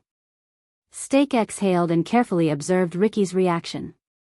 "Your plan is too rushed, and you don't have enough manpower, but what if we can help you?" Ricky did not speak. The mercenaries did not either. "I know why you chose this moment and not any other time, Honorable Crassus." Stake walked forward slowly. His expression returned to the confidence and calmness he had when he first came. Now, the Stardust Unit, Skull Guards, Raven Whistle Light Cavaliers, Black Lion Infantry Regiment, and a few professional mercenaries who are related to them, these are the most elite, fastest, and loyal troops in the camp. For some reason, they followed Williams to the front lines of the desert, and they will not be able to provide reinforcements for the time being. And those who are left behind are either inferior garrison soldiers, light infantrymen who lack mounts, temporary recruits from various parts of the western desert, or even auxiliary soldiers and laborers who rarely go to the battlefield. The Baron is not around, and there is no commanding officer with enough authority to suppress them. They belong to the royal family and the local nobles, and they are in constant conflict. They might seem to have more troops than usual, but in truth, their management is chaotic, their commands are disorderly, and their dispatch is inefficient. This is a rare opportunity for you to break out of the prison. Compared to facing the legendary Wing's strict military formation, is there a better time than this? Stake looked around and waved at the mercenaries around him, completely ignoring their displeased gazes. "That's why you were able to gather so many people and take down this tavern so easily. I heard from the locals that if it were any other time, Williams would have thrown any suspicious warriors who gathered for no reason into prison and stripped them naked. They would not be able to come out without paying 20 gold coins to each of them." Stake's animated explanation came to an end. He turned around confidently and looked at Ricky, who was deep in thought. "Breaking out of the prison during chaos? You're right." Stake raised a finger. "But it's still too difficult. For you, even if you are professional mercenaries who have fought in wars for many years, even if you are only facing the old, the weak, and the disabled, it is still not easy. If you fail, casualties are inevitable, and your safety cannot be guaranteed. I really do not want you to experience the Tower of Eradication's devastating ambush again." When he said this, the mercenaries' expressions changed. In the next second, Steak's tone changed, and a bewitching look appeared in his eyes. But with us here, it's different. Ricky was still deep in thought.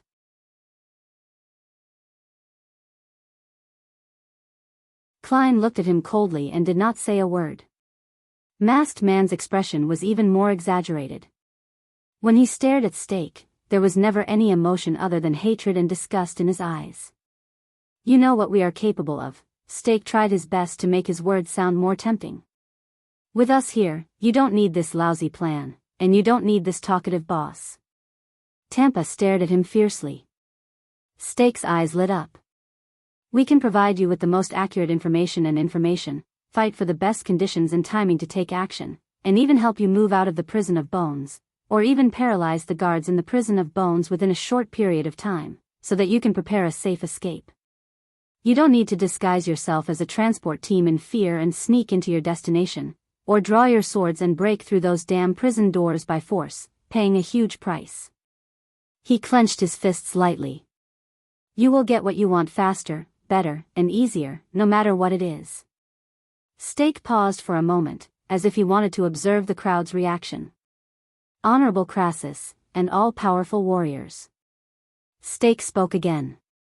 At this moment, your swords are the greatest support we can find in this unfamiliar and hostile land. At this moment, he was incredibly humble. He clasped his hands together, and his expression was respectful and submissive. And we are the best eyes and ears you can find in a place full of powerful enemies. Steak carefully looked at each pair of eyes that passed through his line of sight. But no matter which side we are on, we are all alone and without help here. You are a mercenary group that has been ostracized, and we are wanted criminals that everyone wants to beat up. No one can face Williams, Blade Fang's camp, Western Desert, and the Colossus behind them and their powerful support, Constellation. Steak widened his eyes and spread his arms. So I suggest that we work together with sincerity and take what we need. We will help you easily open the door to the prison of bones. Disaster Sword and Shadow Shield. Is there a better combination than this? The tavern became completely quiet. Only the warriors' breathing could be heard. It rose and fell, and the rhythm was irregular. Steak observed the other people's expressions without changing his expression. His eyes moved back and forth. It was as if a year had passed. In the end, Ricky took a deep breath and slowly exhaled. Shadow Shield, what do you want? As soon as he said this, Klein and Masked Man turned their heads swiftly and stared at Ricky. But Ricky ignored them. What do you want to do in the camp with our strength? On the other side, Steak smiled. He rubbed his hands together and slowly raised his head. We have very reliable information. Steak's tone was cautious.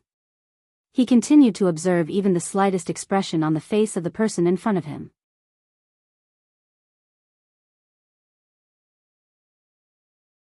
A priceless target that involves all parties has just crossed the desert today and arrived at Blade Fang's camp. A priceless target? What? At this moment, Marina only needed to lower her head to notice that the red-haired young man and the black-haired boy sitting in front of her had stiffened. That is our mission. Ricky narrowed his eyes. The target may receive unimaginable reinforcements at any time. Hordes of troops and countless experts, incessant reinforcements, and thorough security are far from something that can be taken care of by stealth or brute force. Steak smacked his lips and nodded with a cold smile. Under the watchful eyes of countless mercenaries, Thales and Quick Rope sat still. Their gazes were dull. In the teenager's hell senses, he heard Tampa's indignant breathing rise and fall, Marina's cold snort resounded in his ears, and the mercenaries' whispers were endless. There was also his and Quick Rope's heartbeats. Only faster and faster. Heavier and heavier. And we, the Honorable Crassus, and all of you, Steak lowered his head, as if he was treasuring some secret. What we need to do is to work together and take down this target in the camp, who is not easy to deal with, but has great rewards. Thales and Quick Rope fixed their gazes on Steak.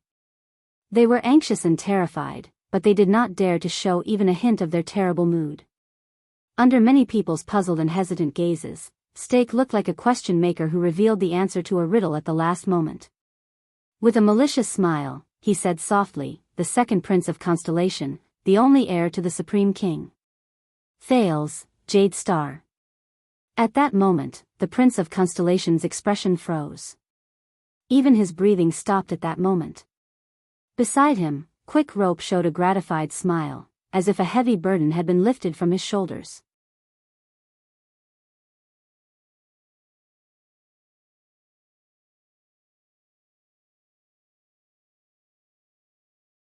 Chapter 401.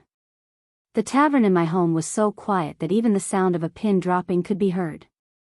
The mercenaries, or rather, the disaster swords, all stared in disbelief at the fair-skinned man who had spoken those shocking words. The heir of Constellation, while countless people sucked in breaths, Sean, the mercenary behind Marina, snorted. "I thought that it would be crazy enough for us to break out of the prison." Thales saw that after Steak revealed the shocking target, Crassus, Ricky furrowed his eyebrows to the extreme. Klein, the Northlander beside him, stopped wiping his scabbard, and the cold glare in masked man's eyes became even more threatening. Thales had also heard of the disaster swords before. But he had heard of another name more often, the Tower of Eradication. After the Battle of Eradication, it was a legendary holy land that tirelessly trained all kinds of warriors for humans and passed down skills for thousands of years to prepare for war. Among the people Thales knew, be it Cohen, Miranda, Waya, or the others, all of them had stayed in the Tower of Eradication for quite some time and learned their skills there. Over the years, the place was so famous that everyone was used to calling the swordsmen who had the power of eradication and used the long swords, favored by the nobles, the swordsmen of eradication. It did not matter if you were in the employment camps at the borders or the local city defense teams, as long as you mentioned that you had stayed in the Tower of Eradication, you would quickly become a hot commodity for all major employers. And the disaster swords, that was how Steak called them. This name made Thales feel extremely uneasy. Based on what Waya had heard, they were the Tower of Eradication's mortal enemies. So, Thales sighed in his heart. They could plan a prison break in Blade Fang's camp without hesitation, and even come into contact with the forbidden Shadow Shield. It's over, Second Prince." Tampa looked as if he had given up on himself. "No matter what, can you not say such a big thing out loud?" "I still want to come back safely and sell my wine." Thales and Quick Rope exchanged a glance. They were experiencing the completely different emotions in each other's eyes. Steak, who was the center of attention, calmly accepted everyone's gazes, as if he did not care. "Your discipline and organization are really beyond my imagination." He rubbed his hands together. Facing so many strange gazes, he smiled humbly and said, "Even in front of so many people, facing such a big secret, you are not worried at all." Tampa's sorrowful complaints and Steak's mumbles were interrupted. "You want him to die." The masked man who did not speak much suddenly stood up. He slowly approached Steak, and his wrinkled eyes shone with a brilliant light that was difficult to look at. "The Prince of Constellation?" Thales gulped. "If possible, try to capture him alive." Steak smiled.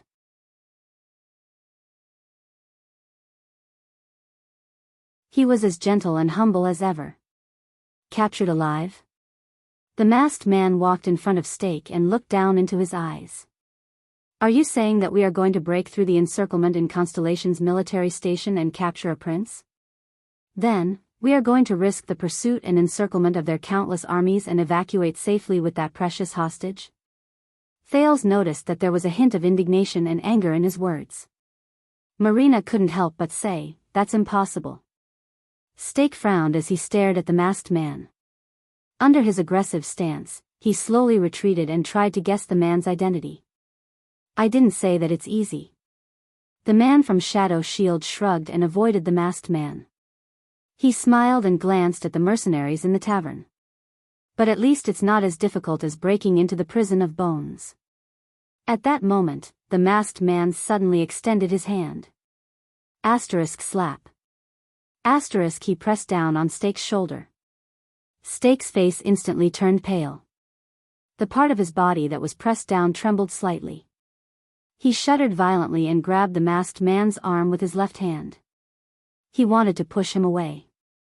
But the man's arm did not move, as if it was made of metal. Because you can't do it on your own. Masked man slowly exerted force in his hand, causing the trembling Stake to be unable to help but suck in a sharp breath. So you want us to die as bait and buffer to help you achieve your goal? Stake stared at the masked man in disbelief, but the mercenaries watching by the side only frowned. No one said anything to stop him. The atmosphere in the tavern became increasingly suffocating. Thales, who was watching by the side, became increasingly anxious. What should I do in this situation? We're not bait, but reliable reinforcements.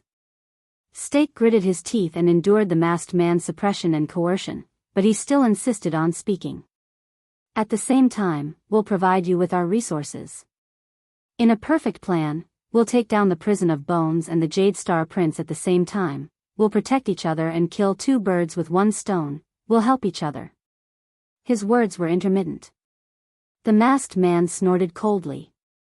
Is that all? Is there nothing else? In the unbearable pain, Stake forced a smile. Perhaps, it will even be a good start for our future partnership? The mercenaries in the tavern stared at this scene quietly, as if they were used to this kind of scene. Asterisk slap. Asterisk a palm was placed on the masked man's shoulder. The masked man frowned slightly. Ricky stood by his side and shook his head. His expression was indifferent. The man looked at Stake, who had a pained expression on his face. He snorted softly, then let go of his hand and retreated. Stake breathed a sigh of relief. He tilted his body and rubbed his shoulder with an extremely unnatural expression. Damn it. He knew that he was at a disadvantage in this negotiation, which he acted on his own.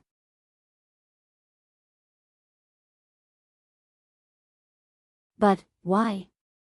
Ricky took the place of the masked man and stood in front of Stake. 18 years ago, you destroyed the Jade Star royal family at all costs and left no room for maneuver. Even the branch families were affected. These words shocked Thales. The leader of the Disaster Sword said faintly, everyone in the circle is guessing who the patrons behind you are, the people who want the Jade Star royal family to be destroyed. Now, you are telling me that you want to capture the last Jade Star Prince alive? Why? Ricky stood in front of Stake and stared at his stiff right arm. What exactly are Tang and the people behind him thinking? What exactly do they want to do? Could it be that the so-called blood of the imperial family, which has been passed down to this day, is really as brilliant as gold and can cure all diseases? Klein, who was behind him, laughed sarcastically. Stake revealed an unpleasant smile. Honorable Crassus, why do you care about this? Even in such a disadvantageous situation, even after experiencing such a blunt threat, Stake's courage still surprised Thales. Your goal is only the prison of Bones. Forgive me for being blunt, but this is almost certain to anger Constellation, and King Kessel will not tolerate it. In this situation, on the basis that you can better achieve your goal, you turn to help their enemies and shake their political situation. Isn't this a brilliant move that suits your interests? The masked man behind Ricky sneered. Then, you completely pushed us to the opposite side of Constellation, and we had no choice but to board your pirate ship. The masked man clenched his fists. Just like the assassin's flower 18 years ago, the Charlton family. Charlton. This name, which he had not heard of for a long time, made Thales sink into deep thought. Stake's smile remained. Sometimes, when you want something, you have to choose a side. If it's not this side, then it's that side. He still had that amiable look that said, I'm sorry, but this is the reality. He was like a dedicated, hard-working, but helpless tutor. Besides, you've already made your choice. When you hijacked this tavern and planned to break into the prison, Stake let go of his shoulders, took a deep breath, and stood up straight. He looked like a generous man who was about to be escorted to the execution ground. He had a faint smile on his face that caused people to be unable to help but cast sidelong glances at him. Isn't that so? The mercenaries stirred. Masked Man and Klein looked at each other. Ricky still did not move. He quietly stared at Steak. Thales and Quick Rope exchanged glances between themselves by the table. Their leader's silence affected the disaster swords. The tavern gradually became quiet. Everyone looked at Ricky. Steak waited quietly. Only his eyes occasionally darted around to observe the people around him. After a long while, Ricky's gaze on Steak changed a little.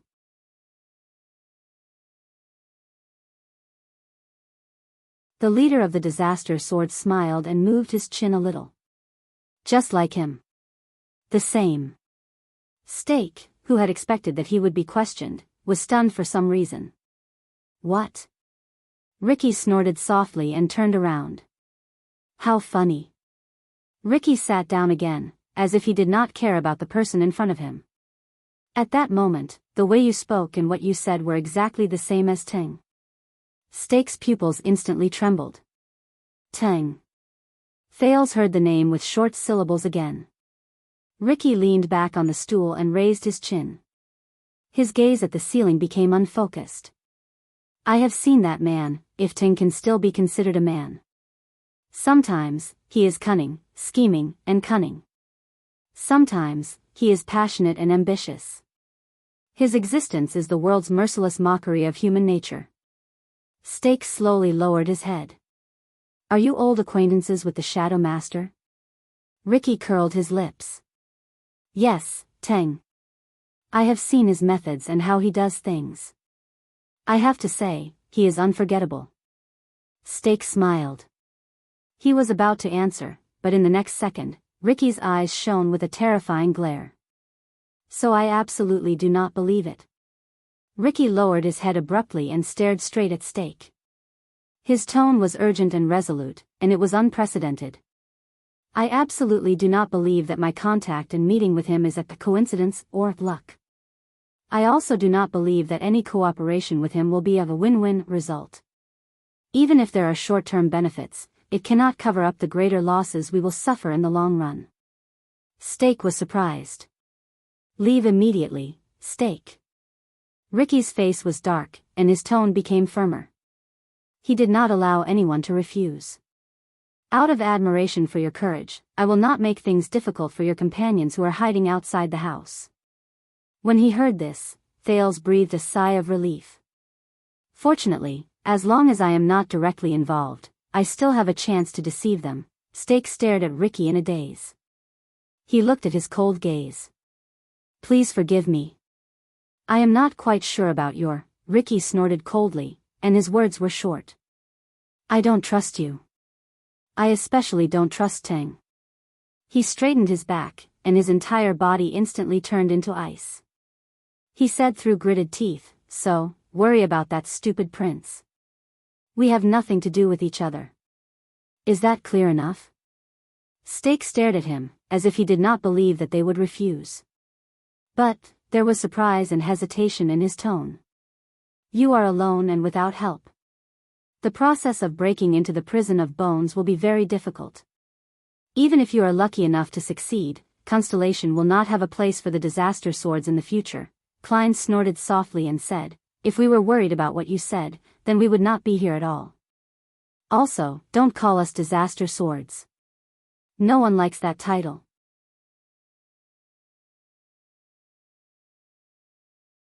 In the face of Steak's solemn face, the middle-aged Northlander put down the long sword known as Darklight and wrapped his arms around himself. We are the Scions from outside the tower.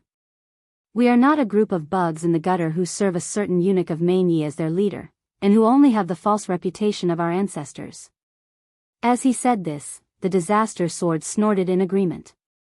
Their tone and expressions revealed their unruly arrogance and self-satisfaction. Steak lowered his head tightly, and his cheeks trembled slightly. Ricky snorted softly, as if he did not know whether to laugh or cry. He waved his hand at Steak. You can go now. A few mercenaries came forward on their own accord and surrounded Steak from 3 sides. But in the next second, Steak raised his head swiftly. Wait a minute. Steak seemed to have figured something out.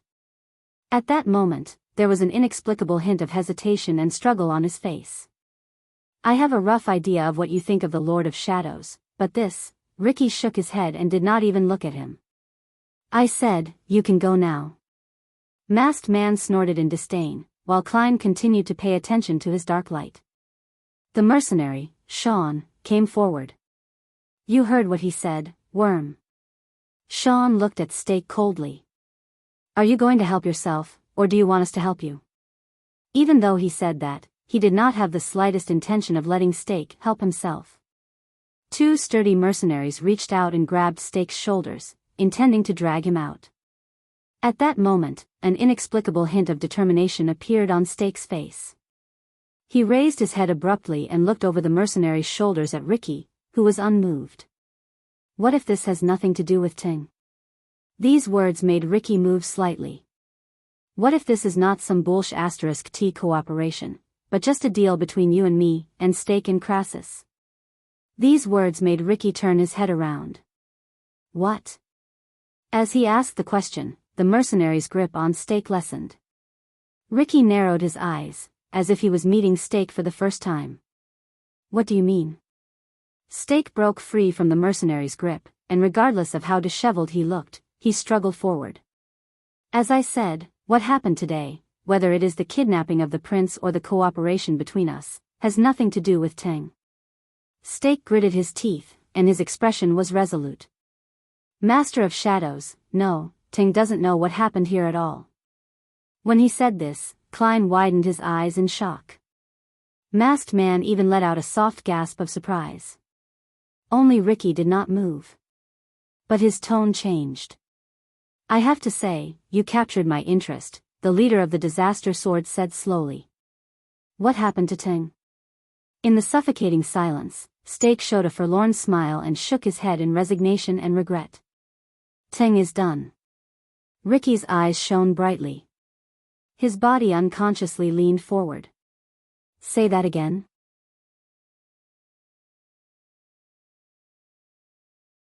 Klein and Masked Man exchanged a surprised look. Thales originally had a headache over his future, and was not interested in the grudges between these mysterious organizations. Until Steak's next sentence. 6 years ago, on that day. Steak turned his head around abruptly and stared at Klein with slight excitement. You know, Klein, you and I were in Dragon Cloud City at that time. On that day when the Great Dragon and the calamities descended, we witnessed the upheaval that shook the Western Peninsula. Thales felt as if his heart had skipped a beat. Even Quick Rope did not move. On that same day, when everyone's eyes were focused on King Nuven's death and the ownership of the Dragonscale crown, many things that the world does not know happened in the dark side of Dragon Cloud City, Steak said angrily. The lights flickered, and the tavern became quieter. Ricky nodded. His gaze was focused. Continue.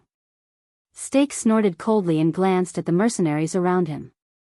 He looked at their various expressions before he said coldly, on that day, Ting lost to the Black Prophet.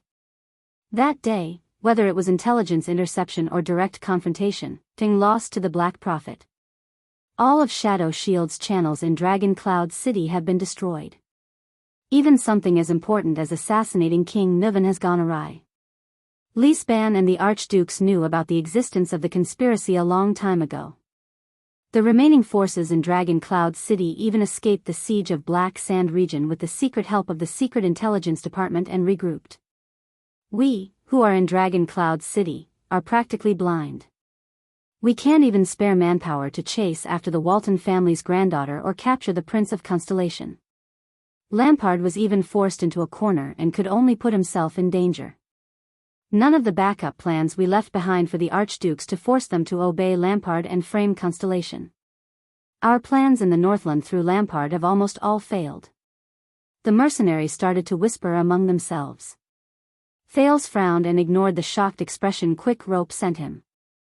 The Disaster Swords frowned together. What? Based on what Steak said, that night. That early morning. Dragon blood. What happened that day? Ricky did not react. He stared at Steak coldly and waited for his next words. That's not all. Steak's eyes were as cold as ice. That day, the Secret Intelligence Department found him. Teng was ambushed in Dragon Cloud City. The Secret Intelligence Department caught him red-handed, Stake said coldly. There was an indescribable emotion in his voice. They gave Teng a fatal blow that severely injured him and left him on the verge of death. At that moment, the three disaster swords trembled. That man's forces, including the trusted aides of the Far Easterners who followed him since Main of Night, suffered heavy losses. Ricky turned his head and looked at Klein.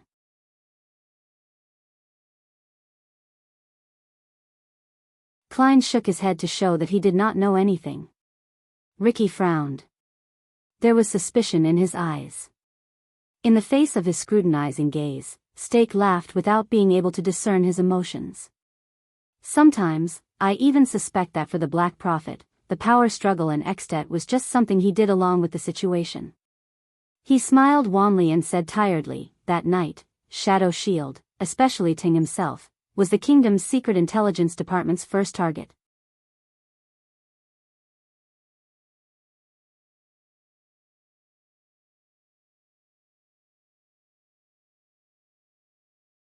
Chapter 402. In the tavern, while everyone sucked in breaths, Ricky said slowly, "What secret? What secret?" Thales stared at Stake, unable to shift his gaze away. His curiosity and bewilderment towards that night won over the uneasiness and fear in his heart. Stake did not answer immediately. The man from Shadow Shield looked around. When he saw that everyone was attracted by this topic, he bowed in satisfaction and smiled. "That is why I came here today." He slowly raised his head, and a pair of eyes that had instantly become sharp appeared under his eyebrows. "Ever since we crossed the sea, Teng has shown extraordinary enthusiasm towards the Jade Star royal family. I guess it's because of his past identity. But during the Bloody Year, he took on a business deal that left no room for retreat and destroyed the Jade Star royal family? That's too much." Beside Ricky, the masked man snorted coldly. Bloody Year. When he heard the keyword, Thales' eyelids twitched for no reason. There must be a reason. There must be a reason why he's so obsessed with Jade Star. Stake straightened his back and responded to the people with different expressions with an indifferent gaze. 6 years ago, as the person in charge of us in Northland, I issued an order, if there's a chance, assassinate the second prince of Constellation who came to visit. Quick Rope poked Thales in the dark. Thales lowered his eyelashes and pretended not to see the reproachful look that Quick Rope sent him. "Why is it you again?" Stake continued speaking, attracting everyone's attention. But in the end, this order was stopped by Teng. He even acted out of character and took the risk to show himself, just to prevent his subordinates from doing anything rash. He wanted the prince alive. For this, he even sent me to negotiate with the Archduke of Black Sand region. Ricky frowned and tapped his fingers lightly on the table. 18 years ago, he almost madly assassinated a member of the royal family, and now, he's doing his best to ensure the prince's survival. Stake showed a mysterious expression.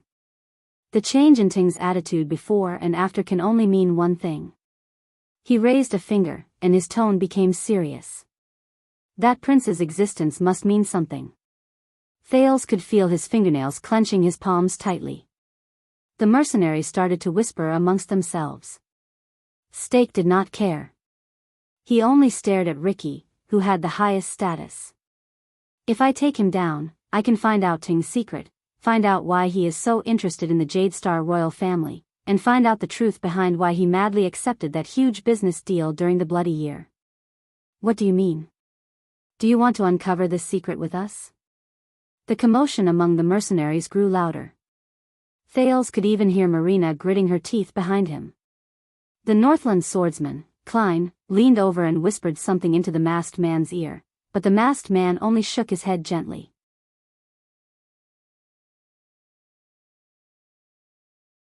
Until Ricky raised a hand expressionlessly, silencing the whispers around him. Where is Teng? The leader of the mercenaries did not harp on the so-called secret thrown out by the other party. How is he now?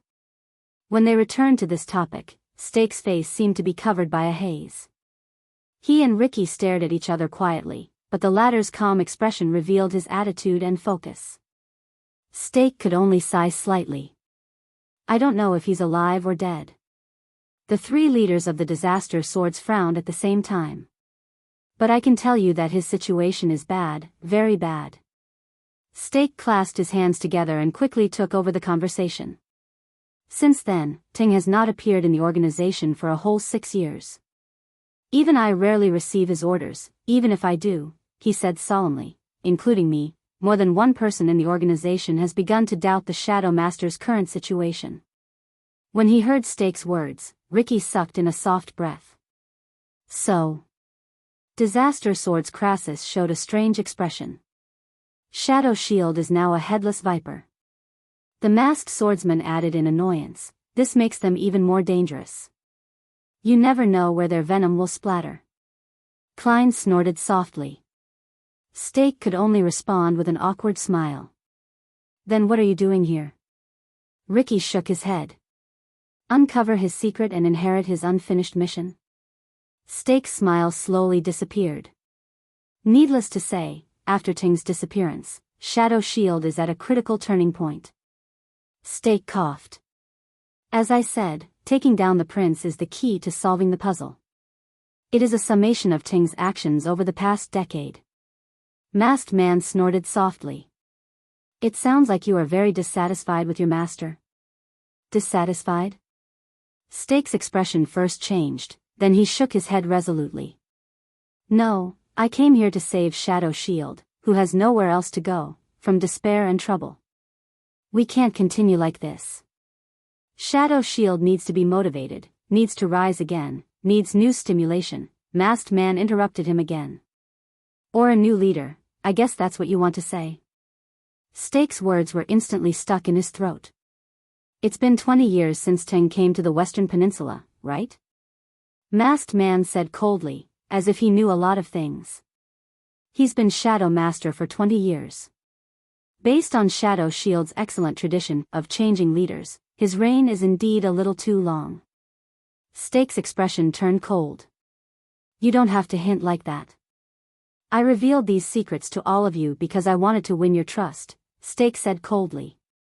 I wanted to prove to all of you that Shadow Shield, or at least the Part 1 lead, is no longer the same as it was during Ting Xing's time, and we should not bear the treatment and stigma of that time. When he said this, Masked Man snorted and shook his head, while Klein chuckled. Unexpectedly, Marina was the one who took over Steak's words. Ridiculous.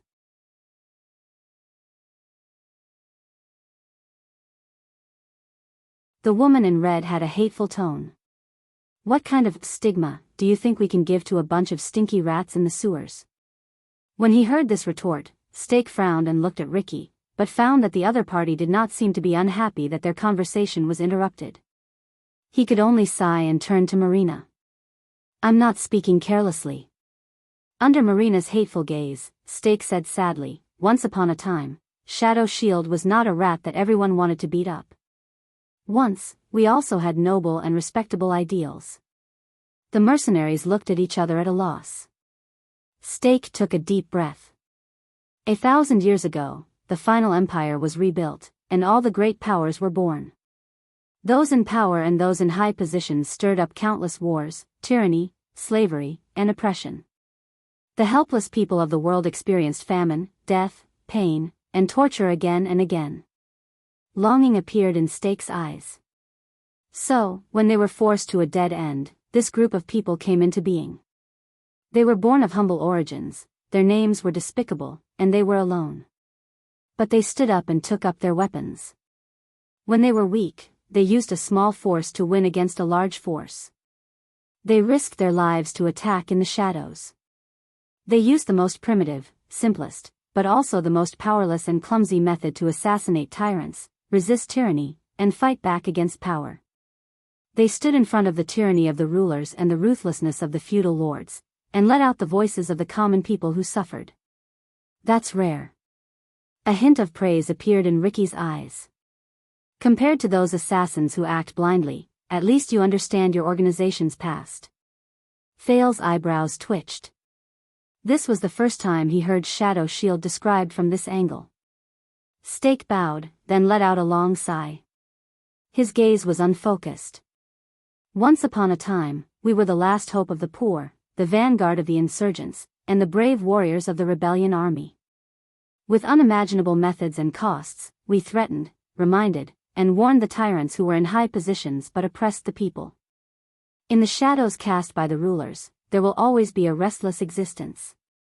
It will always turn into the most steadfast and troublesome shield, protecting the people who are trampled under their feet and despised like ants. Ricky did not move. Klein and Masked Man responded with their expressions. The former was scornful, and the latter snorted angrily. But Stake's words were interrupted again. How can you be so shameless? How can you describe despicable things in such a noble manner? Last hope? Bah! Marina gritted her teeth and said, Scum, do you know how many innocent people had their families destroyed because of you during the bloody year? Stake looked back at Marina with slight surprise. With a complicated expression, he said, I can't say that you are wrong, young lady.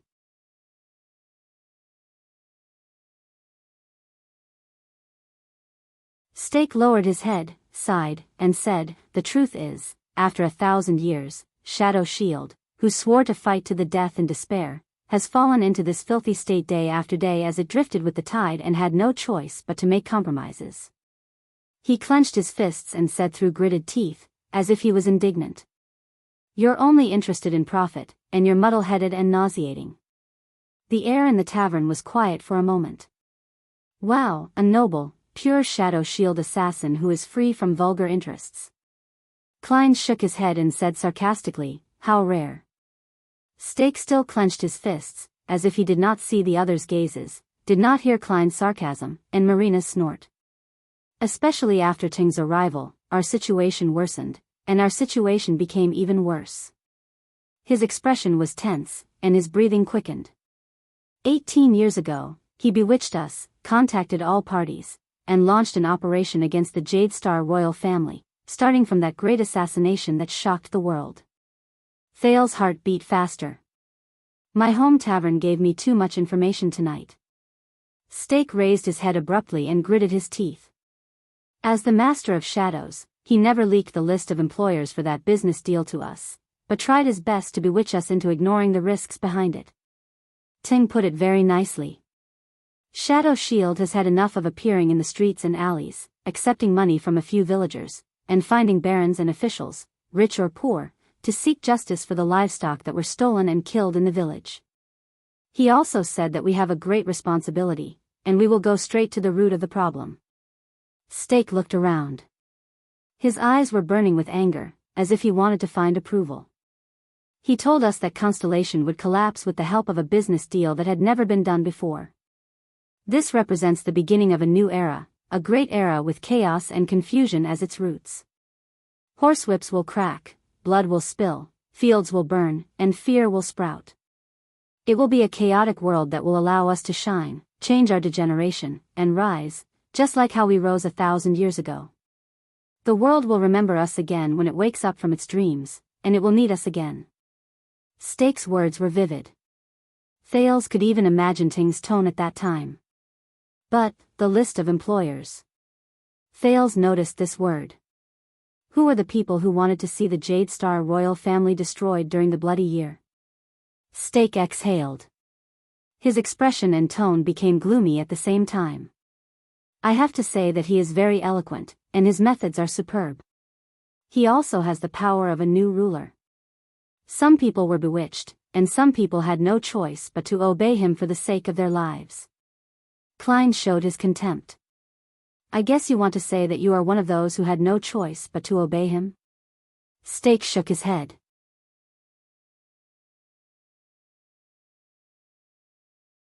That's not important anymore. What's important is the consequences of this matter. Let's see what Tang and his crazy plan have brought us. Stake spread his hands and looked dejected. Chaos? Of course, the war during the bloody year was a mess.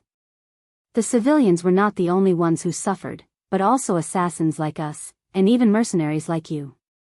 If everyone could die under the blades of war, then what's the point of having assassins? During the days of war, if we can't even find a flat and quiet place to rest and recuperate, then how can we talk about buying people over and assassinating them? And that chaos didn't last long. At least, it didn't last until our golden era arrived. It ended. Steak's expression was one of struggle, as if he was going through hell. For a whole 18 years, Ting made enemies for us everywhere. Shadow Shield not only hid in Constellation and had no place to hide, even in the world outside Constellation, he had to face the relentless pursuit of the Secret Intelligence Department or their allies. You can't imagine how we lived in the past.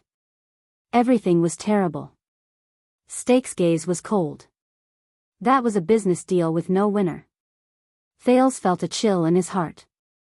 If you insist on saying that there was, after the disaster, Constellation did not suffer a crushing defeat. It did not usher in the golden era of assassins and Shadow Shield. On the contrary, they rose from the ruins. The new king was even more ruthless than before, and the power of the throne was unprecedented. The opportunity we once hoped for with all our hearts and relied on for a living, the endless feuds between nobles and chaotic battles between vassals, slowly disappeared under the new king's iron fist. It was nowhere to be found. The chaotic future promised by Constellation's decline did not come. Instead, it was getting further and further away. It's funny when I say it, but sometimes, our subordinates even suspect that Ting, who initiated the assassination, is actually a spy for Constellation. Steak said the last part with a bitter tone, as if he was crying and laughing at the same time. It made people frown. Ricky and the others exchanged glances. Did you just ask me that I was dissatisfied with Ting? Steak shook his head violently. Hatred flashed in his eyes. No, the word you chose is too simple. It is not enough to describe how we feel about Ting. Ting brought this to Shadow Shield over the past 20 years. It was a disaster. The tavern fell silent again. Only Thales was still immersed in his own thoughts. Ting. What kind of person is he?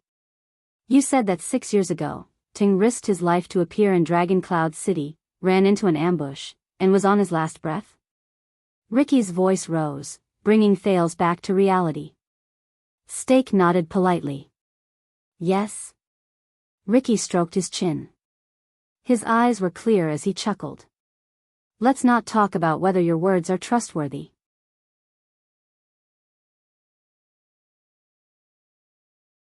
How did someone as careful as Ting get his tracks discovered in Dragon Cloud City, where you have been operating for a long time?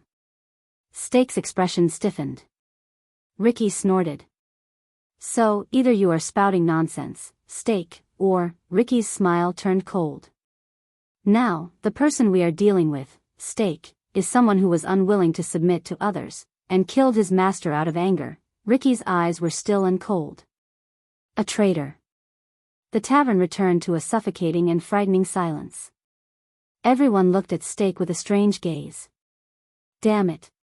Steak rubbed the sweat from his palms. This so-called Crassus, Ricky did not move. He waited for Steak's response. A few seconds passed.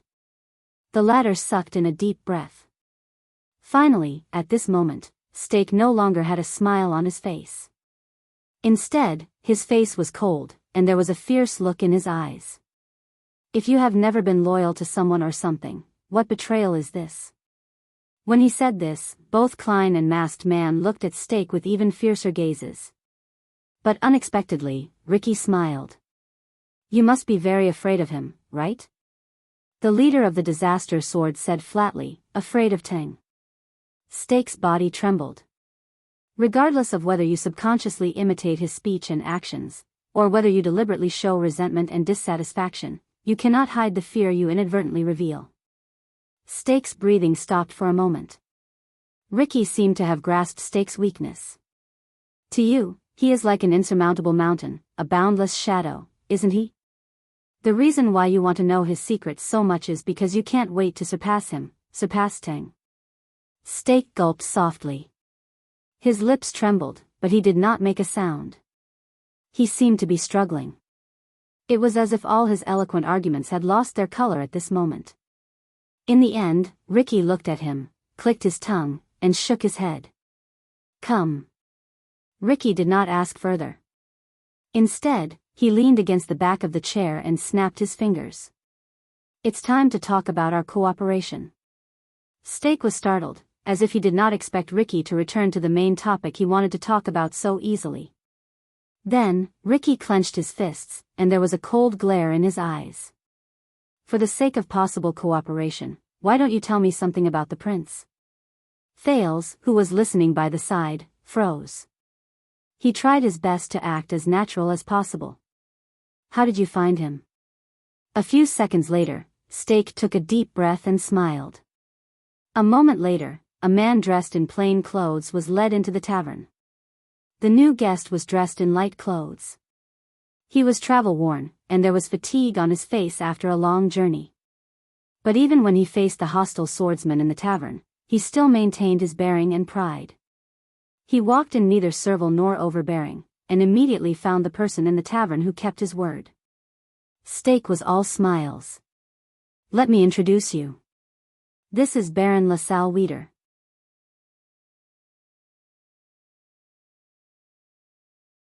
As he said this, the new guest bowed slightly. Thales moved a little. He subconsciously felt that he had seen this man before. But, Ricky frowned slightly. "Baron?" Klein's face was filled with suspicion. He said softly, "Weeder. I remember this Northlander's noble surname. He seems to be a small vassal with a fief. It can't be any smaller." The new guest raised his body, revealing a weathered but solemn face. "Remove the honorific." LaSalle nodded and said, "My fief has long since been taken back, and my title has also been taken away." He kept a straight face. "Now, I am just LaSalle Weeder. You are too humble." On the other side, Steak raised his hand and happily added, "At present, you are our most reliable source of information and partner, including our path of retreat." Ricky's face showed doubt. "Partner?" But the new guest, LaSalle, did not have any intention of exchanging pleasantries. He interrupted Steak directly. "I have had enough of glib diplomatic words." LaSalle shook his head and spoke straightforwardly. "So, I will go straight to the point. A few days ago, we received a piece of news." His face was solemn, and his voice was so deep that the others could not help but listen to him. An informant secretly found traces of Thales' jade star in the desert. Thales' heart skipped a beat. Even quick rope did not move. The informant has already followed the target, but because he is short on manpower and is in the enemy's territory, he has no choice but to ask us for help and arrange for their evacuation. LaSalle frowned and said, "The deadline for the evacuation was last night. According to the plan, our informant will bring his prince captive to us." As Ricky listened to LaSalle's narration, the doubt on his face never disappeared. Thales, on the other hand, stared at the ground and did not move. But it is already midnight, and the informant has not responded. LaSalle exhaled and said sternly, "Because of this, we have reason to believe that he has failed. This is why I came here today, broke the usual practice, and urgently asked for help from both of you." LaSalle looked at Steak, who had a smile on his face, and then at Ricky, who had an infuriating expression. The new guest gritted his teeth and said, "Thales' jade star may have escaped our control and obtained the official protection of the camp. We must strike like lightning and take back the target before the army returns to provide reinforcements. We are short on time, and the sooner, the better." Ricky and his companions exchanged glances with each other. "Are there any clues?" LaSalle nodded. "Our informant is a mercenary." LaSalle looked around with a stern expression. "The name he uses in the desert is..."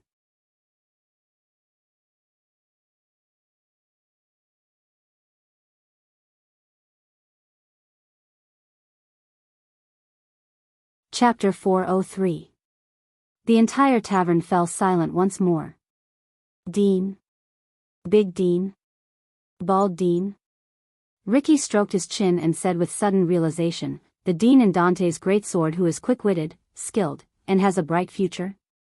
LaSalle was silent, while Steak nodded in agreement. "Your informant really hit it well." Ricky clicked his tongue and shook his head. Dante's greatsword?" Tampa frowned and scratched his chin. Ricky raised his eyebrows. Wait. That means, at that moment, the gazes of many mercenaries, including the tavern owner Tampa who was held hostage, followed Ricky and turned to the other side in unison. Their gazes gathered on Thales, who widened his eyes, and Quick Rope, who had a dumbfounded look on his face. What's going on? Thales thought in a daze as he became the center of attention again. Hey. Marina turned to Sean with a suspicious gaze and whispered, I remember that these two people are in Dante's greatsword. The mercenaries began to whisper among themselves. Ricky stared at the two of them with great interest. He seemed to have understood something. In the face of everyone's scrutiny, Thales could only show a subtle and awkward smile. You really came up with a good idea. Under everyone's gazes, Thales maintained his expression. Without moving his lips, he hissed at Quick Rope in dissatisfaction. Are you looking for a professional to deal with the corpse? He desperately controlled his gaze to avoid looking at the human-shaped sack by his feet. What do we do now? Beside Thales, the former Prince of Extet's face was also twitching. He put on an awkward expression, as if he did not know whether to laugh or cry. Calm down, calm down. Quick Rope wiped his sweat and put on a fawning smile at the fierce mercenaries around him. There will always be a way. The guests outside Blood Whistle noticed these small changes, but they obviously did not have the spare energy to care about these small matters among the mercenaries. LaSalle coughed. In short, that is our target. Even though we lost our initial clue, we still have reliable information from our informant, but at this moment, Ricky shifted his attention away from Thales and Quick Rope and raised his hand. Wait, this is Mr. LaSalle Weeder. The leader of the Disaster Sword said faintly. Following his voice, the lights in the tavern swayed slightly, bringing up the shadows of people. Ricky looked up and smiled. We haven't agreed to cooperate with you yet. LaSalle was stunned. The man, who had the air of a noble, put on a stern expression and looked at Stake. When you informed me, I thought you had convinced them. Stake spread his hands and put on a helpless smile. The road to happiness is strewn with setbacks. LaSalle's brows furrowed and relaxed, perfectly suppressing his dissatisfaction.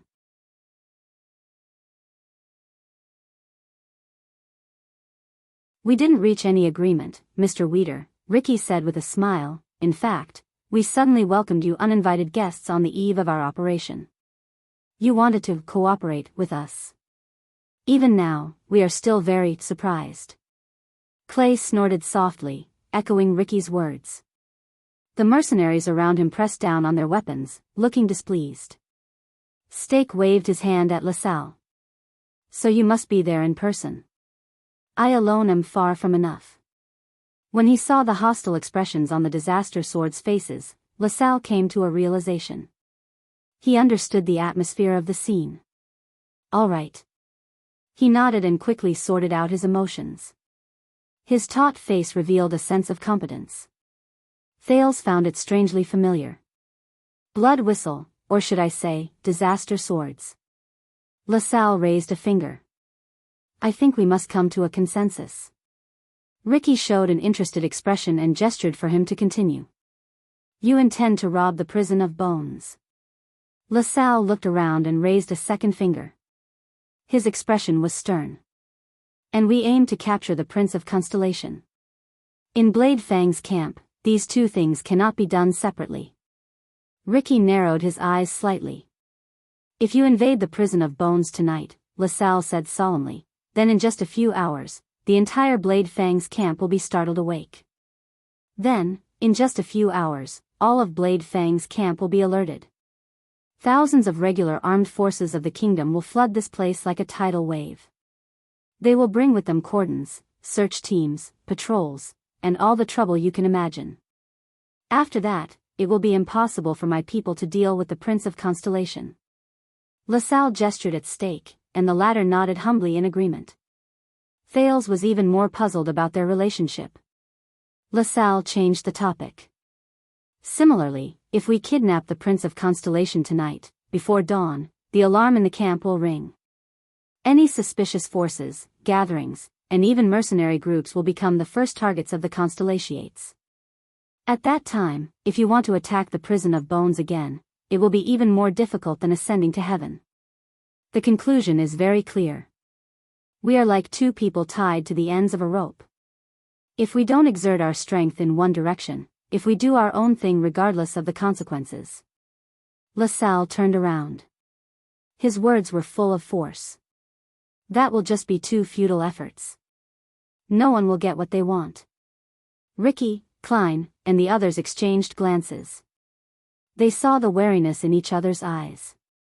So, everyone, do you understand why we came here uninvited and late at night? LaSalle ignored the weapons around him and said loudly, do you also understand the need for us to work together? No one answered him. Only Stake patted his left wrist with his right hand and smiled in support. Ricky stared at the new guests with a solemn gaze. He did not speak for a long time.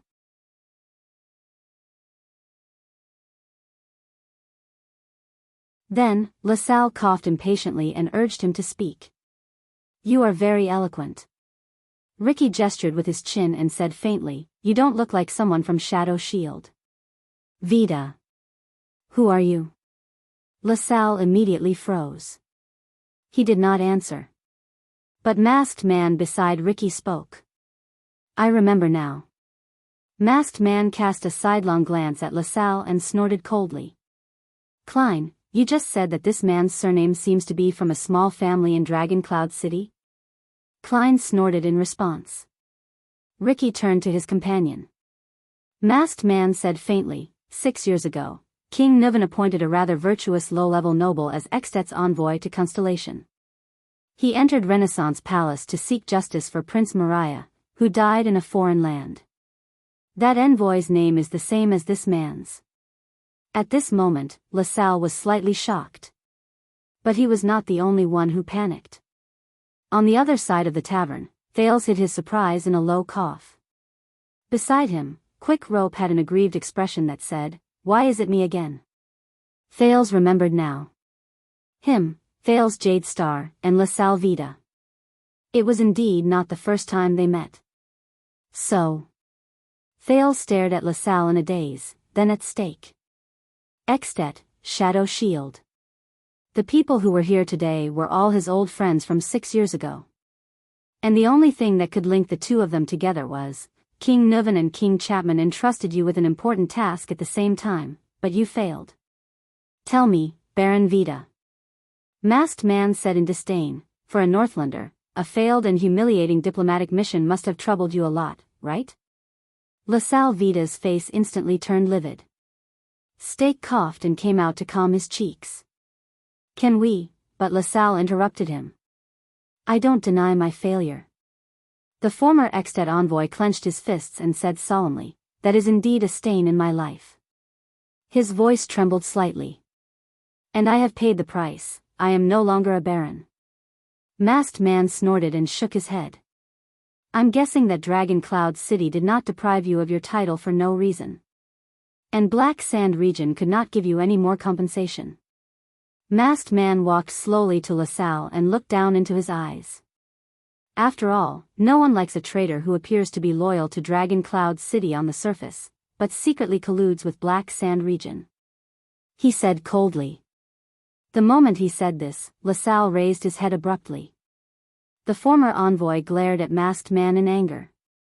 But Masked Man did not seem to notice. He continued to chuckle and said, so you can only come to a foreign country and be in charge of some shady affairs. LaSalle clenched his fists tighter and tighter. Ricky, Klein, and the others watched this scene with indifference. But Stake frowned by the side. A Shadow Shield assassin who betrayed the Shadow Master, and a Northland noble who betrayed the former king, Masked Man continued to mock him. Traitor and traitor, what a good combination.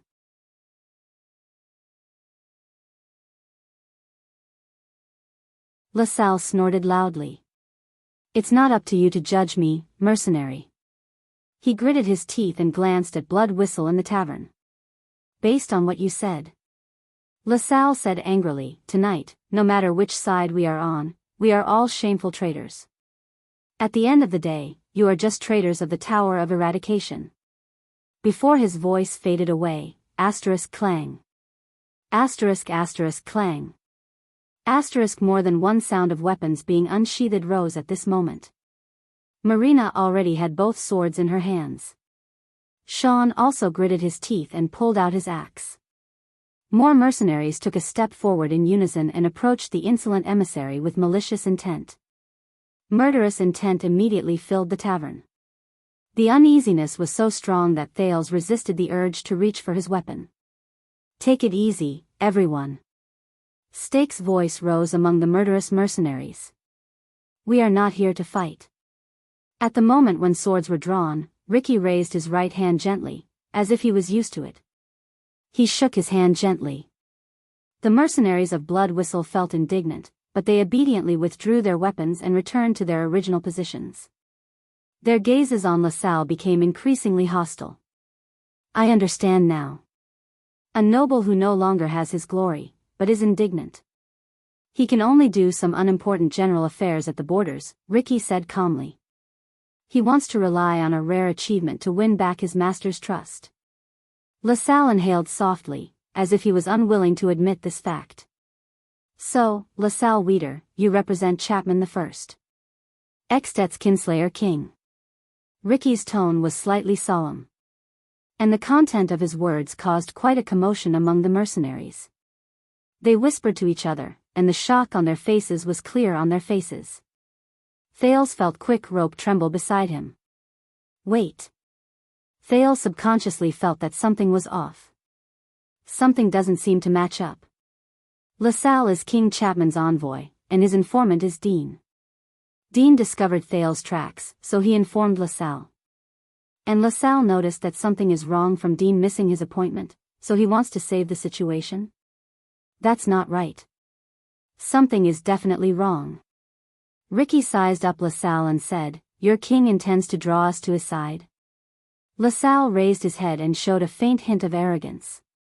"If you can work with us," LaSalle said softly, "and bring valuable spoils of war back to Extet together to prove that you are a force that can fight, His Majesty will definitely not be stingy with his rewards. Ricky raised his eyebrows, as if he was a little surprised. But soon, he, Klein, and Masked Man looked at each other and laughed. The mercenaries also sneered. As they laughed, LaSalle's expression became more and more tense. Finally, the disaster swords had enough of laughing. "Stake, no wonder you have the confidence to play these tricks behind Ting's back." Ricky shook his head and sighed.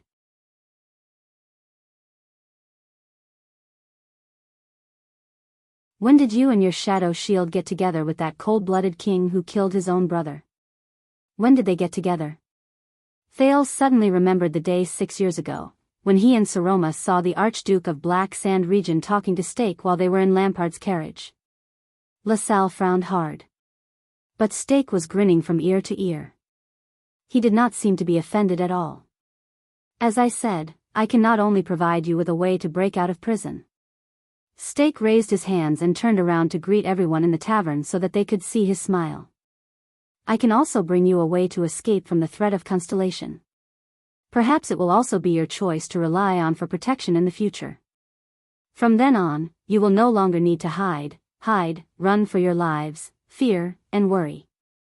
The mercenaries began to whisper among themselves again. Ricky muttered and repeated, "Rely on for protection?" Stake nodded. By his side, LaSalle straightened his clothes solemnly. "Once it is done," LaSalle said sternly, "I promise you that you will definitely have a place under His Majesty's command, and with Extet's protection and support, you will not have to be afraid of Constellation's threats and revenge, no matter how big the trouble is." Ricky pondered for a moment. "The prerequisite is that we must submit to him and become Chapman Lampard's watchdogs and shepherd dogs?" He looked straight at Stake. His smile was still on his face, but there was an undisguised chill in his eyes. "Tell me, Stake, what price did you sell yourself and Shadow Shield for?" His words were blunt, and even someone as thick-skinned as Stake could not help but stiffen. But Stake quickly reacted. He coughed softly and rubbed his hands together. "This has nothing to do with the price, but with the market and demand." Like the most professional businessman, Stake said with a smile, 18 years ago, Ting claimed that he wanted to create a land suitable for Shadow Shield to survive, so he led the assassination that shocked the world. Masked Man snorted in disdain. Thales clenched his fists. Ever since he stepped on the path of becoming a prince, many signs had shown that the Jade Star royal family's assassination during the Bloody Year was strange, had far-reaching implications, and affected the fates of many people. And the source of that assassination was right in front of him. But Teng was wrong. Stake said resolutely. The most suitable era for us assassins is not a chaotic world filled with starving people, and neither is it a peaceful age of wisdom. He raised his voice, and his expression was stern. It is an era where peace and conflict alternate, where opportunities and dangers coexist, and where employers and targets coexist. Ricky furrowed his eyebrows. Everyone knows that we are assassins. We are warriors who take risks and face death with equanimity, Stake said calmly.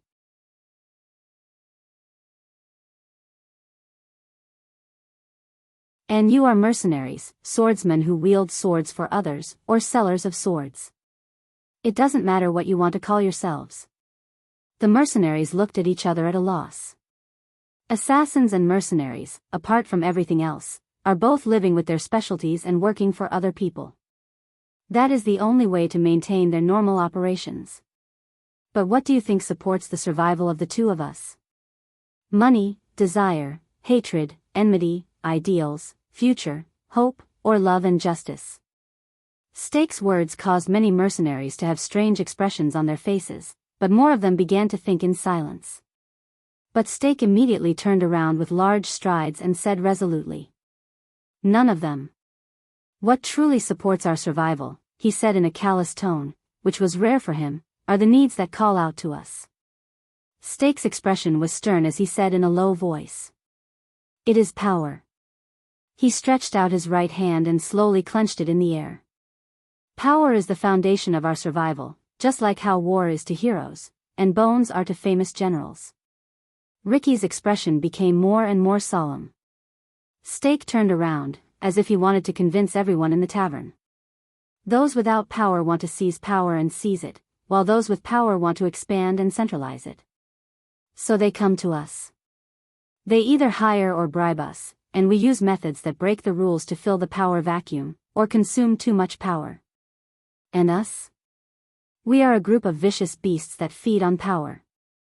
We seek survival in the ambitions and grand plans of the rebels or rulers. Whether it is you or us, whether we are assassins or mercenaries, we are born to live in the cracks of power. Thales quietly listened to the Shadow Shield assassin's philosophy. Klein frowned, and Masked Man spat on the ground even more straightforwardly. Teng might be a madman. His arrogance and overestimation of his own abilities brought about his own doom in the end. Stake was unmoved.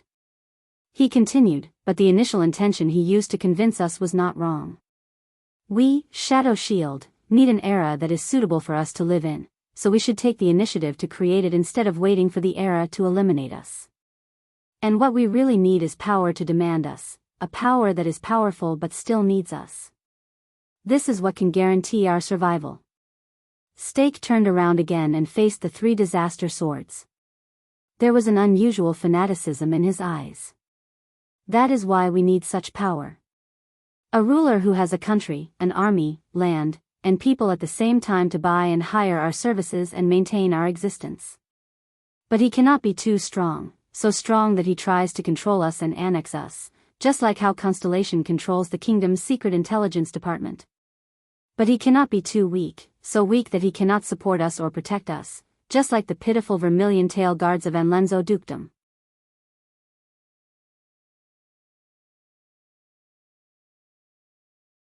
Stake put up a finger, twitched the corners of his mouth, and nodded. This is the secret that allows assassins and mercenaries to live forever.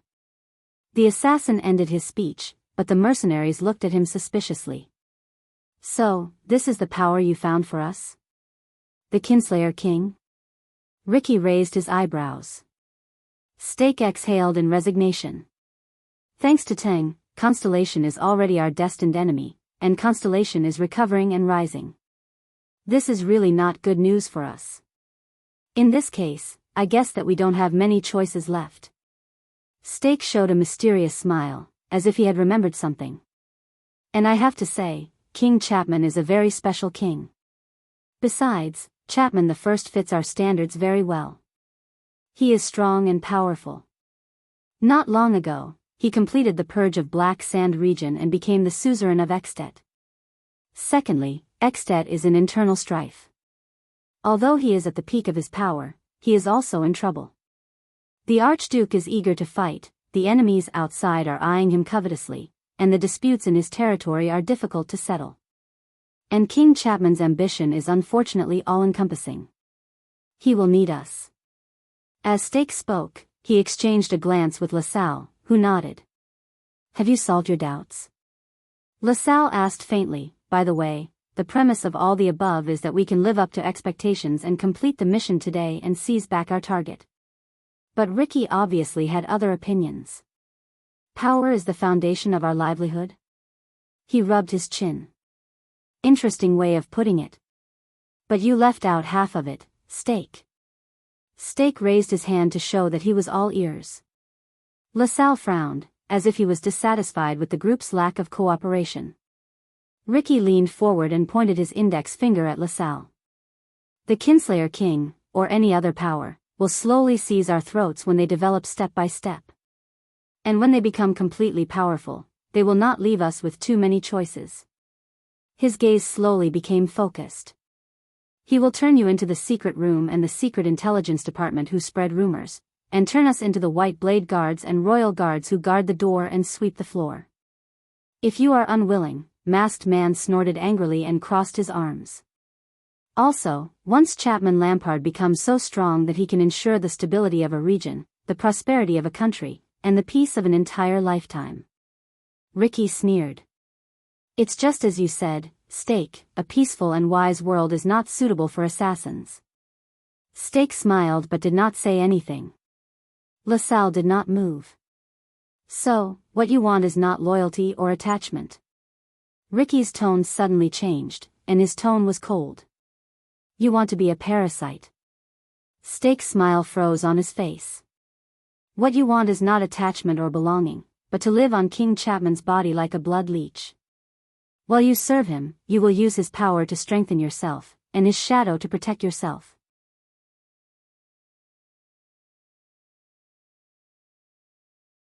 Ricky went straight to the heart of the matter and went straight to the point, and when he becomes strong enough to escape your control, when the muddle-headedness and lifelessness of this world is about to be broken by the growth of power, it will be time to abandon him.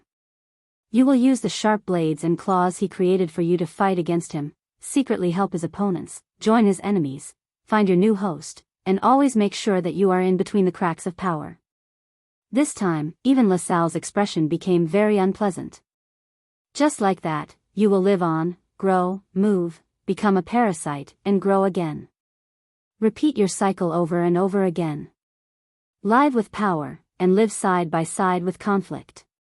Wherever there is power, there will be shadow shield. Masked Man snorted softly to show his approval. Be careful, Baron Weeder, Ricky said coldly. When blood leeches suck too much blood, they will also suffer a backlash. His tone made Steak and LaSalle's expressions turn solemn. Ricky stared at LaSalle, who put his hands behind his back and furrowed his eyebrows. A few seconds later, Ricky spoke again. But...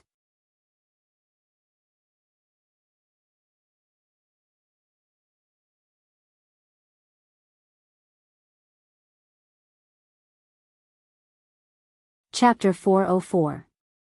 At that moment, Steak and LaSalle raised their eyebrows and looked at each other. They could not hide the surprise in their hearts. Didn't this guy just... But Ricky raised a finger again. But you have to understand that this is just a practical consideration. No matter which side completes their goal first, the other side will be in trouble. So, we can only work together. He quietly looked at Steak, then at LaSalle. Aside from this does not mean that we have boarded your pirate ship. Be it me or my brothers, the Scions outside the tower have their own creeds and objectives, and their own ways to survive. We do not believe in bullsh*t theories like relying on power. If Lampard or you think that you can use the grudge between us and Constellation to force us to take sides. Ricky's tone turned cold. Then you have made a mistake. Masked Man snorted and said, a huge mistake. The lights in the tavern swayed again. They illuminated Ricky's expression, making him look especially serious. Steak took a deep breath and smiled brightly. I guess this is considered happy working together? Ricky stared at him for a long time before he curled up the corners of his lips. That's right. In the next second, the mercenaries exhaled together and regained their energy. It was as if their leader's words had livened up the atmosphere. Then let's do it, Steak said with a beaming smile. We'll start with the prince. At that moment, Thales cursed in his heart. Shadow Shield, Disaster Sword, King Chapman, the three parties had formed an alliance. Their target was himself. This is not good. Especially when a certain person is sitting right under their noses. The heavens do not respond, and the earth does not respond. In the tavern, the three parties, who were originally in conflict, sat down again to discuss their plans. So, you want to find a prince who was originally in your hands, but has escaped your control again? Ricky sighed. Is it that difficult? LaSalle snorted angrily. Is it that difficult? The former Baron of Extet repeated sarcastically. Over the past 3 months, LaSalle clenched his fists in indignation. For that stupid prince, the secret room and the kingdom's secret intelligence department fought fiercely at the border, and there were many casualties. King Chapman's men suffered heavy casualties both inside and outside the country. They were dispirited and disheveled. From Dragon Cloud City, the city of faraway prayers, to the great desert, everything is in chaos. Even Shadow Shield suffered heavy losses. One of their strongholds in the desert was destroyed by the orcs who appeared out of nowhere. When Steak heard this, he smiled bitterly. Thales felt a chill in his heart. Over the past 3 months, Russell crossed his arms and asked maliciously, now, do you still think it's that difficult? Ricky snorted and looked at Klein and Masked Man.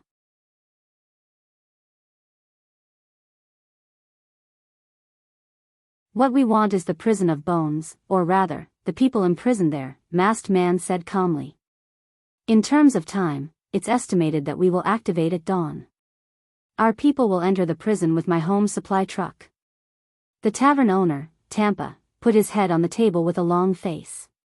Very good, let's see what we can do. Steak scratched his chin and said. No. On the other side, LaSalle flatly rejected the plan.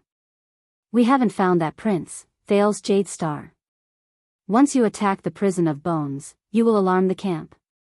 Thales groaned in his heart, but he had to pull himself together and listen carefully to their discussion, trying to find an opportunity. You must delay the operation for 1 or 2 days, LaSalle said through gritted teeth. Until we find the prince's whereabouts, we must plan carefully, and it will be best if we work together and take action one after another. But Klein shook his head on the Disaster Sword side. Impossible, Klein said in a tone that allowed no room for refusal. We are already on the move, and we must depart at dawn, unless we can still force this boss to operate for another day as if nothing has happened. Tampa shuddered and quickly said, I have no problem interrupting. I can definitely put on a good show, as long as you let, but LaSalle interrupted him. Prince Thales must be sent to Black Sand region, or else there's nothing to talk about. He was very firm in the face of this. Klein wanted to speak again, but Steak spoke. Everyone, if we want to work together, then we must understand each other. The representative of Shadow Shield tried to persuade the people on both sides in a friendly tone. There's still some time before dawn. I think we will soon have news about the prince. Ricky's expression froze. What do you mean? Steak flashed a cunning smile. We have a mole. If Blade Fang's camp finds out about the prince's whereabouts, we will also know immediately. A mole? Ricky frowned. You'd better be more detailed. We don't want to bet such a big operation on an unclear promise. Steak exhaled and looked at the mercenaries around the tavern. But Ricky did not have any intention of evacuating his subordinates. In the end, Steak could only raise his eyebrows. With a mysterious gaze, he lowered his voice and revealed the secret. We have eyes and ears inside Williams's freak squad. When he said this, the people around him were stunned. Even Thales was shocked. The group of psionic freaks who came out of the prison of bones? Masked Man's tone was full of doubt. Are those scums reliable? Steak shrugged. Of course they are. Our mole is one of William's most trusted captains. There's no problem with our information channel. Ricky raised his eyebrows. William's people can ensure his loyalty? Steak took 2 steps forward and revealed a cold smile.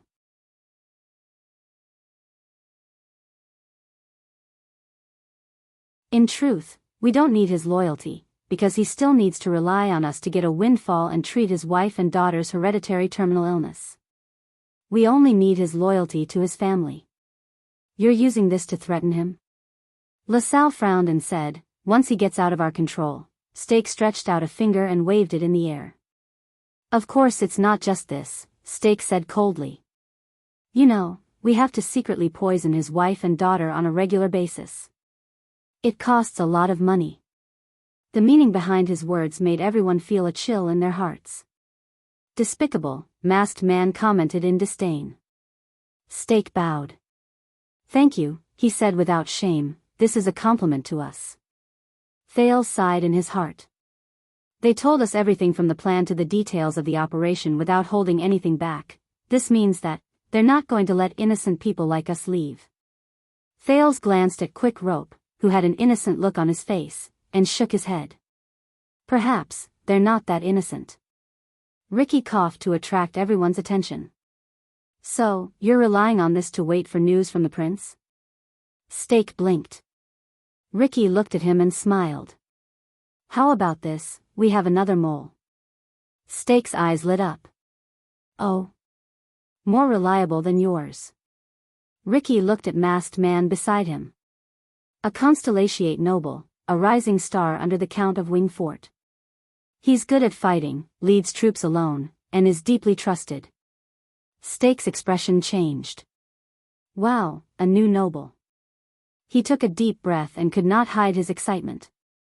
After the bloody year, that's something we can't get. But Steak immediately asked cautiously, forgive me for offending you, but if he's a constellatiate, then his reliability and loyalty. This time, Marina stood up. She glanced at Steak with her usual disdainful gaze. There's no need to doubt his loyalty. Steak snorted coldly and said, that's not necessarily true. I just told you our secret, and do you also need to? But before he could finish, Marina interrupted him angrily, no need. The woman in red, who wielded 2 swords, gritted her teeth and said, he's my fiancé, or at least, he used to be. Steak's eyes widened. Even Thales was shocked. Wait. Fiancé. If Marina is the fiancé of a constellatiate noble, then that means, but before he could think about it carefully, Masked Man spoke in a cold voice, is this enough? Love and engagement, this is far more reliable than the despicable methods you use to control people's hearts. Steak seemed to have understood something, and he nodded. May I ask for your name? Marina froze for a moment. She looked at Ricky. You have nothing to hide from your past, good girl. Ricky nodded at her and flashed a kind smile. You have obtained a new life, and you only live for yourself. Marina seemed to have gained some strength from his words. She took a deep breath, turned around, and puffed out her chest. I am Marina.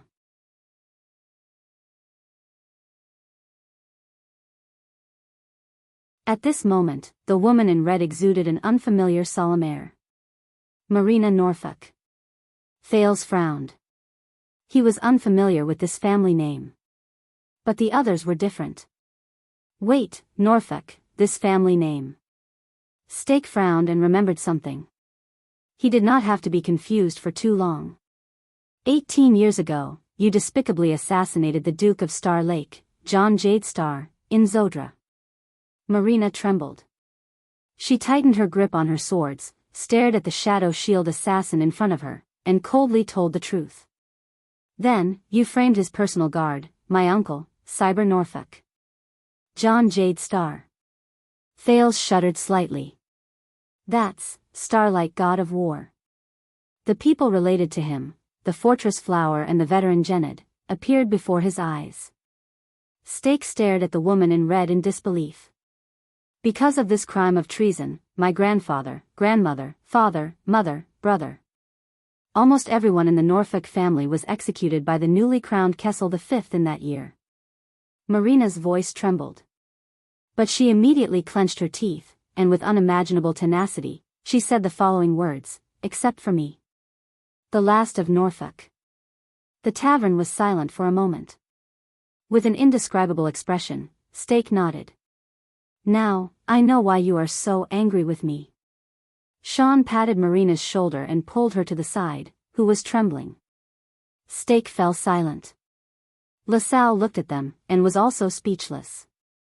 For a period of time, only the breathing of the mercenaries could be heard in the tavern. Ricky sighed.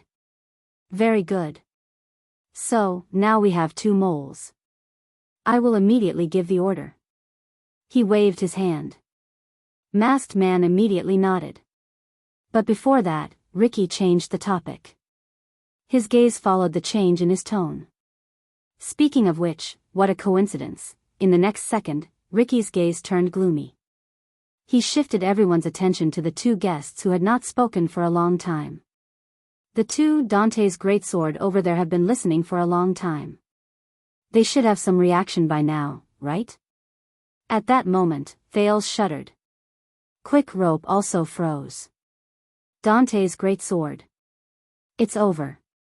He still remembers. In the tavern, Stake sized them up with a furtive glance. LaSalle scrutinized the 2 mercilessly with a frown. Klein's observation was meticulous and cautious. Masked Man's eyes shone with a faint, cold light, causing Thales to shudder. The 2 princes knew that their good luck was over. From this moment onwards, the 2 of them could no longer pretend to be dead. So they straightened their backs stiffly, and bit by bit, inch by inch, they slowly turned to Ricky. It was as if there were rusty old gears in their bodies. Don't be nervous, I'm just asking, but...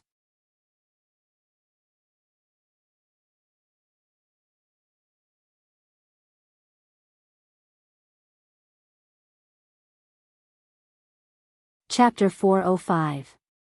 In the face of the unavoidable question, Thales and Quick Rope looked at each other numbly with great sorrow. What should we do? This was the only thing they could see from each other's eyes. But they had no answer. Ricky urged, could it be that you need some motivation like just now? When he remembered the feeling just now, Quick Rope immediately trembled. What should we do? In the face of everyone's doubtful gazes and Quick Rope's fearful gaze, Thales could only brace himself and say, what should we do? He poked Quick Rope's abdomen, hoping that he would have an idea. Quick Rope trembled a few times before he awkwardly took over, that, he only managed to say one word before he stomped on Thales' foot and urgently asked for help. Ricky was amused by their performance. Thales glared at Quick Rope indignantly and said in a drawl, actually, he nudged Quick Rope with his thigh, indicating that he should hurry up and continue. Quick Rope glared at him in disbelief, then braced himself and said, it's like this. Ricky smiled. He smiled very happily. Forget it, Ricky waved his hand. No one knew whether he shook his head in resignation or humor, but there was a glimmer in his eyes.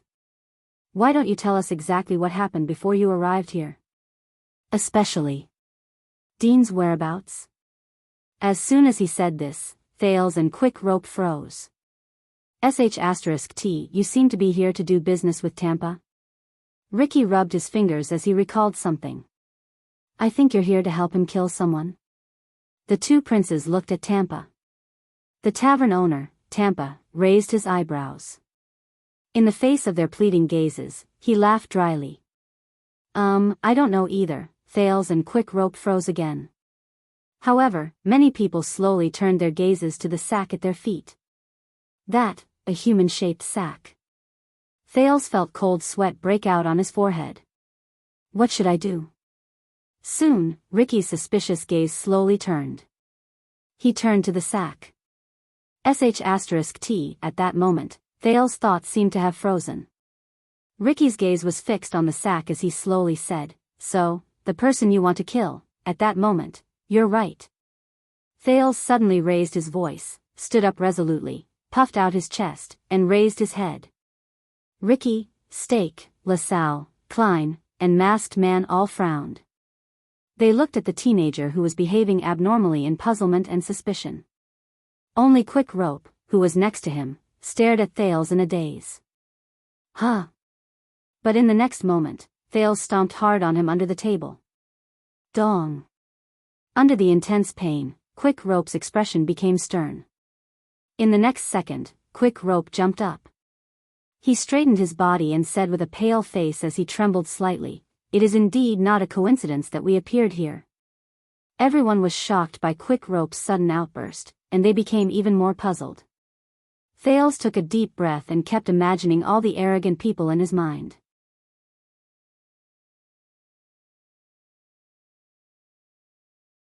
With a trembling voice that only he could detect, he said, "TSK, we came with a mission." He looked straight into Ricky's eyes, which seemed to be able to see through his secrets. He kept repeating to himself, "Don't show weakness, don't show weakness, don't show weakness, gap." From just now to now. He needed to find an opening. He had to ensure his own safety and escape this certain death situation. Mission? Ricky savored the word and narrowed his eyes. Is that so? This time, without waiting for Thales to remind him, Quick Rope instinctively crossed his arms. He sneered and stared at the people in the tavern with a sense of arrogance unique to nobles. Of course. The former Prince of Extet gestured with his chin nonchalantly. Why, Miss Marina, whose story is incredibly tragic, you can't possibly be so naive to think that we are really just two thieves who pick locks in the middle of the night, right? Marina widened her eyes, as if she could not imagine that the thief, who had just curled up into a ball, would behave like this now. Gap. Thales said to himself. Gap. LaSalle Weeder. Thales cleared his throat and looked at the doubtful envoy. Obviously, after 6 years in his disguise, be it Stake or LaSalle, they could no longer recognize the former Prince of Constellation. This made Thales feel much more at ease. He used the tone of a certain dead man in his imagination and said proudly, "You are King Chapman's man, but are you really sure that Dean took the initiative to contact you in the desert? Just to capture the prince and bring him back to Black Sand region?" LaSalle frowned slightly, and his gaze on the two people froze slightly. Quick Rope glanced at Thales from the corner of his eyes, and the latter understood the meaning in his gaze. "Please don't cause trouble." Thales coughed softly. Dean's mission was never to search for Prince Thales. As far as I know, not long ago, Dean himself was not sure whether his target was Thales Jadestar. LaSalle moved slightly. This made Stake and Ricky unable to help but glance at the former Baron. "You are not with Dean at all," Thales said in a smug tone. "Tell me, did you intercept Dean's information? Or did you bribe his contact?" LaSalle frowned fiercely. His reaction caused Stake and Ricky to look at LaSalle in a different light. But only Thales knew. He was taking a gamble. He was betting on whether the two pieces of information he heard from Chapman Lampard and Dean himself matched up. If it's not, Thales gulped. LaSalle stared at Thales with a frown. His gaze was solemn, and there was deep doubt in it. Thales felt his heart race. Finally, after a few seconds, LaSalle snorted softly. "Both of you?" LaSalle asked coldly with a gloomy expression. "Who exactly are you?" "Very good. I made the right bet." Thales did a somersault in his heart. "Answer his question." Ricky seemed to have decided not to suspect his companion anymore.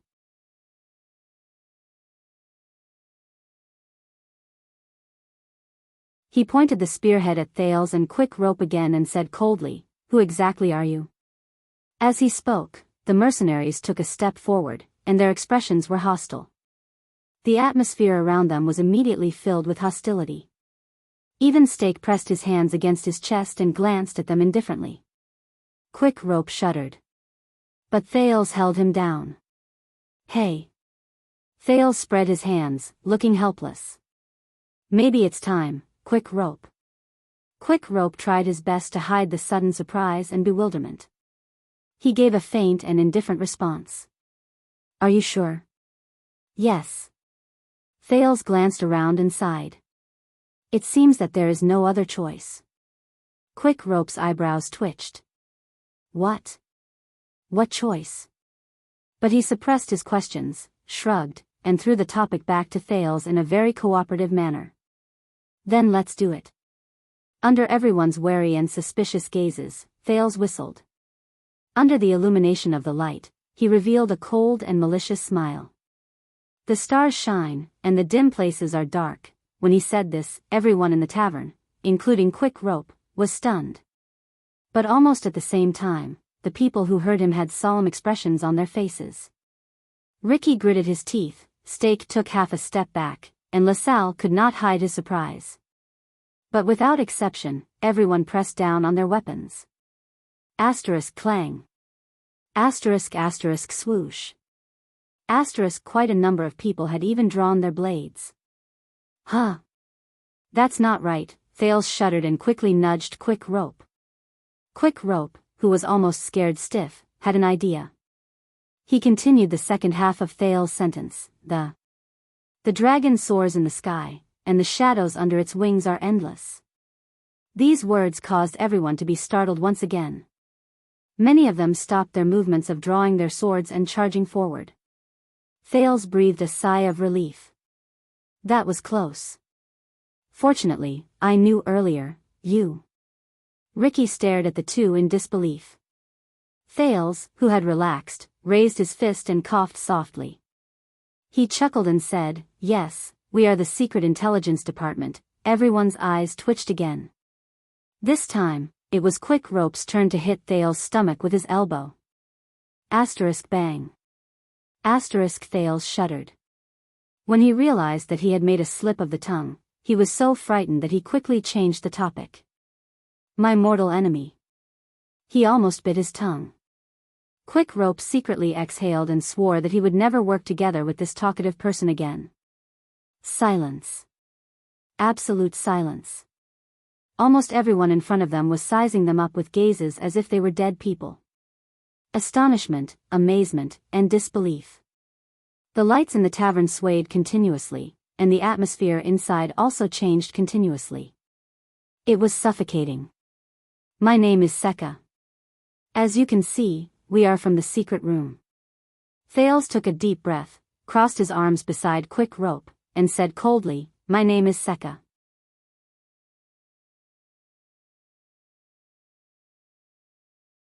Quick Rope snorted coldly, and with a hateful smile, he extended his hand and bowed to the people around him. I am Quick Rope. My respected Madame Calshon asked me to greet all of you. Time seemed to have stopped for a moment. At that moment, whether it was Ricky, Steak, or LaSalle, their expressions were as unpleasant as they could get. A few seconds passed. Impossible. Ricky took a deep breath, as if he was adjusting his fluctuating emotions, and said to Thales, With your age, isn't it a little too early for you to be a secret agent? Ha. Thales chuckled, and he seemed to have a card up his sleeve. Too early? You might not know this, but Madame Calshon has been taking on missions since she was 8 years old, and she has been dealing with the kingdom's secret intelligence department. Ricky furrowed his eyebrows tightly. He never relaxed his gaze as he sized up Thales. Secret room? Why are you here?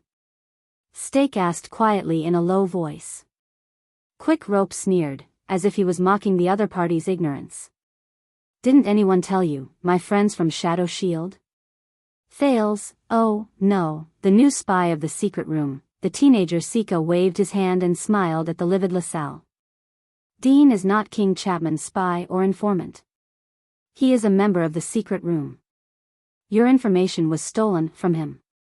What this Mr. LaSalle said is not the whole truth. LaSalle took a deep breath. His cheeks twitched, and he looked unhappy.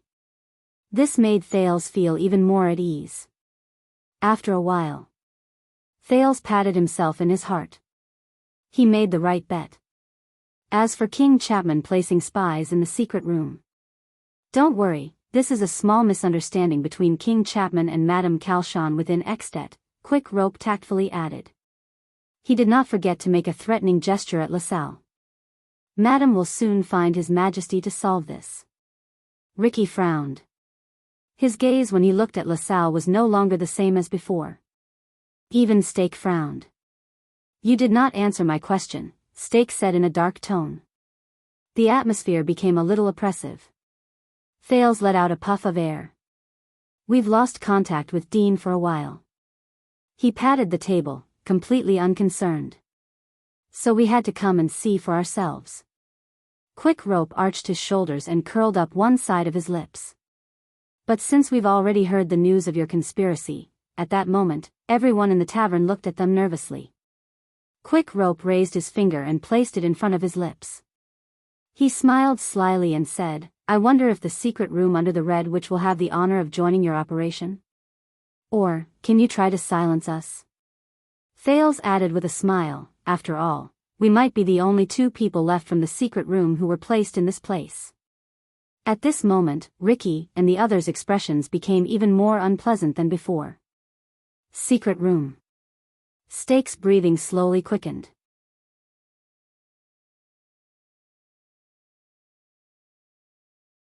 He turned to LaSalle and cursed in a low voice, You should have told me from the beginning. LaSalle did not say anything. He only gritted his teeth. Thales and Quick Rope stood side by side. Their smiles remained the same. No one knew that both of their backs were drenched in cold sweat. But at this moment, thud. A soft sound traveled into Thales' ears. Thales froze for a moment. Everyone was taken aback as well. Thud. Another sound rang out, and it was even louder than before. But in Thales' heart, it was like a bolt from the blue. There was no other reason. Because of this sound, it came from his and Quick Rope's feet. As they followed the sound, Thales and Quick Rope lowered their heads stiffly, like frozen ice sculptures. Then, they shuddered at the same time. No. It can't be, right? This came from Thales, who was stunned. Thud. Another sound rang out. But the source of the sound was already very clear. It was that human-shaped sack. No. More accurately speaking, it was a person. A man. A man who should have died was lying on the ground with his hand on his throat in pain. Inch by inch, he crawled out of the sack that had been freed. The man looked exhausted, and his gaze was unfocused. But when he raised his head and saw Thales and Quick Rope, he punched the ground fiercely. Thud. With indignation and resentment, Big Dion, the bald mercenary who was resurrected from the dead, cursed fiercely, F***ck. In an instant, everyone was stunned. Be it Thales or Quick Rope, both of them stiffened on the spot. At this moment, their expressions were extremely unpleasant.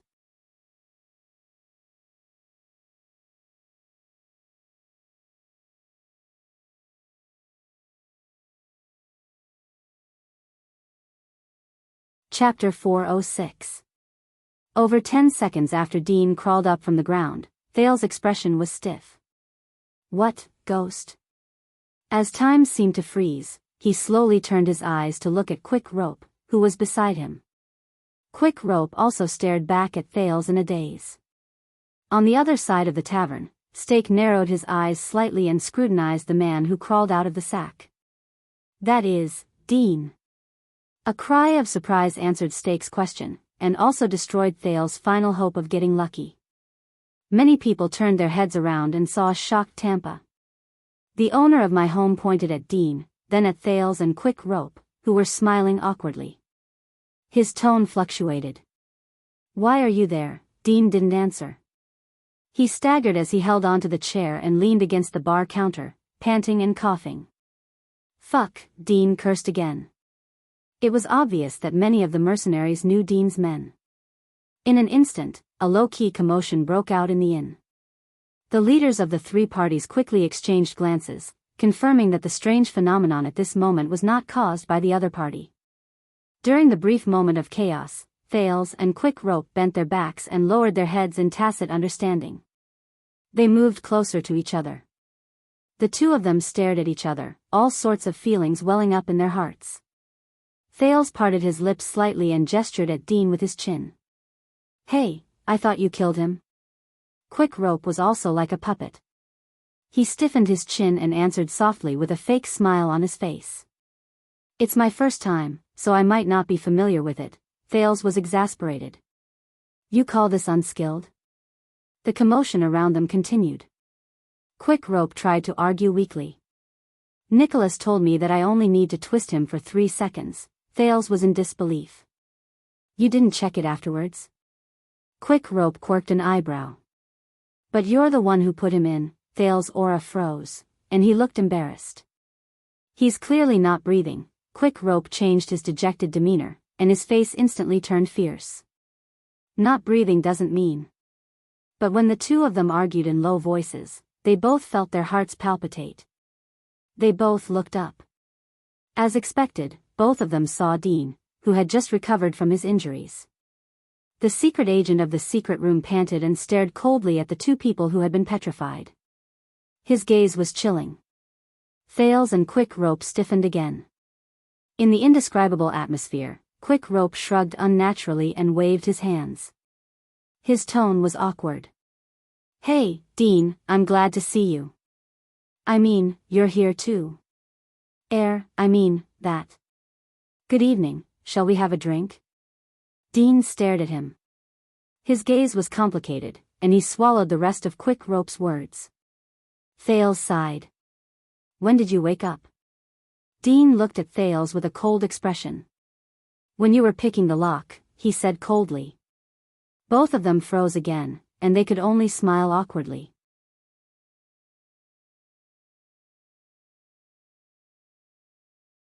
But this was not the most embarrassing thing. A loud cough interrupted the whispers in the tavern. "Done." Ricky, the leader of Blood Whistle, raised his hand gently and pointed at Thales and Quick Rope. Both of them felt a chill run down their spines. "Our two guests, what did you just say?" Ricky looked at Thales and Quick Rope with a contemplative expression.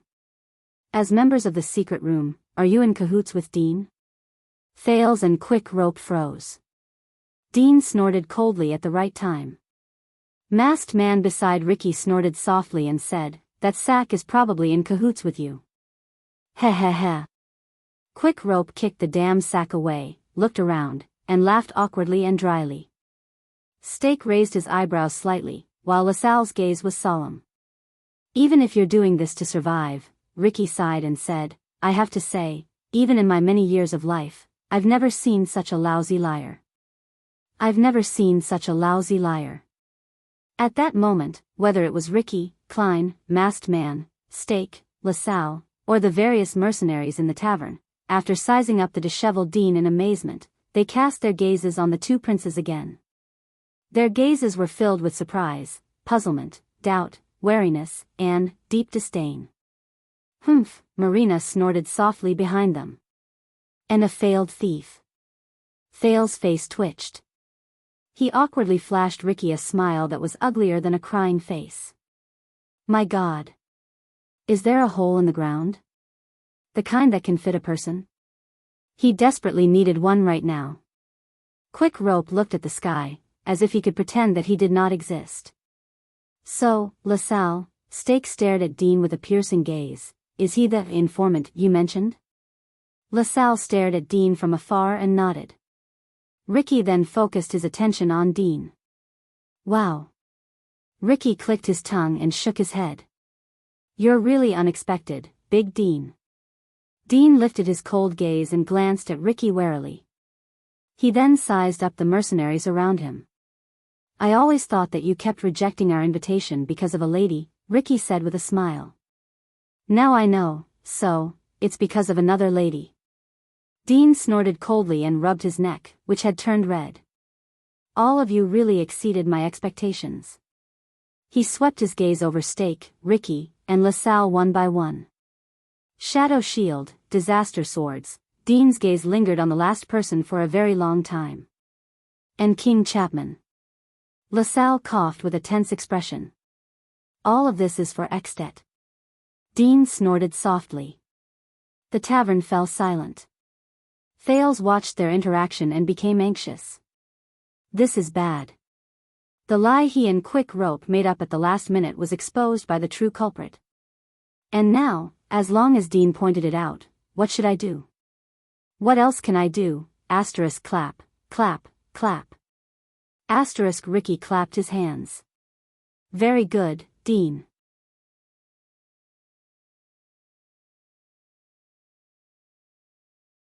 I believe that you already understand the current situation, and no matter how you fell into the trap of these two thieves, he looked at Thales and Quick Rope, and his expression turned cold. Get rid of these two scumbags. Ricky waved his hand gently. There was a chilling tone in his voice. Let's get back to business. Get rid of them? Thales and Quick Rope's hearts skipped a beat at the same time. They turned their heads in horror and looked at the mercenaries around them. Their expressions slowly turned from surprise to fierceness. In the next second, Marina and Sean snorted coldly and pulled out their weapons together with the 5 or 6 mercenaries around them. Damn it. Thales and Quick Rope looked around. Their faces turned pale, and they subconsciously took a step back. Their backs were pressed against each other. Have you had enough acting, boy? Marina's expression was cold. She spun the 2 swords in her hands. It's time for the curtain call. The mercenaries pressed forward with a murderous aura. In the next moment, Thales and Quick Rope felt a weight on their shoulders. Asterisk clap. Asterisk wait. A low but steady voice interrupted the aggressive footsteps of the mercenaries. This time, it was Thales and Quick Rope's turn to be stunned. They turned their gazes around and stared in disbelief at the man who stood between them. I don't want to fall into their hands. The bald Dean, who had just escaped death, had his hands firmly on their shoulders. With a solemn expression, he pushed them away and spoke in a barely audible whisper through gritted teeth, I don't want to fall into their hands. Then, listen to me. He did not hide the volume of his last sentence. It was filled with hatred and anger. You two damn bastards. Thales and Quick Rope were suddenly stunned. The former was deep in thought, while the latter lowered his head in embarrassment. That's right. Thales' heartbeat gradually steadied, and his thoughts suddenly became clear. This is still the bet I made before. The people in this tavern are not on the same side. Even on Extet's side, King Chapman's people and the secret room's people had never been on the same side. They were wary of each other and did not trust each other. 6 years ago, the secret room did not stand on King Niven's side. 6 years later, it was even more impossible for the secret room to be blindly loyal to King Chapman. And this is my chance. Madame Calshon, thank God. At this moment, Thales suddenly missed the Red Witch, who had a friendly tone and a friendly smile. She claimed that she was not loyal to any family or the king, but only to Extet. He was sincerely grateful for her persistence and independence. He even hoped that at this moment, the secret room's power could be a little stronger, just like the secret intelligence department. The mercenaries in the tavern frowned. Klein also stood up and placed his hand on his long sword, Darklight. What's wrong, Dean?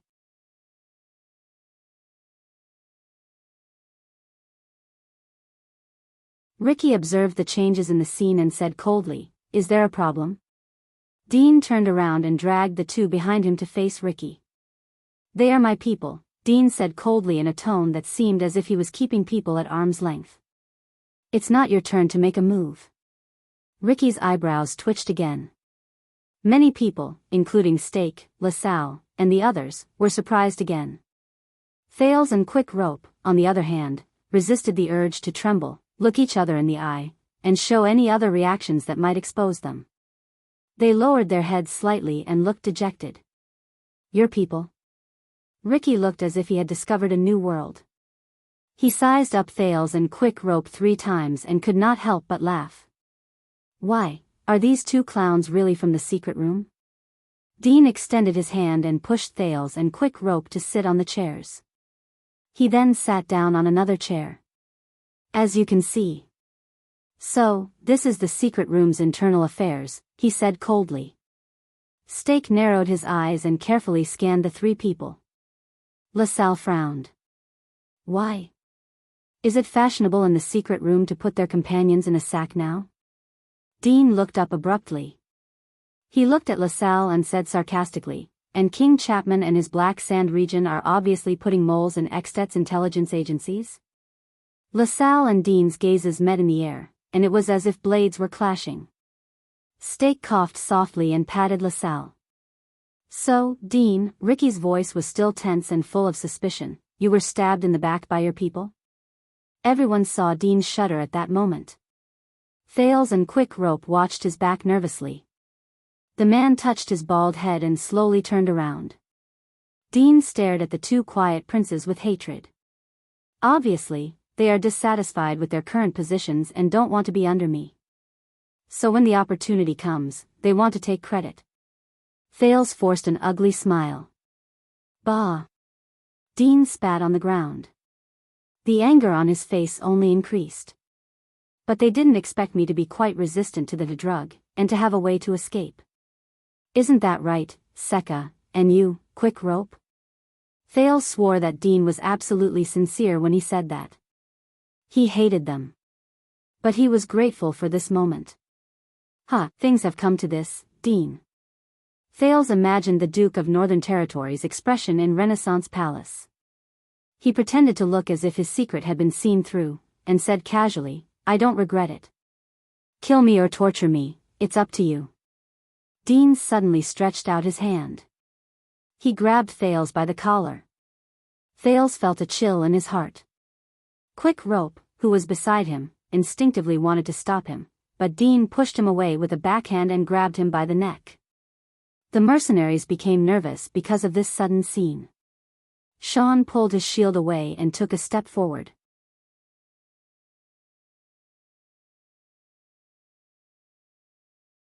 Marina also instinctively wanted to move forward, but Ricky suddenly stretched out his hand and ordered her to stay where she was. The people in power in the tavern were watching this scene with cold eyes. Dean grabbed Thales' collar with one hand and strangled Quick Rope's neck with the other. His eyes were burning. Thales' expression was indifferent, as if he was facing death with equanimity. Anyway, I wasn't the one who strangled you just now. Quick Rope, who had a guilty conscience, stared at Dean in shock and bewilderment. He felt as if thousands of ants were biting his heart. Dean's expression was terrifying. His face was contorted, as if the 2 people in front of him were his mortal enemies. Do you think that death is the worst thing that can happen to you? He said through gritted teeth. His gaze was fixed on Quick Rope. You don't know that there are things in this world that are scarier than death. Quick Rope's eyebrows twitched. This was all his idea, Dean. I was forced to do it. Quick Rope trembled and pointed at the indifferent Thales.